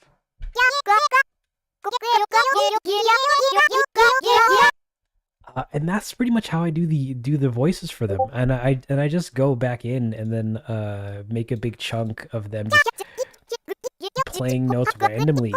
And then when you play it back, you get.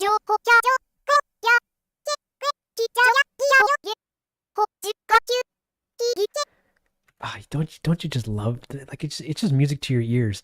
And then in Cubase I'll make a big like a sound, not sound chunk. What am I talking about? Make like 10-second chunks uh of just babble, of just them talking for a hot 10 seconds. Where is it? Animal sounds, room, footsteps, emotes, talking. And I've just slowly been making a little bit of a thing. So Dottie was here talking. We got that. We got the crowd chatter. Crowd chatter. We got a second version of it that sounds a little bit more chaotic.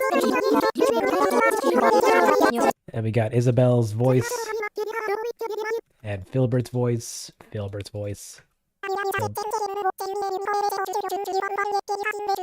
And then and Tom Nook. So Tom Nook, Hippix, Pietro, and Filbert are all using the same voice profile version. But they're all just I just pitch correct them to different octaves to make them sound like they're different people. But yeah, that's how we do the voices for them. And then on top, and then with that done, I'll then bring them into the editor and then chop them up into pieces, and then further further change their do like pitch bend them in semitones and what have you, or little octaves to kind of give them a little bit more vocal inflections. But it's very tedious. But I also can't push it that far, because if I do, then they start to sound like other villagers. Like Tom Nook here. Tom Nook here is now sounding like a chipmunk for some reason. Why? Stop it. He's at whatever pitch he's at now, but if I pitch him up like, I don't know, 4 semitones higher, he sounds like Filbert. If I pitch him up even higher, then he sounds like I don't know, somebody else. You get the idea.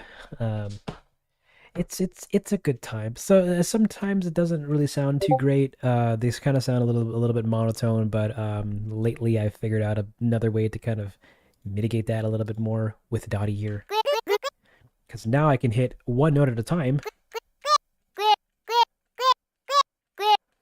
and it'll randomly change the pitch of it, so we can so it sounds a little bit more human or animal-ish instead of just straight up monotone. You love to see it. And that's how we do the voices. It's all we just load them up here in Cubase. We get I build instruments about that just play back their sound bites, and then I just make a little make some stuff to or make big bars of MIDI that just play back different sound bites at random, and cut that up further in Resolve to then make it sound like they're speaking actual words. And it's a good time. There was one other thing I was going to say about it that I forgot. Oh no. Oh right, the chanting. Oh god, the chanting. Where was that? Chant, Dottie chatter. No, please.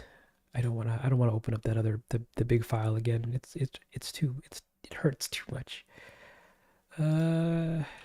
Chant. Ugh. Basically, how I did the chant was I can open up the file. AC master open. Yes, activate it, please.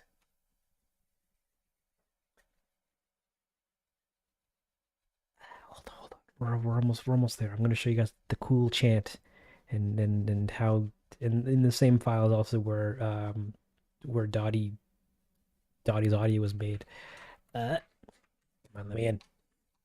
Yeah, so here we have the literal raw MIDI that's doing Dottie's voice, and each one of these, like, this is one shot, this is another shot, this is another shot, this is another shot. Like I would just bring in the footage from Resolve, and I would just kind of like guesstimate how she would speak it, kind of. And I do that with some characters, but not necessarily others, because it takes a lot of work to like hand make exactly what they're saying and how they're saying it. So We cut corners. Do you know what time it is? You know what's going on. Oh, I see. And then, well, etc., etc. How we did the crowd was I just copied a bunch of different versions of all the different voices, and I had them all play the same lines.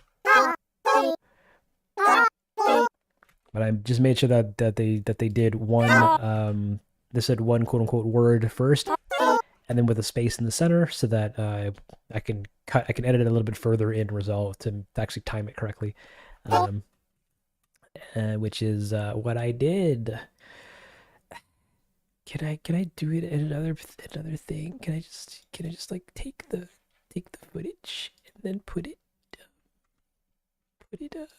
up like over here, so that I don't have to actually like open up the big file again, because it hurts. So yeah, so like theoretically they'd be chanting at the same rate for the, like, while we're not seeing them, but you know, there's there's one shot of us seeing how they're like them moving and them actually saying it, so that needs to be in sync with most of them. In these shots where we don't see them, it doesn't really matter. This one doesn't really matter too much because her mouth's mostly obfuscated. But then like this shot, all their bodies are moving to their speech, so I'll have to make sure it syncs to that. And then yeah, that's how we do the voices. It's a pretty good time here in voice land. All right, and I think the last thing that I have to talk about is what time are we at? We're at almost 5 hours. All right, that's a new record. Is the music. Let me just turn this on and take some quick questions before while we wait for this to open up. I'm also gonna take a seat because I've been standing this whole time.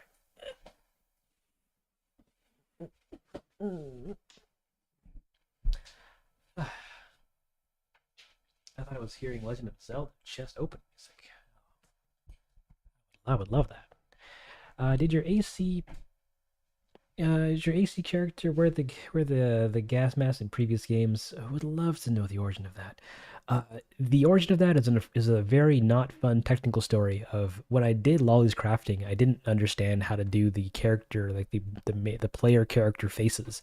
It wasn't they didn't require setting them up the same way as villagers. And at the time I couldn't figure it out yet. So I'm like, well, I need a player character for this bit, so I'm gonna just give him a mask. And then I wanted to find a spooky one, and the one that kind of sold the deal was the gas mask, and we've been rolling with it since.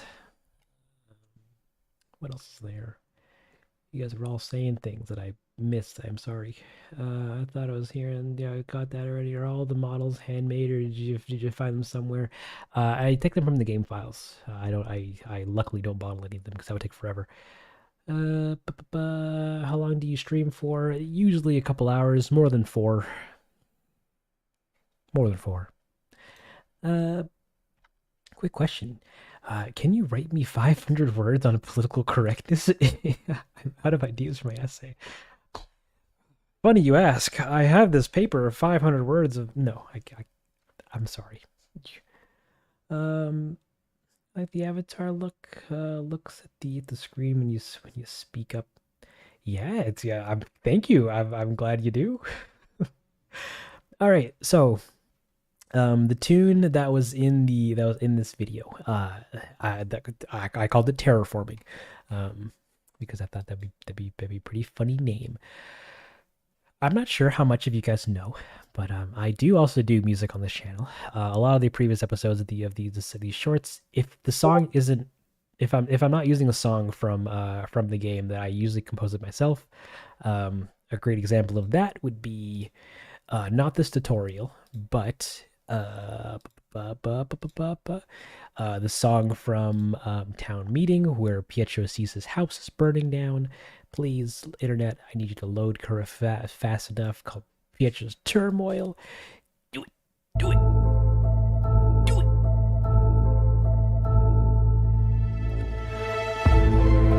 Yeah. This tune and my award-winning where is it? My award-winning Wisp crying. Or the KK Cafe tune. You'll love to hear it. I do compose music over here and all that, and the music that is created is available for free to download here on the Densle Bandcamp, but also partly available on Spotify. I also used to do other music. So yeah, go check it out. Go check it out. It's a good time. It's a good time, guys. I'm not lying. Go go go check it out. Get the music. Listen to it in your car. Listen to it in the shower. Listen to it. I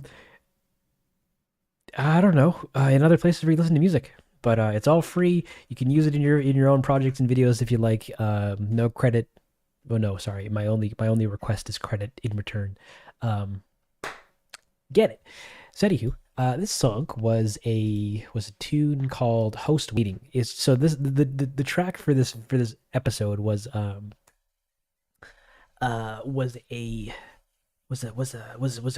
remix slash cover of the "Host Waiting" song from Animal Crossing. It sounds exactly like this. Oh no. Host waiting. No, this guy.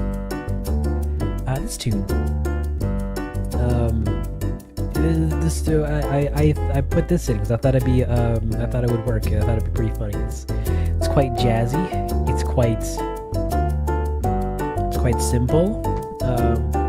But I couldn't just use it just by itself.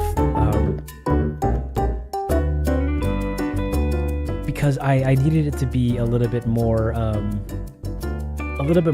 like grandiose and like epic kind of, because some big things were happening alongside it. So I decided to just make a cover of it and work with that, because I knew I wanted to change the composition for it a little bit to coincide with how I want the video to be structured. So I cracked open my application of choice, and I did a transcription of the original song on just piano. That's right. What do I mean by that? I mean, please open up. I got a piano in, and I just by ear figured out what notes and keys are being played, and how they all work together. So we have.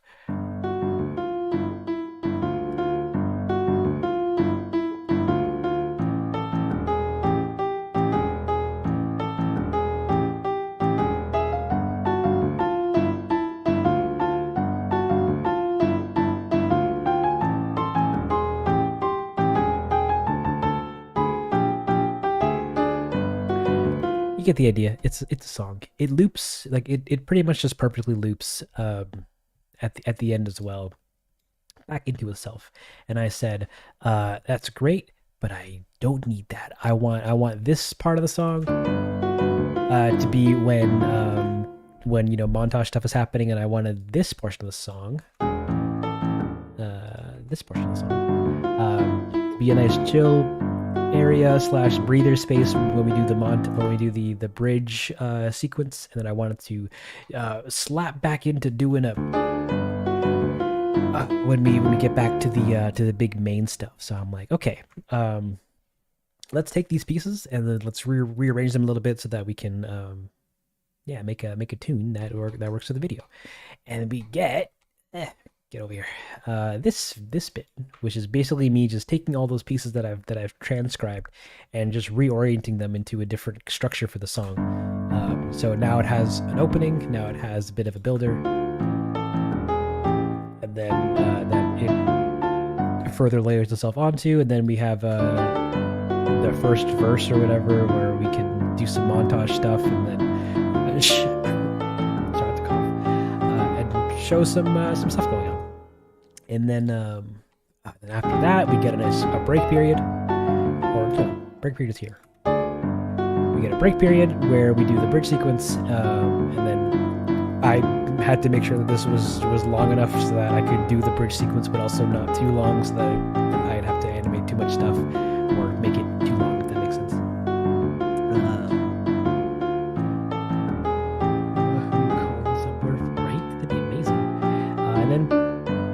tune, back to big montage stuff going on and what have you. And I needed to make sure that it was that this part of the song also evolved with kind of the other things that we were seeing, because now we're seeing more of like bigger ideas happening on the island, kind of, and I kind of wanted the song to reflect that. So yeah, we layer them up together and then do all the fun nonsense. I also wanted to do this a little bit, that thing, and then we have this thing, and then we have this bit, and that's all fun and great. And we're dancing in the street, and everyone's like, "Yeah, I love me some host waiting" or whatever. And then once I was happy with this, then I exported that out and then pretty much animated the entire video to it. Like just a really rough piano version of, oh, actually we don't need this open anymore. Get out of here. Just a really rough version of the tune. Basically just being played by a piano, and that was what I did all the storyboarding and the blocking and the animation and all that stuff too, because I'm like, for the most part, the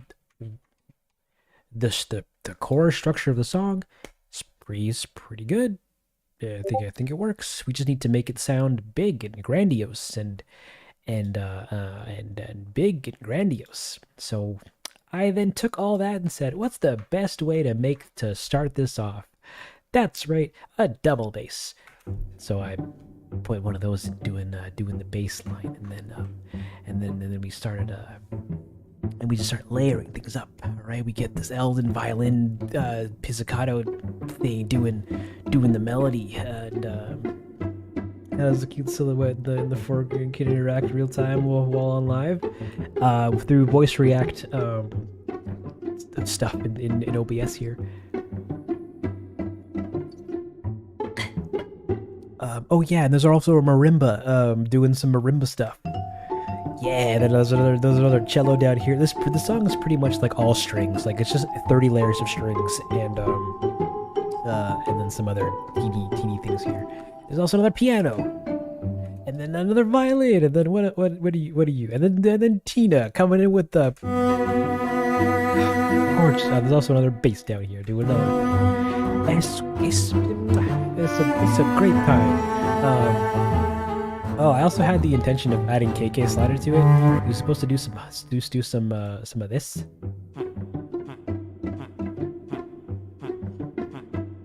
Get some rest. I've been resting, man. All I do is sleep now. It's awful. Yeah, I wanted to have some more KK slider. I wanted to have KK slider singing on this track, but he just, the sound font that I have for him just kind of sucks. Like, I hate using it. It sounds really crunchy. So I didn't do it, but I'll show a portion later on that it really made me sad to cut. So yeah, we got some solid instruments doing a thing, and then they're doing we can also watch the video. Where is it? I also exported the video out so I could actually see inside of here to compose to. That's a good time. We can put this, I guess, down here. So that's doing a thing. It's doing a thing. It's pretty good time. And I'm like, oh yeah, I wanted to make sure that here have sounded pretty mystic. And then you did some other stuff. I was really I wasn't super on board with this where is it? Yeah, this guy, this thing. Kind of doing a thing at the beginning of every shot, but at the same time I'm like, I kind of also wanted to do this thing where like every cut there's like a big sound cue, but also like some dissonance to remain feeling uncomfortable. Yeah, we just kind of kept going with that. What else happens?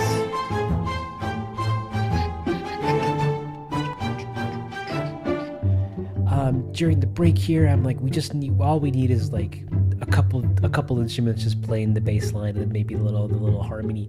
That's kind of really it. Where's KK? Give me turn. Yeah, actually, KK was supposed to sing here, so it's supposed to be like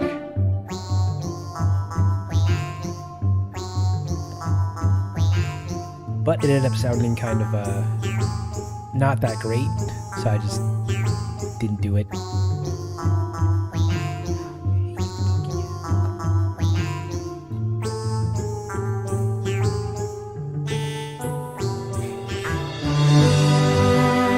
And he was also supposed to sing a whole a lot more in this part. He was supposed to do this. He was like, slay, man.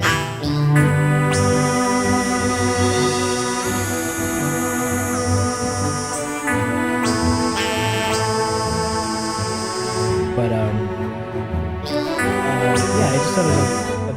it just ended up sounding a little too crunchy when I was mixing it together. Then I just said nah. I'm sorry, guys. I'm super sorry. KK he just wasn't working in the last 2 seconds of me working on the song. So instead we replaced him with violins.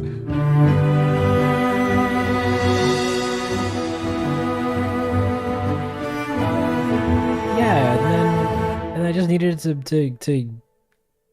get more chaotic, but also more majestic as the tune kind of progressed. So we added more layers, we added more, we added some horns, we added some tubas, we added, we just made the song sound loud.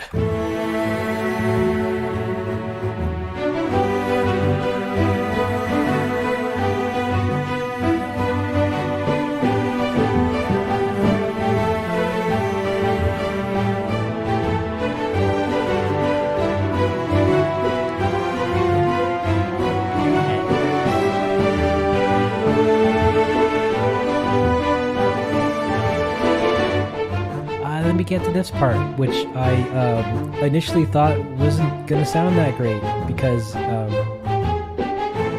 we kind of come off from a high without much of a transition, but then I ended up just liking it, so we just let it go. And yeah, can you release the KK crunchy version either way? you don't want it. Hey Densle, can you turn this into a song? I would love to hear a full version. Well, it really the idea for it only kind of lasts the duration of it, which is what is it, 2 minutes and 42 seconds. Like a full song, because the original song just loops, so there isn't really much to go along with. But the song is released. You can download it for free on the Bandcamp. It's called Terraform. Look at that image. It's so cute. And it's gonna be on Spotify hopefully in a week. I wish it was sooner, but it's out of my hands. Yeah, and that's kind of it. Also, I would probably just ruin the essence of it if I tried to force it into a big song, because my creative vision for it was yes, it needs to do exactly this for the video. So I appreciate the one for a bigger one. I'm some Nirisi character takes off his mask. No, you don't. He doesn't have a face. Just came back and I'm welcome with such a beautiful song. Welcome back. You're just in time for technically the end of the stream. At least now I can do the Q&A because I've talked about music. Talked about everything. Wow. Can you explain what he did to Lolly's house and why it was sent to the ground? Does that mean she's entered the void? That sounds like a lore question, to which I say, great question, amazing question. Moving on, your videos make me feel like a monster, but your work is so beautifully executed. Thank you, Bree. I'm really glad that you enjoyed the stuff. It's a good. It always warms my heart knowing that that they're liked. Yeah, great. Woo, thank you. Trust me, I want it. I need KK's way. Here, fine. I'll release a version of it in the Discord. Same with how I did the piano sketch version. Actually, what I was going to probably should have done was just upload it to Bandcamp, but just the different versions of it all in one big thing. But I can't now because this is a singular upload. No, I still can. I might do that later actually. There seems to be a want for it. Yeah. How many layers is that? This is a whopping 31 minus 30, 29, 28, 27, 26, 25, 24 layers. 24 layers of sweet, majestic Tina Guo going. Oh, right, that's the story I didn't tell.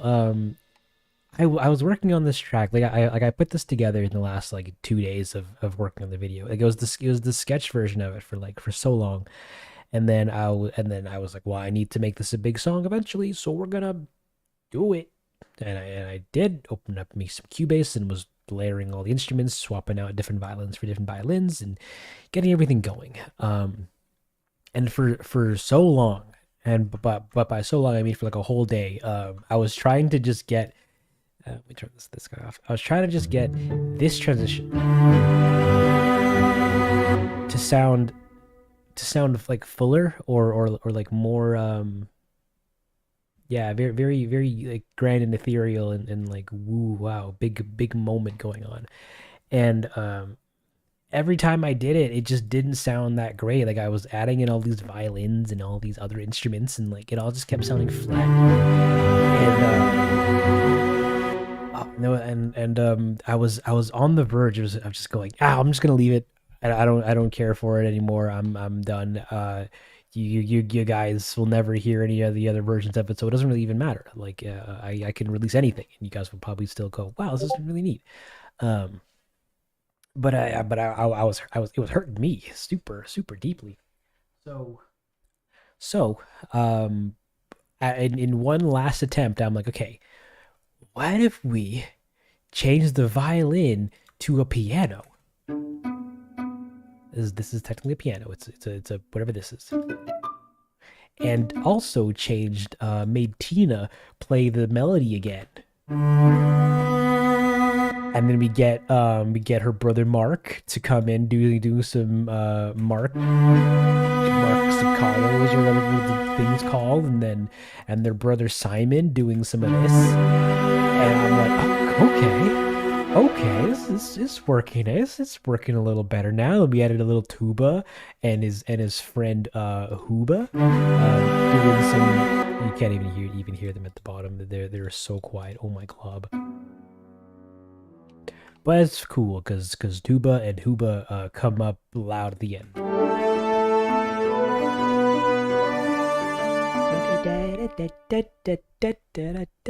You know, song. And then yeah, like literally that one switch of just changing two instruments made it sound significantly better, and I'm like, yes. And then I put it in the editor, and then I said, that's it. We're done. Just upload it to Sounddrop in Bandcamp and put in the video and finish it and release it the next day. And it was great. It was a good time. We ever released the KK Slider version? I love it. I guess I'll just put it on Bandcamp.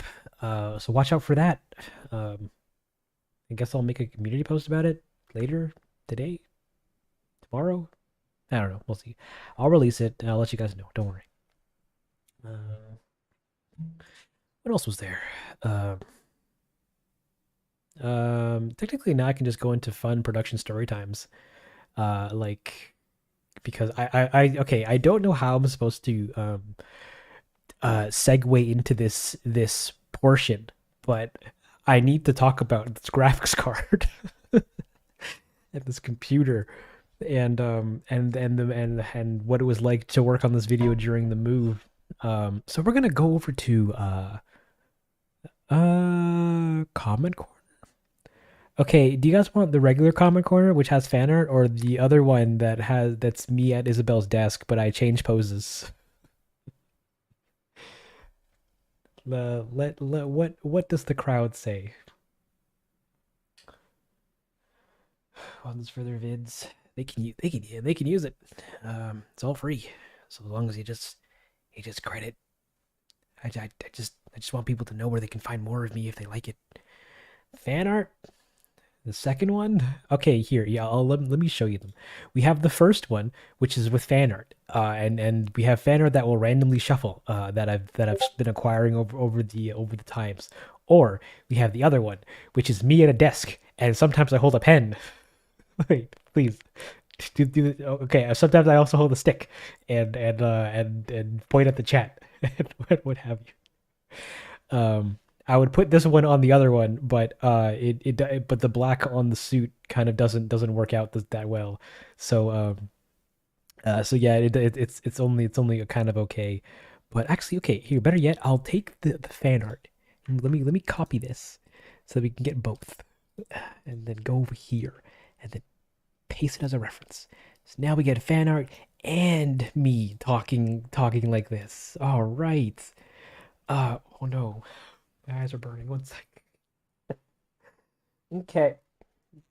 So, as some of you may know, um, during the production of this episode, I was working on it for about two-ish months at this point, and I was living in an apartment in another city, and it was going great. Everything was just going okay. And then some other nonsense about with living conditions kind of unfolded, and and I said, I think it's time to move. So me and some others, we decide to get a place together and move. It's a nicer place. The rent would be cheaper, and all would be well. And I said, bet, let's go. Um, the move was okay. The house is great. I'm here currently, and but during the entirety of August, April, on the oh okay, so while all this was going on, at some point, I was working on the video pretty much as much as I could, like up until the move, and then and then what happened? And then sometime in like March, April, March? Yeah, I think at the beginning of March or somewhere in February or somewhere between March and February, my graphics card died. Like I have I bought a 3090 on an RTX 3090 about a year ago, and and it died. Like it just one day I was trying to do some rendering, and it literally just said, "All right, thank you for your time, dongle. I'm out of here. Goodbye." And let's just stop working. And I said, "Oh no." I call the company that makes it, and I go, "Hey guys, your card decided to die. Can I get a new one, or can I get it repaired?" And they said, "Bet, send it into the factory." And I go, "Sweet." But they make me have to pay for it during that one time. And I go, that's okay because the landscape for getting graphics cards is kind of bunk. Actually, I should be playing some music right now. Let me get some of that going to make the sound less dire. Adele, I can't play you. You're illegal. Let's play some not illegal music. Yeah. So then I send the card to them, and then it takes like a month, and then they send it back repaired, or actually they send it randomly one day, and it arrives at my doorstep at like 3 weeks later, and they're like, "Here you go, we fixed it," and I'm like, sweet. And it lasts like 3-ish months, and then it dies again, and I go, "Oh, that's big sad. I'm trying to do make a video here, guys. Why can I get a card that like works because I need to render like a lot?" And they're like, it's fine. Don't worry about it, dong dong. We'll get you fixed up." So then I call them back again, and I'm like, "Hey, the card died. What's going on with that? Can I get a new one?" And they're like, "Okay, yeah, that's a-okay. We're gonna give you a shipping label. We're gonna send you you send us the card, we'll label it as pretty much worthless, and then we'll send you a brand new one once it reaches our facility." And I go, bet. That sounds like a great deal. Here you go. And I mail and this time they pay for shipping, so it's a good time. I mail the card, and and it goes out there. It takes like 2 weeks for it to arrive because it just decided to sit in the UPS warehouse for like a week. And then it gets there, and I'm like, hot diggity. The website is updated. It says it's ready to go, or they got it, and they're getting themselves ready. And I'm like, yes, amazing. And then silence for a couple days, and then I'm like, you guys said you were gonna send one when you did, and I looked at the website, and it looks like it's saying that oh wait, yeah, it's probably a bit loud. Uh, Sorry about that. Yeah, the website's saying that it's being repaired. Now, you said you're gonna send me a brand new one. What happened? What's going on? And they say, "Dongle, rest assured, we we'll get you a brand new card. What the site says is just a precautionary, like, internal kind of dialogue thing that our system uses. But your card is marked for replacement. Don't you worry. And I'm like, okay. And I hang up the phone. And then I wait a little bit longer, and then still nothing. And I call him back, and I'm like, hey, what's going on? And they go, dongle, big sad news. I know we said that we were gonna send you a card once like you had arrived at the facility, but oops, we kind of have none. And I said, and you waited a month to tell me? I got video surrender. I need this card. Technically not at the exact moment, because I was working on I was doing the animation and blocking and stuff like that prior. I'm like, I need this card. It was guys, and they're like, no, don't worry. If you don't hear from us in another week or another 2 weeks, then give us another phone call and we'll give you a refund or something. And I go, what? I can't use a refund. These cards cost like twice as much as they used to. I need a card, not money. Can I? Dave, help me out here. And he says, buddy, call back in a week or 2 weeks, and we'll get you sorted then. And he hangs up the phone. He didn't actually. He was a nice guy. But that's basically what he told me. So you know who I am. I assure you, he has no idea who I am. So then I wait 2 weeks, and by this time I'm getting close to the end, or I'm getting close to when I need to move from the place that I'm at, and I'm worried that they're not gonna have the card, and I'm gonna move, and they're gonna ship it to the previous address, and I'm not gonna know when, because they didn't tell me when they shipped it last time, and it's gonna be this big kerfuffle of nonsense. So I'm like, give me the goods. Whoa, thank you, Christina. Cause I appreciate your work with the HC New Horizons vids. Keep going. Oh, thank you so much. I really appreciate that. Yeah, so I'm getting nervous because I have to move soon, and I want the card before I move. Unrelated, but I also ordered a Steam Deck at the time, and I was worried that would also arrive late, and I would not get that. But that came, so that was fine. But anywho. So I give him a call one day, and there's one day when I wake up and I'm like furious. I'm like, okay, I'm about to throw some vocal hands here, because you guys are throwing me around here into this big circle of inconvenience with all this nonsense that you're putting me through. I need a graphics card, or like a decent refund, preferably, so I can actually buy another card.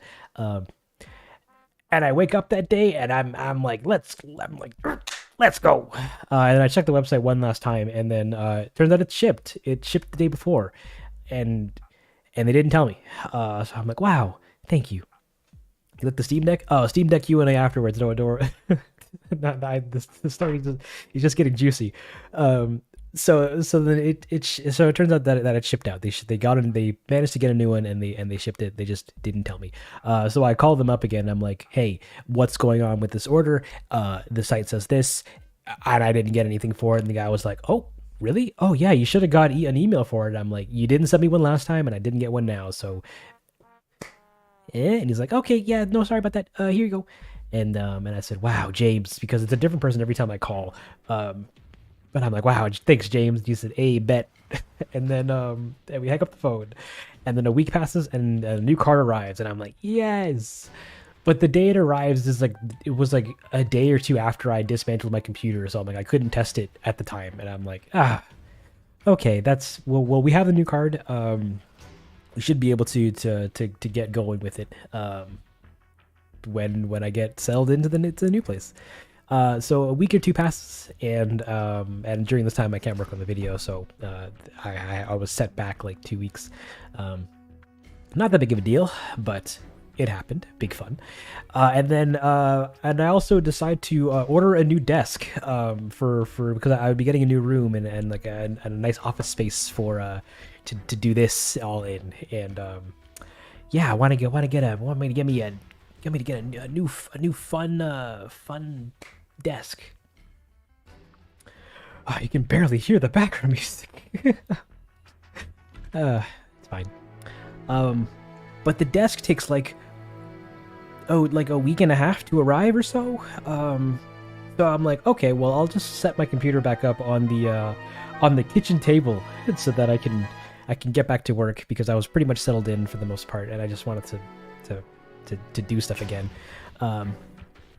So then, yeah, I set my computer up on this other table that we have downstairs, and I put the card in, and it works. It's a brand new card. It's amazing. It's a good time. We're all singing and dancing. By this point in the story, I was rendering this video. Like, I was just about to start rendering this video.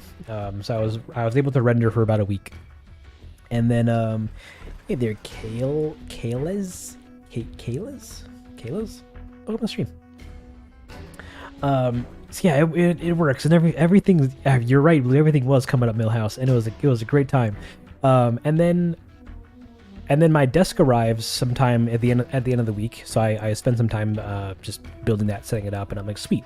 Now I can move my computer from downstairs to the actual room it's supposed to be in, my actual office little area, and it's all well and dandy. But also that following weekend, that would be approaching. We were hosting a party for my sister here at this place, and I was like, oh sweet, that's gonna be really fun. And I was absolutely going to peddle VR onto people, because that's what I do. So I'm working on the computer, and then now I have the computer set up upstairs in the proper place where it's supposed to be, and then we have this shindig that goes on. Everything's going great, and then at one point I walk outside and I go, where's this layer for this guy? Hold on. Hold on. So I come into the frame to the frame, and I go, hey guys, can I just use some VR? And everybody goes, oh my god, yeah, amazing, yeah, absolutely, get that going. And I say, sweet beat. Earlier in the day, I was doing some testing, because I wanted to know how seamless it would be for this to set up to quickly set up and create the VR experience for said party. So I do that, bust out a TV, bust out the headset, and get everything going. I was using the computer upstairs to do mirroring back to. I was mirroring my computer. I was streaming my computer's screen to a Steam link downstairs, which was showing what was happening in the VR headset on the TV, because the other alternative was showing it on an iPad, and I didn't want to do that. So that was working for a while. Everyone was having a good time with it. And this one lad rolls over, and he's like, "Hey, do you have any other games on this?" And I'm like, "Oh yeah, I got on my computer I have other PC VR games. We got like ping pong and like racquetball and like some other games, as well as boxing." And he's like, oh, "Can I play that?" And I'm like, I didn't account for people wanting to play PC VR stuff, so we're gonna yes, absolutely, if you're down to be a bit of a guinea pig while I like troubleshoot it. And he's like, do it. So I run upstairs, make sure everything's working and being a good, like, no one's upstairs by the way. This is all happening in the living room, but in the living room is where the headset and the TV and everything is. So then I go upstairs, I turn on I make sure any other programs that I need running are going, and I run back down, and I go, okay, we should be kind of good to go. I prepare it all, and it's all working. Like, it's streaming from the computer to the headset to the showing on the TV and all that fun stuff, and I'm like, yes, we're winning, son. And I take the controller that I have down there, so I can control the computer a little bit while I'm away from it, and I go and I boot up the game, and it just goes to black. There's just a black screen, and my mouse kind of rolling around. I'm like, this is weird. Give me 1 sec, and I run upstairs, and I get up there, and I'm like, computer, what are you doing? And the computer's looking at me going, buddy, I'm dying, man. I crashed, actually. I don't know how or why or what, or or where I'm going with my life, but my fans are revving at 100%, and your computer screen is not working. In fact, nothing's responding. I'm just on at 100 at max power, and I'm screaming and I'm like, okay, computer, calm down, calm down. So I lean down, I try to turn it off, and it's not working. So I pull the power for it, and I give it a restart, and I'm like, okay, it's all good. I just had a little bit of an episode. Are you doing okay? And it wakes up, or it turns on, but it doesn't actually fully turn on again. The screen is black, and nothing's working, and I'm like, computer, are you all right? And it's just coughing heavily at me. By coughing I mean not really doing anything. So I turn it back off and I turn it back on again, and same thing. It's not working. So I turn it back off, and the third time I turn it back on, it literally goes. There's a little explosion in it. There's a literal poof of sparks and smoke kind of filling my case, and I'm like, are you kidding me? Are you kidding me? Right this very second, right now, buddy. So then the card literally teenily exploded in my computer and stopped working. So I'm like, thank you so much, computer. So I run back downstairs and I'm like, okay, and I put my hand gently on the guy that was that requested this in the first place, and I'm like, hey man, this isn't your fault. No, this is not your fault. 100% entirely. This is unrelated. But my computer kind of exploded trying to get this game to start. So we're gonna not. We can't do boxing tonight. And he was like, nah. Okay, I'm sorry, man. And I'm like, no. I'm sorry. This is a bunch of other nonsense happening with the specific graphics card from the specific company. Then we dance a little bit more. Party goes on, and then what have you. And I'm like, okay, I cannot deal with this card anymore or this company, so I'm just going to buy a new one from a different maker and get a refund on this guy, and also get a new power supply, because I had some secret suspicions that was also a problem, but I didn't really know because the power supply was working pretty much with every other component of my computer, but it doesn't matter. So the following day, I was that night I ordered a new one, so a new computer component, because thank golly they're a little cheaper now. So it was cool.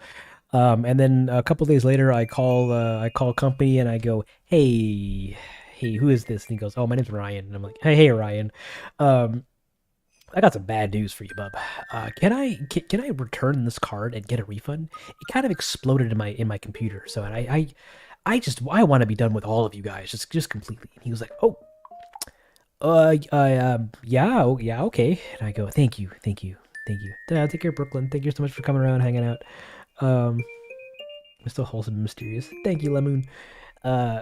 Yeah, so then I get them to just give me a good old refund on it, or at least send it to me, and hope that they actually do. So they give me a shipping label. This is the old one too, and yeah, I've been working with this newer one ever since, and it let me render the whole video as well as do the thing that the last card died doing, which was trying to stream from my computer to like just the other room kind of thing, like just play video games but over the internet kind of thing, like just stream from my computer to my headset. And it just did. The last card just said, I can't do this. Please stop it. And I look at it and I go, this is literally what you're designed to do, video graphics card. You're supposed to render graphics, and you're just not. And he said, you spent all this money on me, but I can't do it. I'm sorry. And I pat him on the back and I send him back to the States. And yeah, so ever since then we've been living. But during the process of me putting in the new power supply into my computer, I also ended up frying one of my hard drives. Unfortunately, not an important one. It was one that was what that held all my game files and local music libraries. It's you can't even hear it, but it's dead. It just stopped working. So I swapped out that with another hard drive that I also used for games and music, and have been living since. But yeah, it's a good time. We're brand new music now. We're with the with Asus Strix. and unfortunately I had to spend a little extra money so I could get it sooner, so I didn't have to wait a week to dot render. So, it's a time. It's been a whole time. The person that you've had graphics cards die before. This is a small fleeting suspicion, though. That's the thing. I never have. I still own my. Granted, only two. I've only kept two out of the three graphics cards that I've owned previously. But every other component that I've ever used in my computer, all the other components of my computer have been fine ever since I've gotten them. And whenever these cards die, I go back to a 1070 that I use, which is also a Asus Strix card or whatever, that I got like 8 years ago, and that still works. And the card that I have before that, which is a 970, it's so old it can't do anything anymore, but that still works.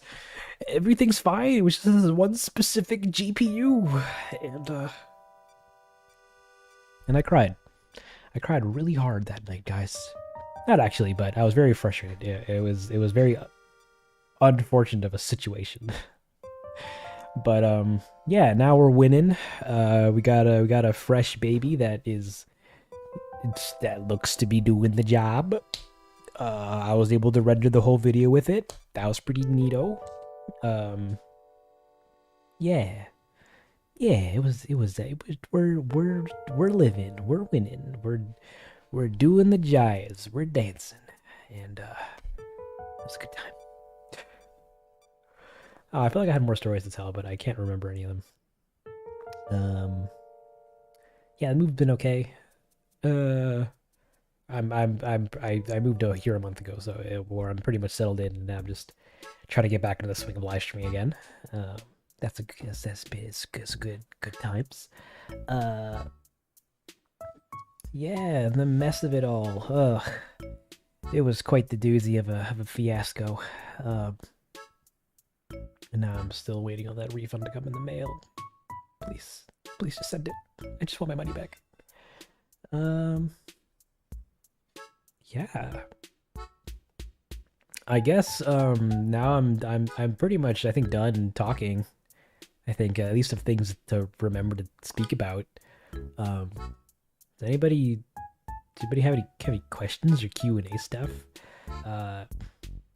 You said you were standing before. Do you have a standing desk? Yeah, I got a big old L-shaped standing desk with adjustable heights. So every now and again I can go, I'm tired of sitting, and then stand for another couple hours and go, I'm tired of standing, and then sit for another couple hours. And it's pretty good. I enjoy it. I dig it. But yeah, it's been a good time. You're gonna rally for you? Oh, you don't need to do that. It's you don't you fret. Favorite AC villager, Jeremiah. Will you use any more NPCs for the animations? You'll have to find out. Nice. He's a standing desk person now. Yeah. Now I can gloat about the ergonomics of it to everybody. Going, my back is now straight again. And what have you. Do you do all your videos by yourself? I do. That's why they take as long as they do. I am not a studio. I'm just one man trying to be a studio. I'm just gonna switch to Comment Corner now because that is an audio thing. Yeah. Yeah. What else is there? Well, I'm gonna go to bed. This was fun. Good night, everyone. Take care, Fortune Payback. Thank you so much for coming out, hanging out, chatting about being your best you. It's an honor. Please put Terraform music on YouTube too. It'll be there. Don't worry. Once it's ready to stream, once it's ready for all the other streaming platforms, it'll show up on here. I'll make a video about it. We'll sing and dance. You'll see it. Don't worry. As for that all the AC animations are just previews for a full feature movie at this point. Guys, making a feature would be so hard. Speaking of Jeremiah, he's actually one of my villagers in New Leaf. Nice. I was so shocked when he showed up. Me too. Actually, how I even got, because I have him on my island, and I got him because my friend had him on his island and wanted to get rid of him, um, and remembered that I liked him because I mentioned it once somewhere, I guess, to him, and he's like, "Yo, Dongle, he's in boxes. You want him out? Do you want him, buddy?" And I'm like, "Yes!" And I had to quickly force somebody out of my village, who ended up being Celia. Um, God bless her soul. She was amazing, and they swapped places. But yeah, yep. I know the videos are focused on Basketball, but will we see other villagers' friends again? I'm starting to really vibe with Kevin recently. I don't know. We'll have to find out. You plan on making another episode focusing on multiplayer? I don't know. We'll have to find out. You referenced to Dottie as everyone's favorite as a couple times, so it includes you, right? Did you finally acknowledge she's a favorite of yours? Did I win? No. Dottie could I don't know, get her house thrown into a hole. She's nice, but she's not my favorite. Take care, Alejandra. Thank you so much for stopping around and hanging out, chatting about being your best you. You gotta have a great rest of your day. Can you do a one-time video where you create a perfect world / wholesome world in Animal Crossing where it's not with Scary Mask Boy? Buddy, that sounds like work. I gotta make some stuff cute. Do you like Chrono Trigger soundtrack? I haven't listened to a lot of it. I've pretty much only listened to Quarters of Time, which is why I did the song about it. But from what I have heard about of it, it's pretty good. Oh, New Horizons so bad. I swear the game is like it's like a holy grail for someone like me. Why is my nose running? I'm not sick.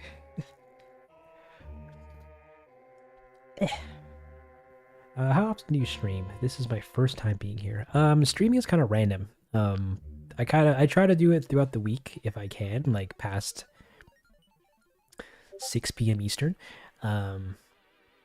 But it's very much just random because I can't do a consistent schedule because I can't stream everything that I work on all the time because for fear of spoilers and stuff. But yeah.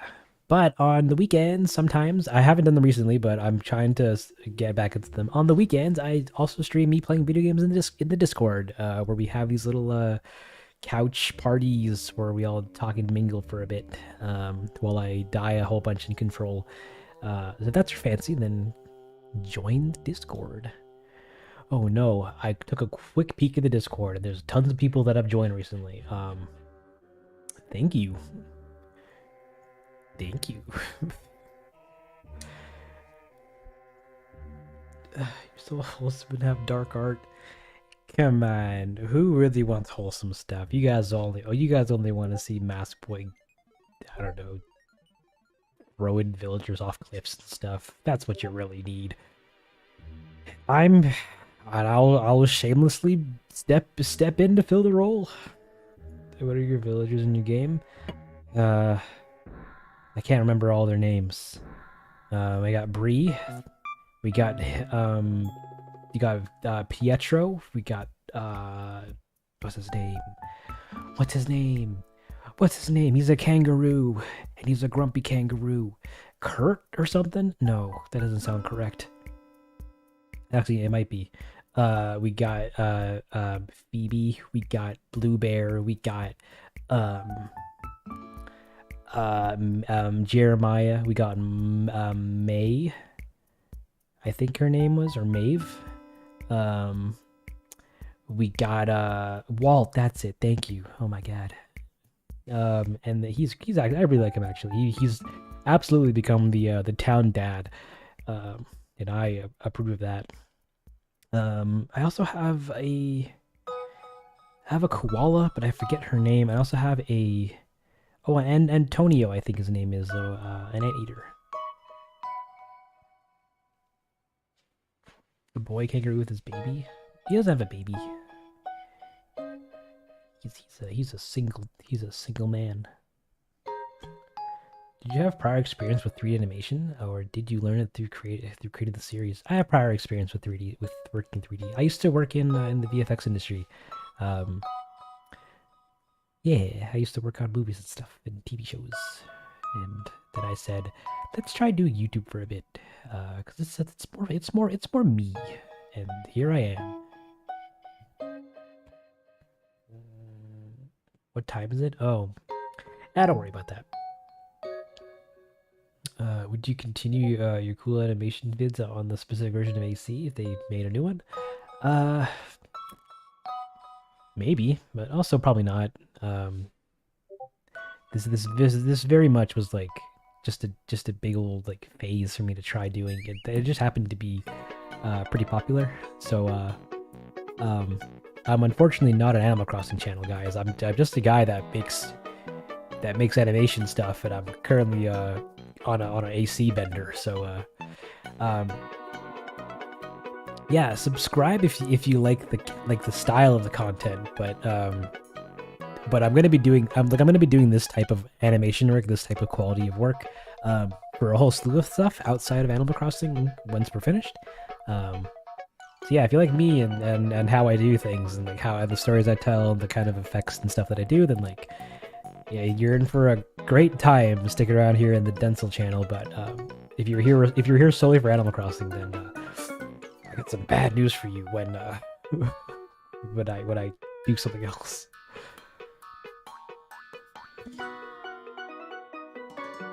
If Animal Crossing hires you to make an animation, what would your reaction be? I'd say, cool, and then do it, because I like money, or at least being paid to make stuff. You're not Animal Crossing channel? Prove it. Plug in all your other work. I'm super excited to see what you're gonna do in the future. Oh, thank you. That's great to know. But the song is very Banjo-Kazooie vibes. Ooh, I should get that soundtrack actually. Oh, you're awesome. Oh, thank you. I want political commentary. Oh god, the last thing I want to do is be a guy that gives you opinions about things, about real world events. You don't need that. At least not for me.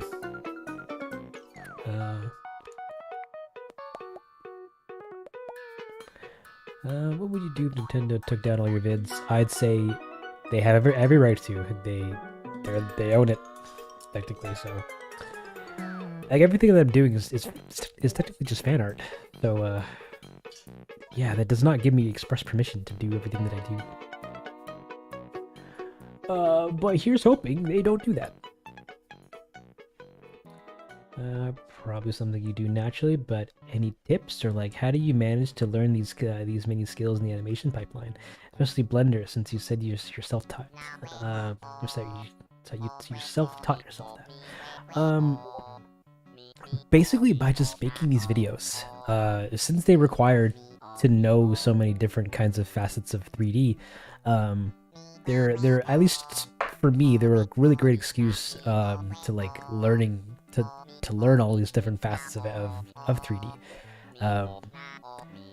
Like I like animation, like I like every aspect of the pipeline. So I give myself projects, and these videos are the results of them, of just different things and different different projects to help build my skills up.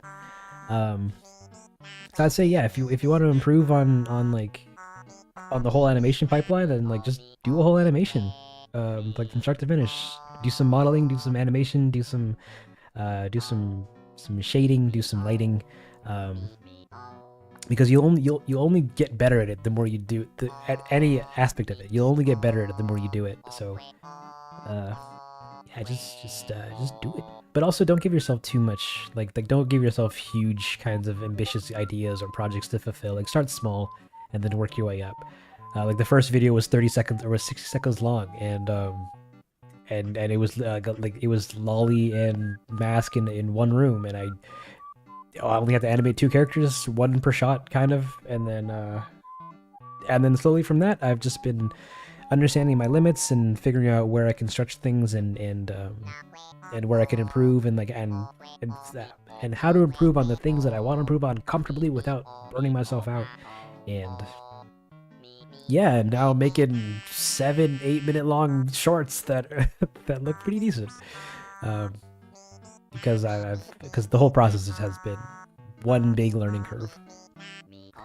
And anything that I don't know, like I'll also give myself tasks or ideas or shots that like I don't necessarily know how to do, but like I'm interested in figuring out. Like the day and night cycle shifting, or the furniture flying overhead, or I don't know, doing stuff in the sky or stuff that involves water. I'm like, I'll give myself stuff that doesn't seem too out of my reach, but also challenging enough for me to like seek out information on how to do it and learn how these kinds of things are produced. And that helps a ton, both directly and indirectly, because then I learn a lot about Blender. I learn a lot about other programs and how they work and how different tools work and how they work together and stuff like that. And like, it's a good time. You just give yourself stuff to do or projects to make, and you'll learn what you like throughout it. Pretty decent, unbelievable. Firstly, thank you very much for that. I really appreciate that. But also, yeah, you know, they're just videos. But thank you. I appreciate all your kind words. Oh no, where was I? Where was that question? There, yeah, great. The side of your Discord is coming to the stream. Oh no. Oh no. Yeah. There you go. Yeah, thank you. Would you ever consider making a cozy grove animation? Sorry, someone asked that. I am not familiar with that, unfortunately, but maybe. Delicious. Maybe if you start renaming the characters, Nintendo won't notice. Tom Nook, Tim Book. Ah, you're right. I should really do that. How do you make the 3D models for animations? I don't. I import them from the game files, and then I make them work. I give them bones. I give them rigs. I give them the textures, and we make them look like they do in the game as much as I can, at least. And then we animate them. Oh no, dramatic music time. Generally, how long does each video / project take to complete? About 3-ish months, give or take some weeks.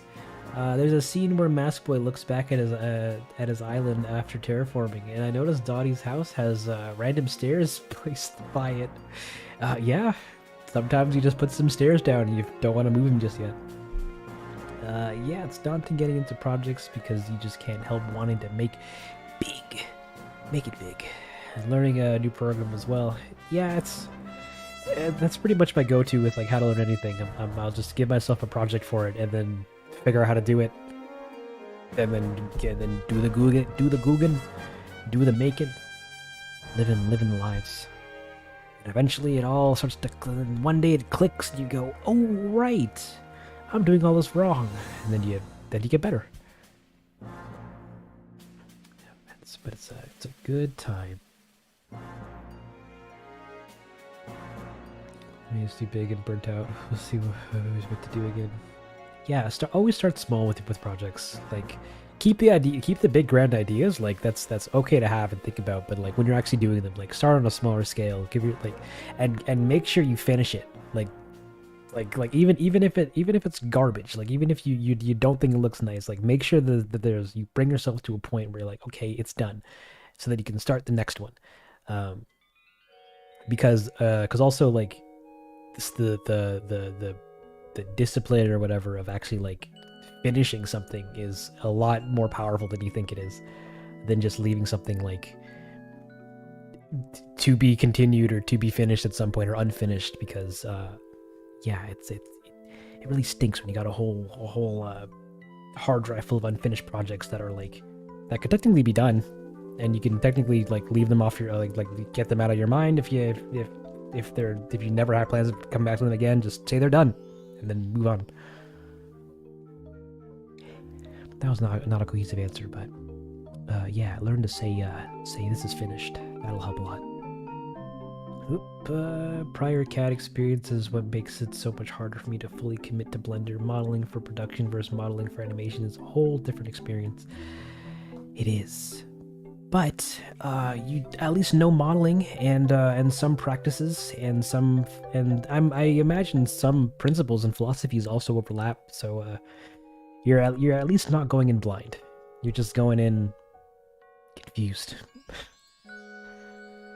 Like I used to use Maya.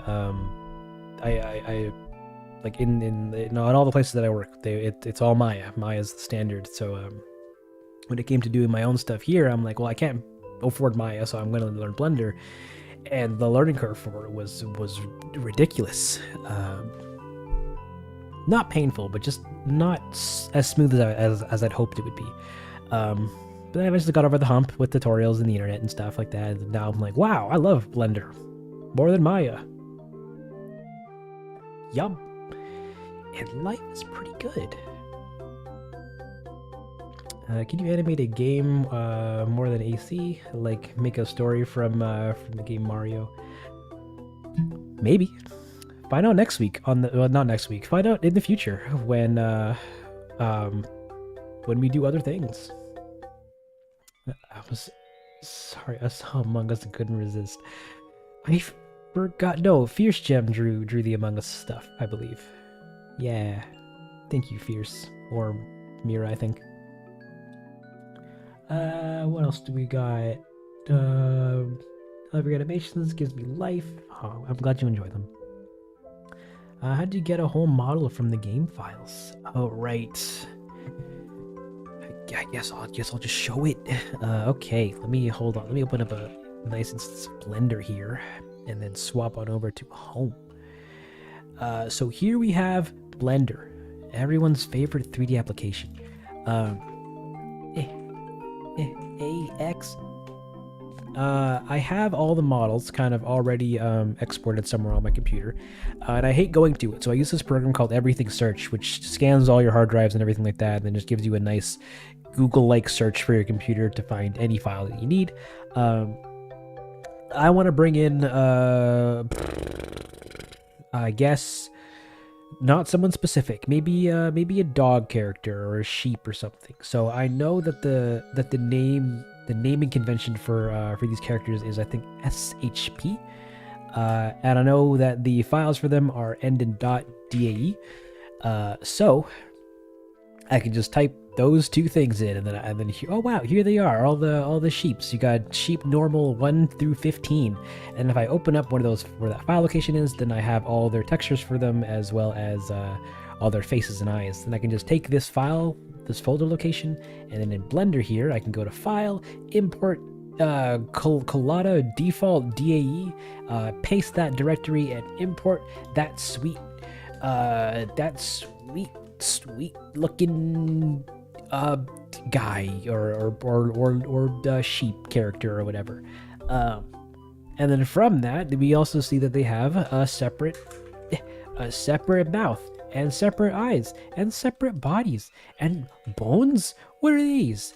So then I take all of these bits and I go, I want you, and I want you, and I want you to be all one big piece of geometry. So I hit Control J to join them together, and then I go into tab mode to edit their geometry. This is where we go to make them change their shapes or whatever. And I select all their vertices, and I hit M, and merge all the verts together. So, oh, never mind. Merge all the verts by distance. Then that gets rid of any weird seams that are that we see before, because before it was looking like this with all this ugly nonsense. But now, oh no, can I Control Shift set now if we do this, then it's seamless. Ooh, and then we have the model, and then they can do a backflip or something. Like, so yeah, but they also have these ugly bones, and these bones really do kind of be sucking because where is it?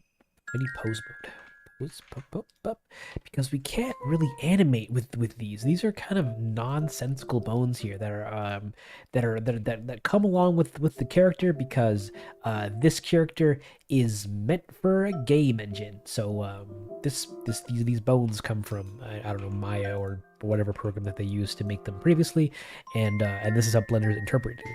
So we can't use these. Instead, I have to go into here and reset you, and then take all your bones and delete them. And then they throw a temper tantrum. They're like, I don't want to get up anymore. So I go, come on, you got this. So we get you straight up. We do the applying the transforms. Now they're working kinda, and then we go in and then we rig a character by adding in a human meta rig, and then we expand that up so that it's doing a thing, and then we'll go in and we'll put the bones here and the bones there and the bones and the waist there, and then once it's nice and ready to sorry, this is horrendous. Once it's nice and ready to go, we generate a rig, and then now we have, come on, don't crash, please. And oh wait, sorry, I forgot to do a very important thing here, which is applying the scale of this. And then we want to generate the rig. Come on, you can do it. You can do it. Yeah, now we have a rig that we can attach our rig to. So we take our geometry, we take our rig, and we hit Control P.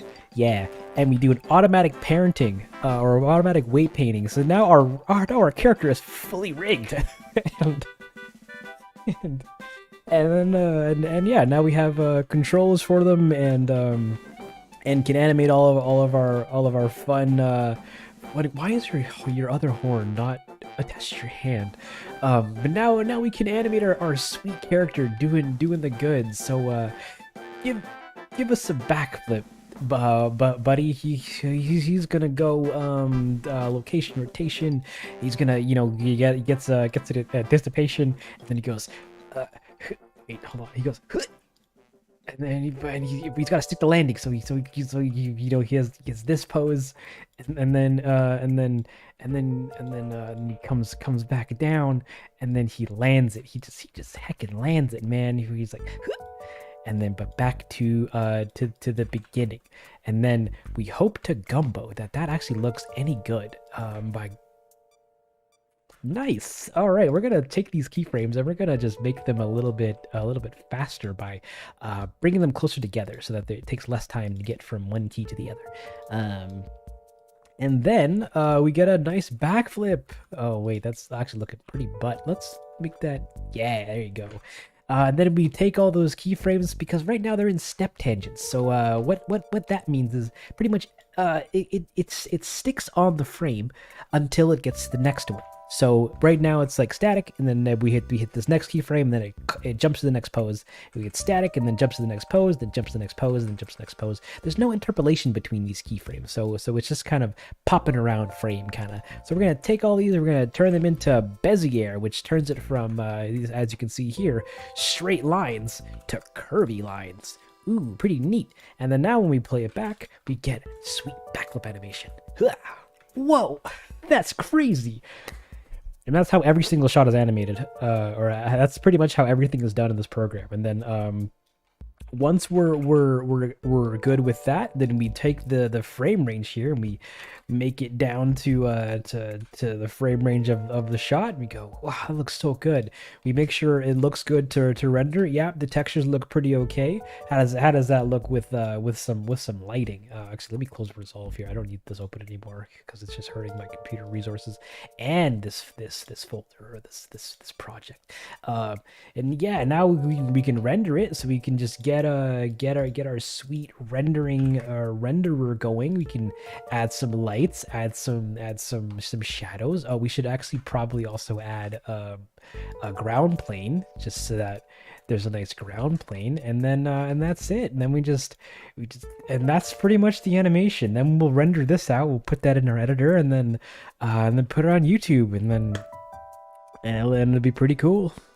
That's pretty much how That's pretty much exactly what I do. But just on the grander scale and doing this 100 times over for every shot. And it's a good time. I'm sorry, your original question was where do you get the models from, and I ended up showing you how a shot is animated from beginning to end. But I hope you learned something. That was, yeah, I know I did.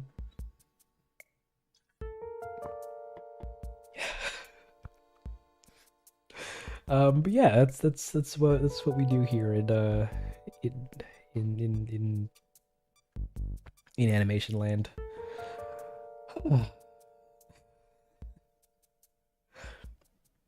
It also becomes a tradition that Densle creates a backflip every stream. They're just so easy to do, like, because like it takes forever for me to animate like a character doing an actual pose, but a backflip, it's like 5-8 keyframes. Like, just God, look at it. Oh no, actually this is looking weird. Hold on, we're gonna fix you up. Just get you. Maybe do that, and then he. Oh no, and then he does. And then he does that, and then he's straight. Yeah, yeah, yeah. You get the idea. They're doing a sick backflip. It's a good time. Best slash you've ever watched. I'm glad. I am so glad that you're having a good time. All right, what else do we got here? I can't believe I'm 5 hours late. Can't. Carmen! Sorry, I couldn't see the R from the distance I was sitting. Carmen, welcome to the stream. You're just in time to ask me any question that you want, and I'll give you any answer that I can think of. So long as the question is related to the animation. You can ask other questions, and I'll probably answer them anyways, but ideally, how did you do things? But yeah. Thanks for sharing your knowledge. Thanks for hearing it. Yeah. Thank you for being around. Just in general. Crazy Holly Animation has done a free software. Mad props. Thank you. Crazy to me that the software is even free to begin with, because Blender can do so much. It's a good time. The DSC videos? Thanks, dogs. I'm glad you do. What was your favorite? What was one feature you liked more in Blender than Maya? Oh, actually, this is a feature that everybody who initially starts using Blender hates, and I did too when I first did. But the shortcut based grabbing, scaling, and rotating feature, like if you just hit G, and anywhere with your mouse, anywhere in the this we don't need dramatic right now. We need somber. Okay, that's kind of scary. Yeah, okay. If you select anything and just hit G, then that toggles the grab feature, and then now anywhere your mouse moves, you can move whatever you're holding around. You can also then lock that to an axis by hitting either Y for Y or X for X-axis or Z for up and down, and you can swap the Z for Y if you prefer that, since mine is Y up and Z somewhere else. And you can also then combine them. So like, let's say I want to move this character. Like let's say I have a camera, and I just want to move him over to here or something. In Maya or any other 3D software, you have to take it, you have to get the gizmos, and you have to like hand move it all the way over there and into the background, and it's really cumbersome using gizmos. But in Blender, you can just hit G and then hit X and then Shift Z, and that locks it to an axis, and you can just move it with your mouse. That sounds really complicated, but it's like when you get into it, then like it becomes super fast and super easy to move things, to rotate things, to scale things, to just work in the program. It becomes so much faster when you're working with these kinds of shortcuts. Ever since then, I've hated gizmos with a burning passion. Like before, I was like, "Oh, there's no gizmos in Blender. Dumb software. I hate this." And I have to use the stupid grab thing, and it only works by the camera view and all that nonsense. But no, buddy. Once you get used to it, your life goes from down here to like to just friggin' away, yo. It just goes. It just goes, buddy. Oh no. Come back to me. Yeah, that's what I like about it. It's its most unique feature, if I'm guessing, at least, because no other program seems to do this. Maybe Unity, I think, but I'm not too sure. And most people hate it. Everyone loves gizmos, but then when you're working with animation, it's like then you have to gizmo every single controller here. So actually, let me get a better rig out here so that it's not super butt. Give me Harv's rig here. Yeah, so like if you're working with animation, then it's like every single controller you have to manually move with gizmos, and then I want to rotate it, I have to hit R and then rotate it, and then I want to move it, and I have to go get the move, and then move it, and now I want to rotate it again, I have to do a thing, and then I want to move it again. So like it's so slow. Granted, you can set this up to hotkeys, so you don't actually have to manually hit the buttons for them, but like with the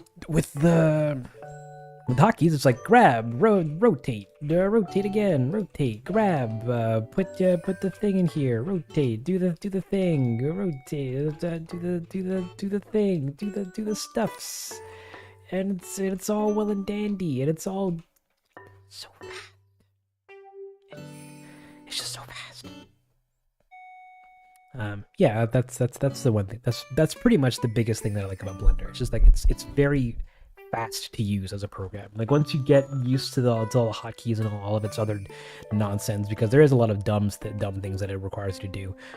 It's a very fast program to work in, and I love everything about it more than Maya. Like doing anything in Maya is it just hurts. But in Blender here, you can everything is just so speedy. Like you go to edit mode, you can do edit stuff. You jump into tab mode and then change the geometry. And then there's also the modifier stack, which 3ds Max has, but Maya doesn't. I don't know why Maya doesn't. This is literally the future, because this lets you procedurally edit your geometry and your objects and stuff without damaging them. And by damaging, I mean like permanently changing. Like, oh no, I moved Haru's entire cheek and ear. In Maya, that's permanent, but in Blender, I could just, I don't know, add a displace modifier and then like put a texture on it and have them just freaking do that, and like, it's not permanent. It's a good time. It's a good time. Blender's a good time. Oh no, take care, Zerky. I hope you had a great time. Setting advantage from the stream. Ah, yes. Thank you. How about have a great night? People hate this feature because this is how I learned to move things around in the viewport in Blender. This is the only way I move things. Like like when you're coming from another program like Maya or Max or Cinema 4D, like you're coming from however long of whatever amount of time experience you have with it, always just using gizmos and then thinking that like they're the only way to do a thing, and then when you come to Blender and it requires you to do something different, like something completely alienationally different. It's not a word, but you get the idea. It's very hard to pick up at the beginning of things, and it's very and like there's a lot of people that will like change a bunch of the program's hotkeys and like and try to make the program Maya or try to make the program Max, and that only hurts you in the long run, because all the tutorials, all the educational information about the program, all the hotkeys, everything that you would need to learn the program now becomes harder because all of your hotkeys are different, because you're not meeting Blender halfway, and that's really the biggest learning curve to overcome with Blender. It's just essentially just letting Blender be Blender, and working with its quirks and its pros, and unfortunately dealing with its cons. But that was a long-winded answer of I really like Blender. I think it's very fun to use. A lot more fun than Maya. Oh my god. What all goes into the sound of animation? Effects, speech. Oh no, I closed Resolve, but if you rewind about an hour and a half of the live stream, you can hear me talk about all things sound. But sound design is very much just layering things and making sure that everything that needs a sound effect has a sound effect, and one that hopefully looks or sounds good with it. In terms of there's speech for the characters. I made a little instrument here in Contact. Oh, will this do this? Yeah. I made a little oh no, you're not recognizing my MIDI. I made a little instrument here that does the the sounds of their animalese, and then I make clips of this to then cut back up into Resolve so that characters talk and I can have nice clean animalese audio. It's a good time. What else is there? I think this was the only way. It's amazing. No, come to the world of hotkeys for practice because of this. Yeah. Again, like the best way to learn like learn how to do things in a well, no. What am I trying to say? I'm trying to say, get comfortable in your programs. Like figure out all the hotkeys and how to navigate it around it, how the tools work and what they do, because then it makes using the program to make stuff in it a lot easier. If you just jump in blindly and just start clicking stuff, no, that's actually the way you're supposed to do it. But and like make projects or make stuff in it. Not that. Yeah, make stuff, but also while you're making stuff, learn what buttons do and why you're clicking on things and like where things are, and so that you're learning the program as well as how to do things in the program. If that, no, that's the same thing, but you get the idea. It's a process. That's a slow one. Give yourself time. You'll make it. You'll get there. The gizmos help if you only need to animate or tweak a small part of animation or pose.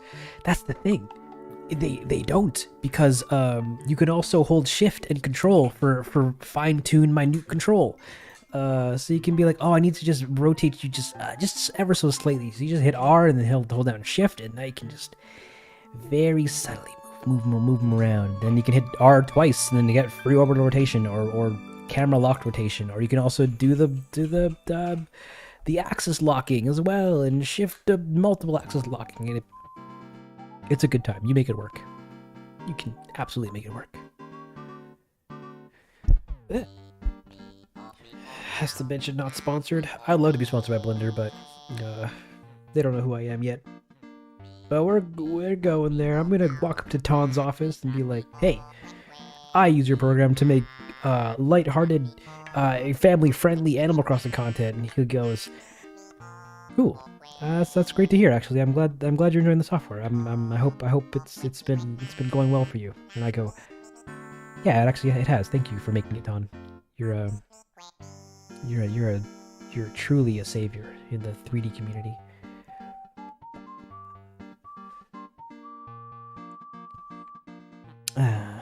Did you make the music for the most recent video? I love it, and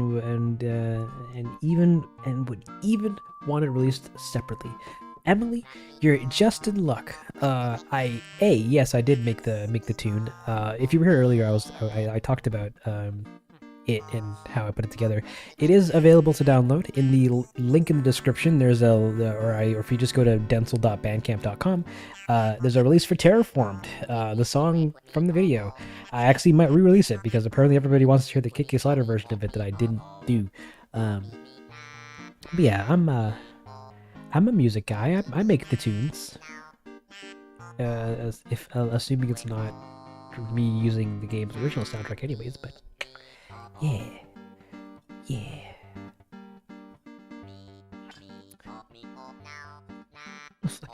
Family-friendly content.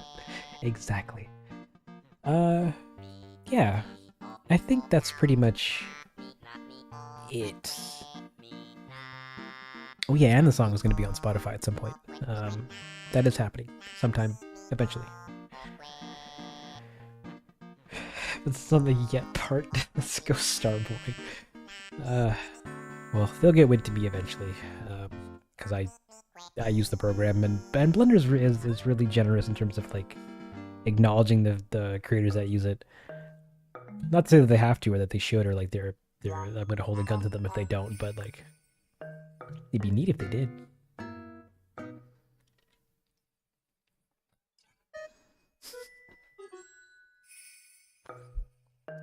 What gave the idea to make the AC Blender animations? I did all this crafting because I wanted to try. I also was testing out just in general how to do animation because where is it?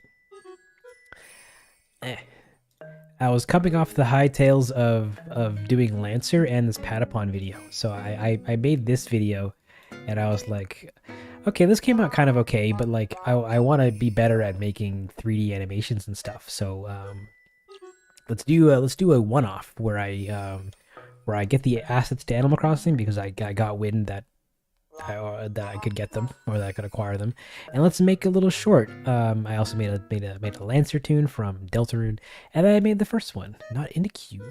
Stop it, close the player. Open.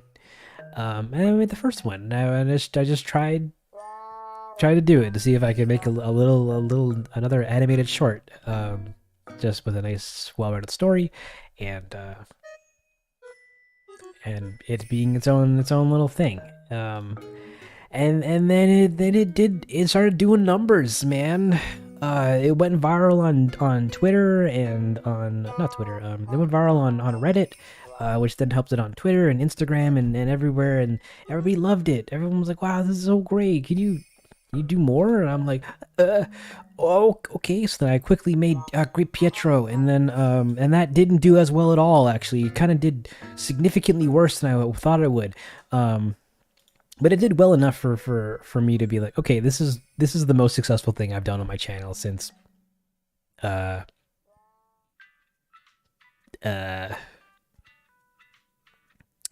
guess since the Steven Universe debacle. So I'm like, okay, we'll do some more because I came up with some other, with not just the story but like this one and some others. So I'll just repurpose those little tales into a little series, and then I did Morning Turnips, and then that that completely exploded on everywhere, and I'm like, all right, we're committing, we're gonna do them all. And then I said I'll do 10 guys, and make a series, and everyone said, oh cool. Wow, thank you so much, Dong Dong. And I'm like, hey, anything for you, beloved viewer. Beloved viewer. Do the dance, Harvey. Oh, actually, that reminds me. Lola, I have a bone to pick with you. You gave me the goods about the wiggle modifier, or the wiggle add-on here in Blender, and I'm like, ah, sweet. This is gonna do everything that I need it to do. The wiggle will get me the real views. And for those that don't know, there is an add-on here in Blender called Wiggle, or Wigglebone, and it makes it so that you can it'll dynamically animate portions of your rig that you kind of toggle it on to do. So I've been using it in this episode for things like ears and tails, so that I don't have to animate ears and tails. And it was going great. It was going amazing. But it turns out that there's a bit of a bug with it that I kind of found out about very inadvertently. No, that's not the word I'm looking for. Accidentally and inconveniently. Turns out if you where is it? Let me see if I can recreate it. If you have another object here and you animate the visibility of it, or try to animate the visibility of it, Blender crashes. And I didn't know why that was happening for like a couple days. I even put up a bug report for it, and the developer for it came out and said, Dongle, do you by chance have the wiggle add-on enabled in your scene? And I'm like, yes, is that the problem? He's like, try disabling it. And I'm like, and I did. And yeah, it turns out the wiggle add-on will crash your Blender if you try to animate visibility toggles for anything in your scene. If the add-on is enabled.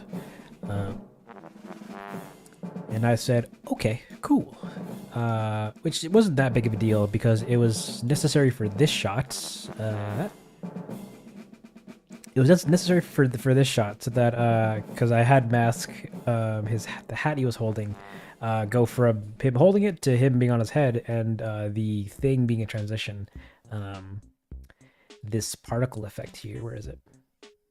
Come on, do the do. Get out of here, grass. Yeah, this particle effect was supposed to help hide where his hat kind of toggles on. So I had to animate the visibility of it, and it kept crashing every time I like scrub forward a frame, and I'm like, what's going on?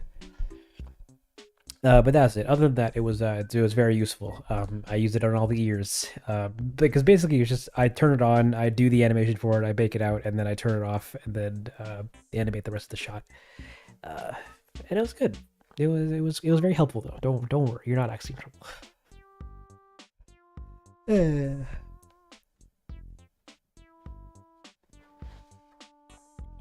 But it was good. It was a great time. What's the point of add-on if it doesn't even work? Right.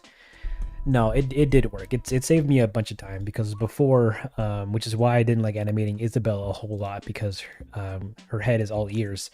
Where is it? Give me the goods. Give me your goods. Yeah, she's all ear, and I'm like every time I have to animate her, I have to animate her body, and then her ears and her hair bit at the top, and she's a lot of work. But with this add-on, I can do at least most of it, quote unquote, procedurally, so I don't have to do so much of this nonsense by hand. And it was very useful. So don't you fret. Doesn't like Blender have something similar to Wigglebone with the graph editor modifier noise? It does, but noise is it has a mind of its own. I use it actually to do idle animations for all the characters. So I layer them up here in the non-linear animation editor. We have a big chunk that is just their torso, their hips, their torso, and their head kind of just moving at their own rate or pace or whatever. And then then I layer the actual animation of what they're doing on top of that, and it's all well and dandy. Animating noise so that it drives something dynamic, like that's supposed to look dynamic, like the jiggle or flapping of ears and stuff, is a lot more work than it's worth. Because it requires you having to animate it on and then off, and then all that other nonsense, and then it never really looks that great because it also isn't predictable. Yeah, it has its uses. Just not in the realm of making ears and tails flap. But body movements, that's great. I use it all the time for animating. Yeah, any like rapid motion body stuff that they're doing, like any talking that they need to do, I'll often use noise. Nook's nose, I'll often use noise for it.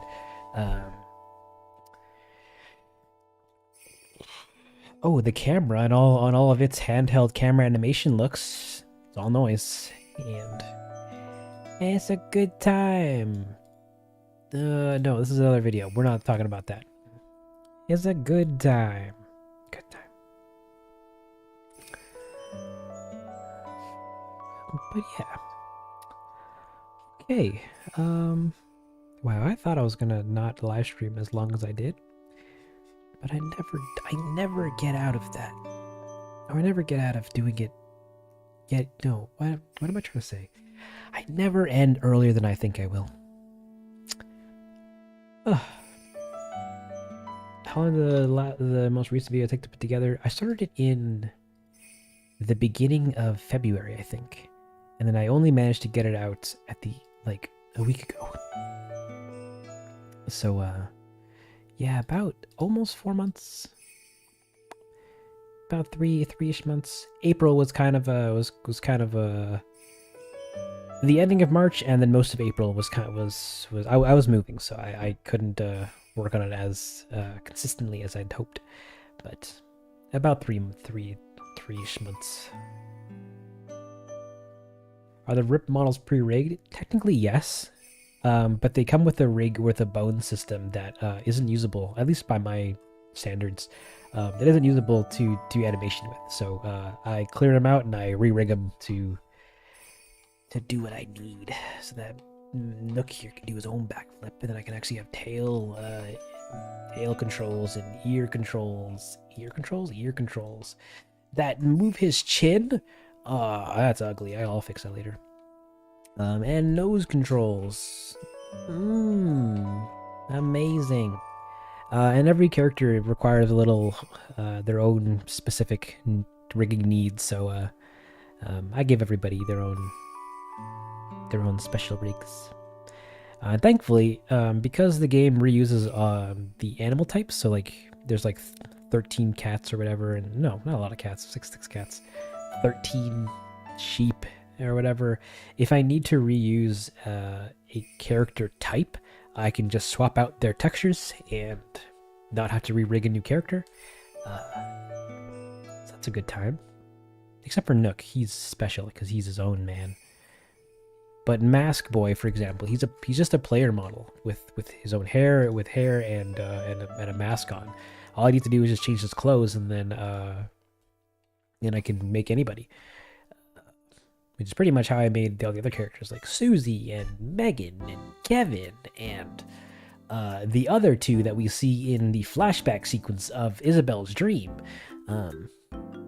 Yeah, it's all one. It's just the same rig for the most part, but just with different clothes.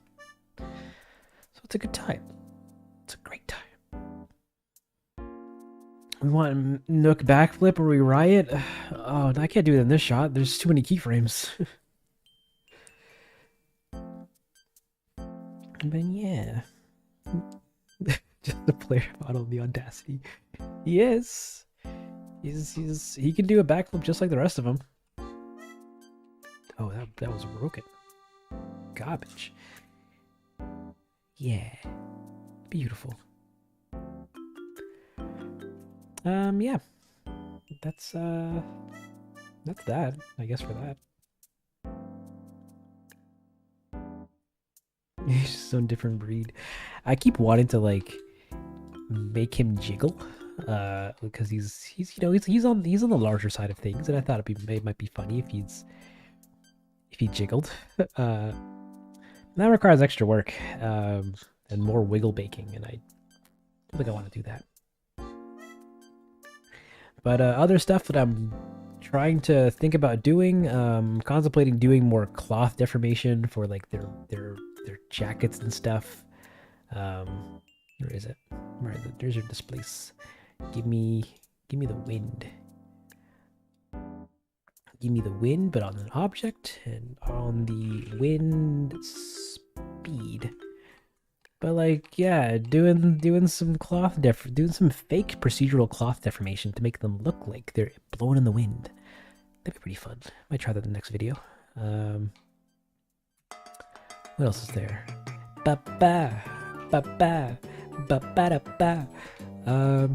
Yeah, we're gonna be doing some more ear wiggling. Might try to do some more weather effect stuff. Yeah, there's a bunch of stuff that I want to try doing in the next video. So it might not look great, but I'm trying it anyways.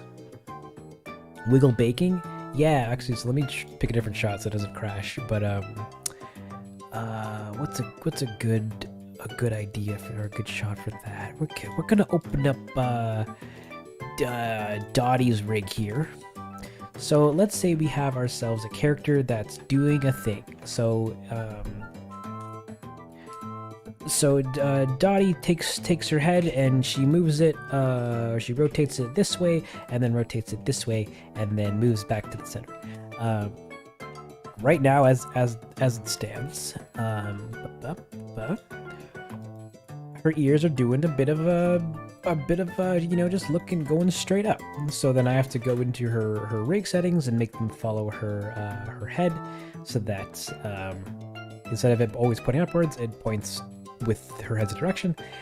But then it's looking flat. So I want to add some extra dynamicism. Dynamic.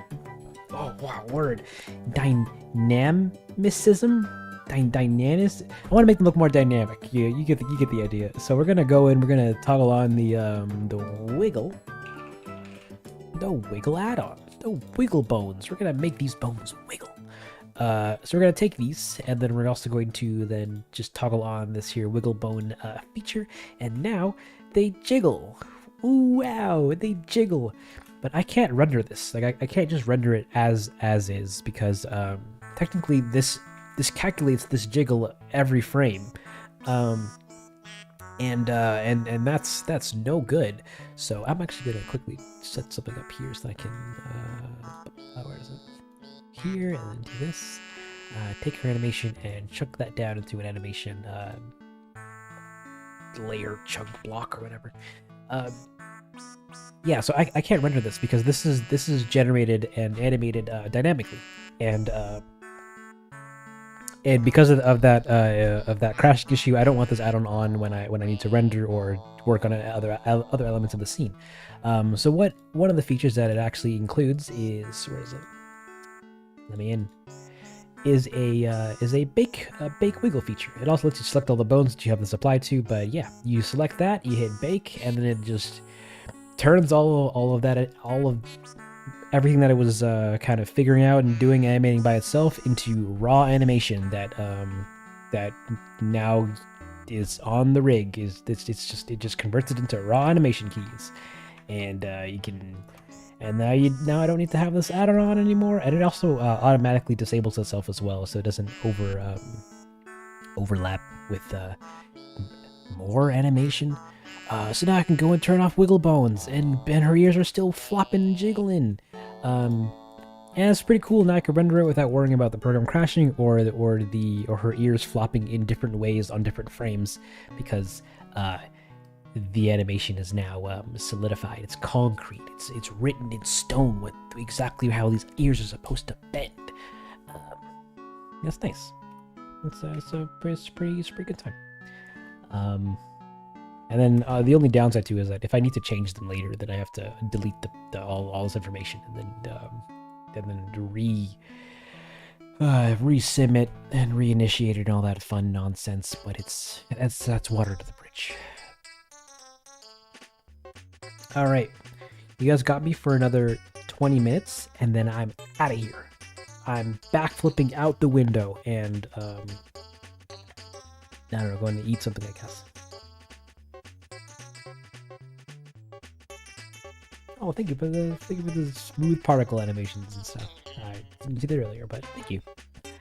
Hey, your animations are sick. Anyways, how are you? I'm great.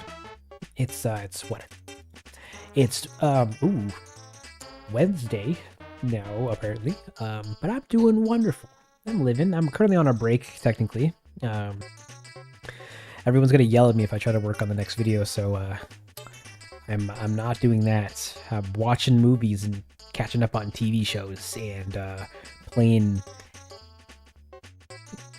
the thought of me thinking about playing video games again. Yeah, it's pretty good. It's pretty good. How many books would Tom Nook cook if Tom Nook cooked his books? Maybe like 12. Another name for me, tanning outside, wiggle baking, Shelly Bones. Yes, the wiggle. Is this live? It always is live.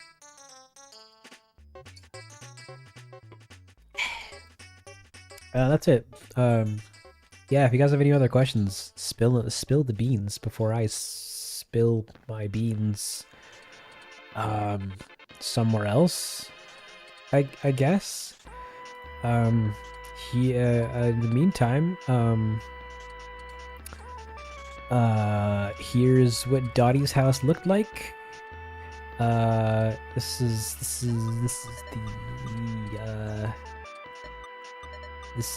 her house. It's recreated 1-to-1 as we see it in the game. Pretty cool. It's Wednesday, my dudes. Uh, I wonder what mask is hiding behind his mask. Maybe another mask. We better take a good solid break. We are. Journey stream when? I streamed Journey, I think, once in the Discord. But I can stream it again. It's a great game. The stream was lovely. I'm glad I've been here for a little while. I hope you sleep sometime, Densle. I know you didn't mention the time. Kind of suspicious. Don't worry about that, Jigger. But thank you. I'm glad you enjoyed it. Have yourself a great night. My question is here. Did you watch MOM? Oh, you're gonna have to give me the full acronym of that. I'm not sure what MOM means. Is it going to go down next episode? I don't know. I don't know what down means, but find out in the next episode. Gyroids can't live without him. Yeah, beautiful. Are they pronounced gyroids or gyroids or something? No, I don't know. How long does a typical video take to make? Time. At least now we do. Thanks for the stream. Been a lot of fun. A lot of fun. Thank you, Sleepy. The new Garumi Fox Dreamy. I'm sorry, that was terrible, but thank you. I would love to watch you play Jury. It's my comfort game. Slamming. Then maybe I might put it on the docket again because it's pretty short. But yeah. After your ASU series, do you have plans for something else? If so, could you tell? I do have plans. I've been pretty intensely thinking about what I'm going to be doing next. But I can't talk about it because the success of it highly relies upon the reception of the end of the series. So that's your homework for tonight, guys. Get excited for what's next. But not too excited because I don't want to disappoint you if it ends up not being a cup of tea. But yeah, we're doing some stuff. We're thinking about stuff. Is the video gonna get serious? I mean, come on, every video's serious. Like, it's just how it is.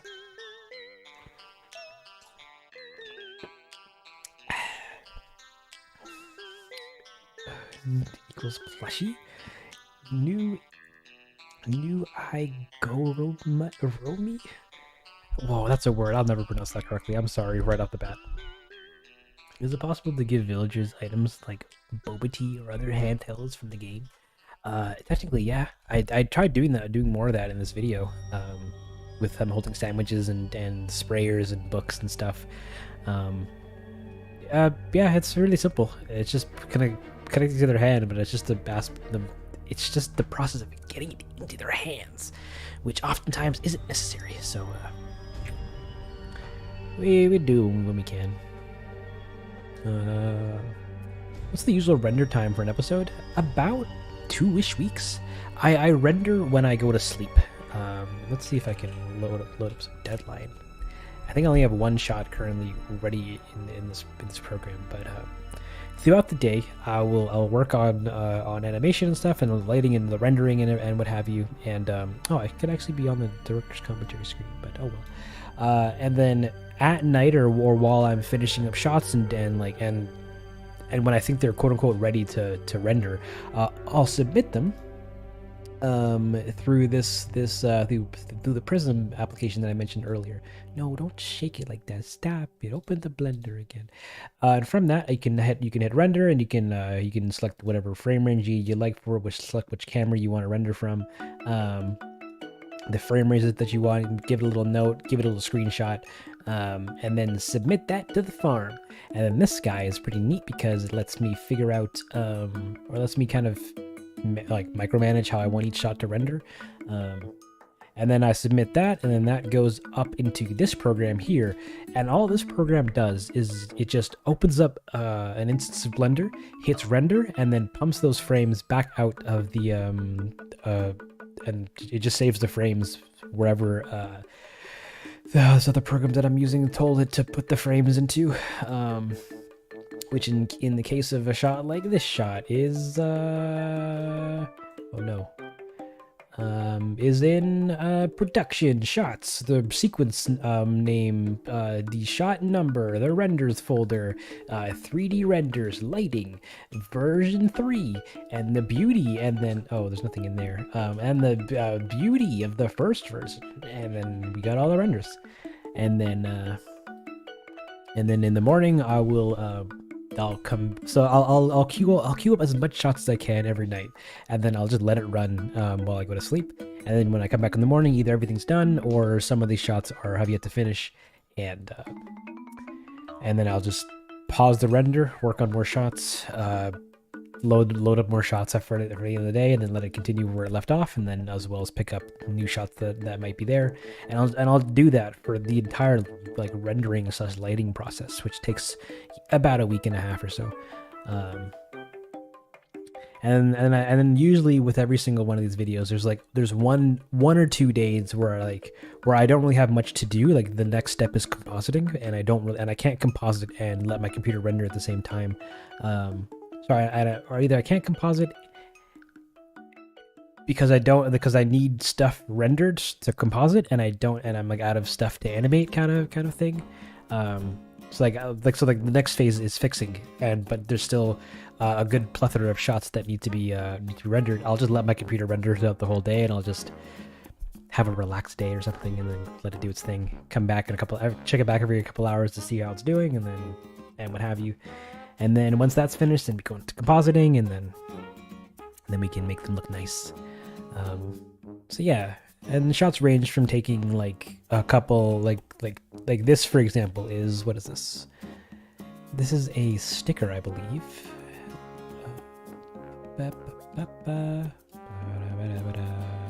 Yeah, this is a sticker for Isabel's mouth. This was the last thing that was rendered.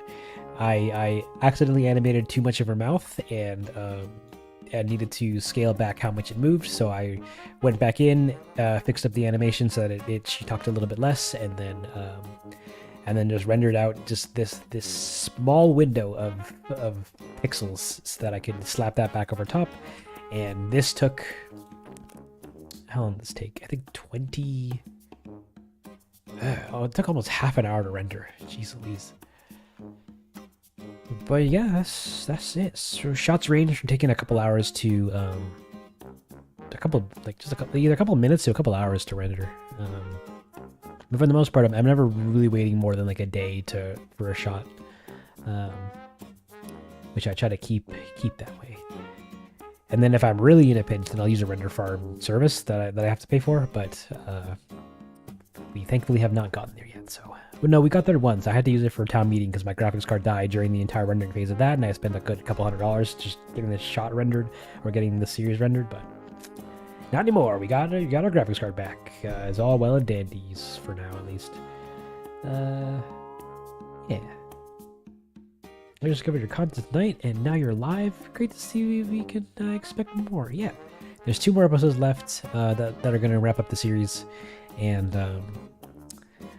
I'm excited about doing them. I'm very excited about doing them because I came up with their ideas a year ago and thought I would never get this far with them, and now I'm here. So now I'm like, holy cannoli! I'm actually gonna be able to do the idea that I wanted to do. That's wild. So yeah, thank you guys for watching and being around and supporting me along the way, and sharing with all your friends, and actually making all this feasible to do. I very much appreciate you guys. Yeah. Any specific scene you're excited for people to see in this video? In the time traveling video or the next video? The next video, I can't talk about it. This current video, all of it, just watch it all. And the end. Stop clicking off the ending of the ending of the video, guys. Yeah, stop clicking off the end of the video, guys. There's always end credits. Kind of. No, I only started doing that in boxes, but yeah, there's you can expect them now, so please watch them.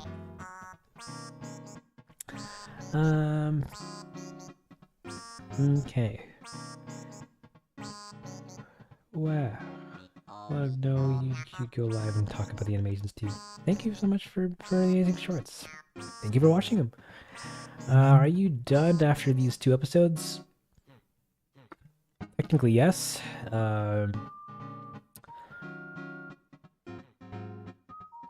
But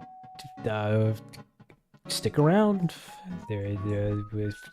Just stick around. Can you edit these commentaries into old style video ones? I really like the stock images and miss them. So do I. But the unfortunate truth to them is that they take too long to make, and not enough people watch them to make the effort put into them kind of worth it. Unfortunately, I do plan to make them again, and I do want to do a big series retrospective at the end of this all, which will be edited in that same kind of style, and it will be like a whole documentary. But currently, until the series is finished, I probably won't be doing them again. But they're not dead. Don't worry. I appreciate the fact that you want them.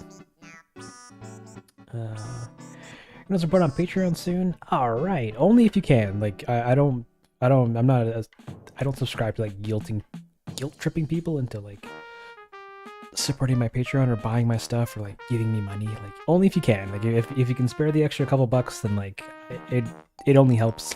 If not, then like being around, watching the videos, sharing, subscribing, and doing all this stuff, it's just as valuable. So yeah, keep do the best you can, but no rush.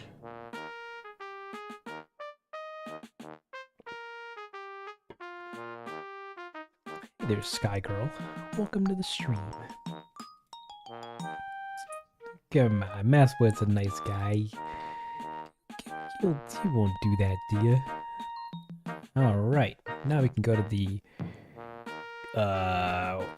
comment corner, I guess. Oh no, you have me for 5 more minutes, guys. You know what that means.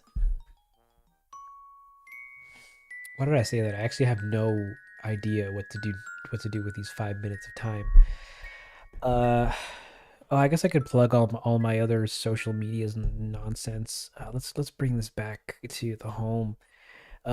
Hey guys, make sure to like and subscribe and follow me on everywhere. On arts, there's a link in the description, which is the Linktree a Linktree link that's got everything from the ArtStation posts, where you can go to see all the high resolution images of and some of the more behind the scenes 2D stuff for every single video that I've released so far, at least the Animal Crossing ones.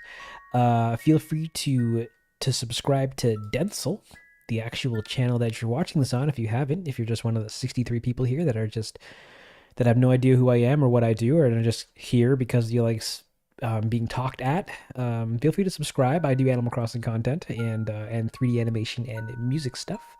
We also have a second channel, which is Densle 2, which is where I post which is where I'll probably be posting this later once I figure out all the timestamps for it, as well as comparison videos, so you can see all the other stuff, all the other versions of a video side by side, and go, wow, I love seeing T-posing Isabelle. She's so cool. Yeah, feel free to support me on Patreon. All that money just goes right back into doing more of this.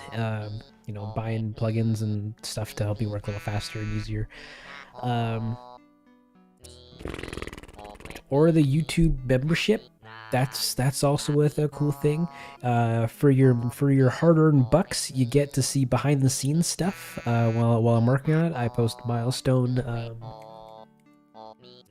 updates whenever I reach them, and then show you guys little snippets of upcoming videos and stuff for the public. Oh, and you also get, if you pay more than $5, you also get the stems to the music. Any song I've most of the recent music that I've done, I'll post the stems for them up there as well, so you can, I don't know, hear a piano doing its own thing. What else is there? If you like the song Terraforming, it's on Bandcamp for free. If you'd like to use it in any of the stuff that you'd like or that you're working on, you're free to use it. All I ask is credit in return. You can monetize it. You can send it to your friend. You can put it on your Instagram stories. I don't really care so long as you go. Densle made this. Then that's a-okay in my books. Do whatever you want with it. What else is there? You can feel free to follow me on YouTube. There's also merch. You wanna get a sweater, or a hat or a mug? All proceeds help support the channel, and you get a cool piece of thing in return. I'd be lying if I said I don't drink hot chocolate out of my mug at least once a week. It's a good time. Patreon, Instaham, Twitter.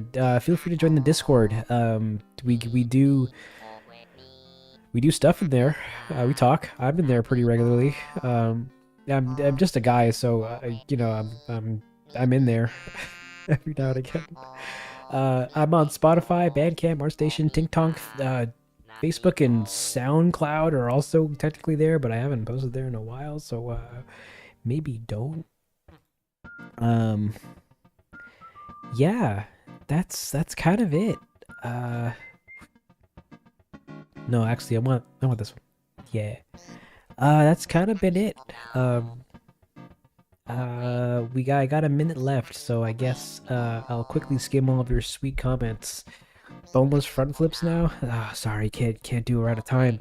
You guys need to his Patreon. He's perfectly fine with supporting himself through making an OnlyFans. Please, I can't do that. I don't even have a face technically. Damn. What time is it by you? Don't worry about that. None your business. Hilariously ironic name. But also not implying that rudely. Why is the YouTube button shuddering in anticipation? I don't know, because it loves to. Yeah, that's kind of it. I think in terms of the commentary video, thank you all so much for coming around and hanging out, chatting about, doing the do's, being yourselves and hanging out and all that fun stuff. I hope you guys learned something. I hope you had a good time. I know I did, and I'm gonna now go and I don't know, do something else. Thanks for giving us the earthy information. It was delicious. Star Professor, just using your lingo, told you I was learning. I hate that. 0 out of 10. Yeah, feel free to join the Discord. After party is going to be there, at least until I pass out. And yeah, that's it. That's been it. I've been me. You've been you. Thank you so much for coming around to the live stream and being the cool guy. Cool guy or girl or they them or whatever you prefer me call you as. Imagine me saying that. And yeah, I will catch you guys whenever I live stream next. I guess the next time I live stream will be another kickoff when I do some asset gathering and stuff for the next video. Oh, actually, do I even need to do that? Hold on. Maybe. I don't know. I think I might actually have everything I need to do the next video. I also can't live stream a lot of it, I don't think, because it's pretty spoiler heavy. Pretty much every point through and through. It's gonna be like Isabel's Dream again, where I'm like, I have to be very vague about it. But we'll see. I'll try it. I'll try to stream some stuff for it. Yeah, thank you for the stream today. Ding dong, I always have a good time watching your streams. Thank you, I'm glad you enjoyed it. Thank you for an amazing stream. Make sure to rest in and ear. Keep up the amazing work. Thank you, Sky Girl. Okay. I'm gonna pass out. Sounds like a good time. Good old Reagan. I just got on. Oh, I'm sorry, Bam. We're closing up shop. But yeah. Alrighty. Where's my end stream button? You're in here somewhere. You're over here. Thank you for coming around, guys. I love you. I've been me. You've been yourself. This commentary is going to be uploaded onto the second channel as well, a little bit later, maybe in a day or two. So if you wanted to rewatch it then, it should have timestamps. And if not, you can also watch it here. It'll be in the the playlist. Other than that, goodbye. Yeah. Yeah. Yeah? Yeah. Yeah, I think that's it. Um I think that's everything. Bye. Bye. Bye.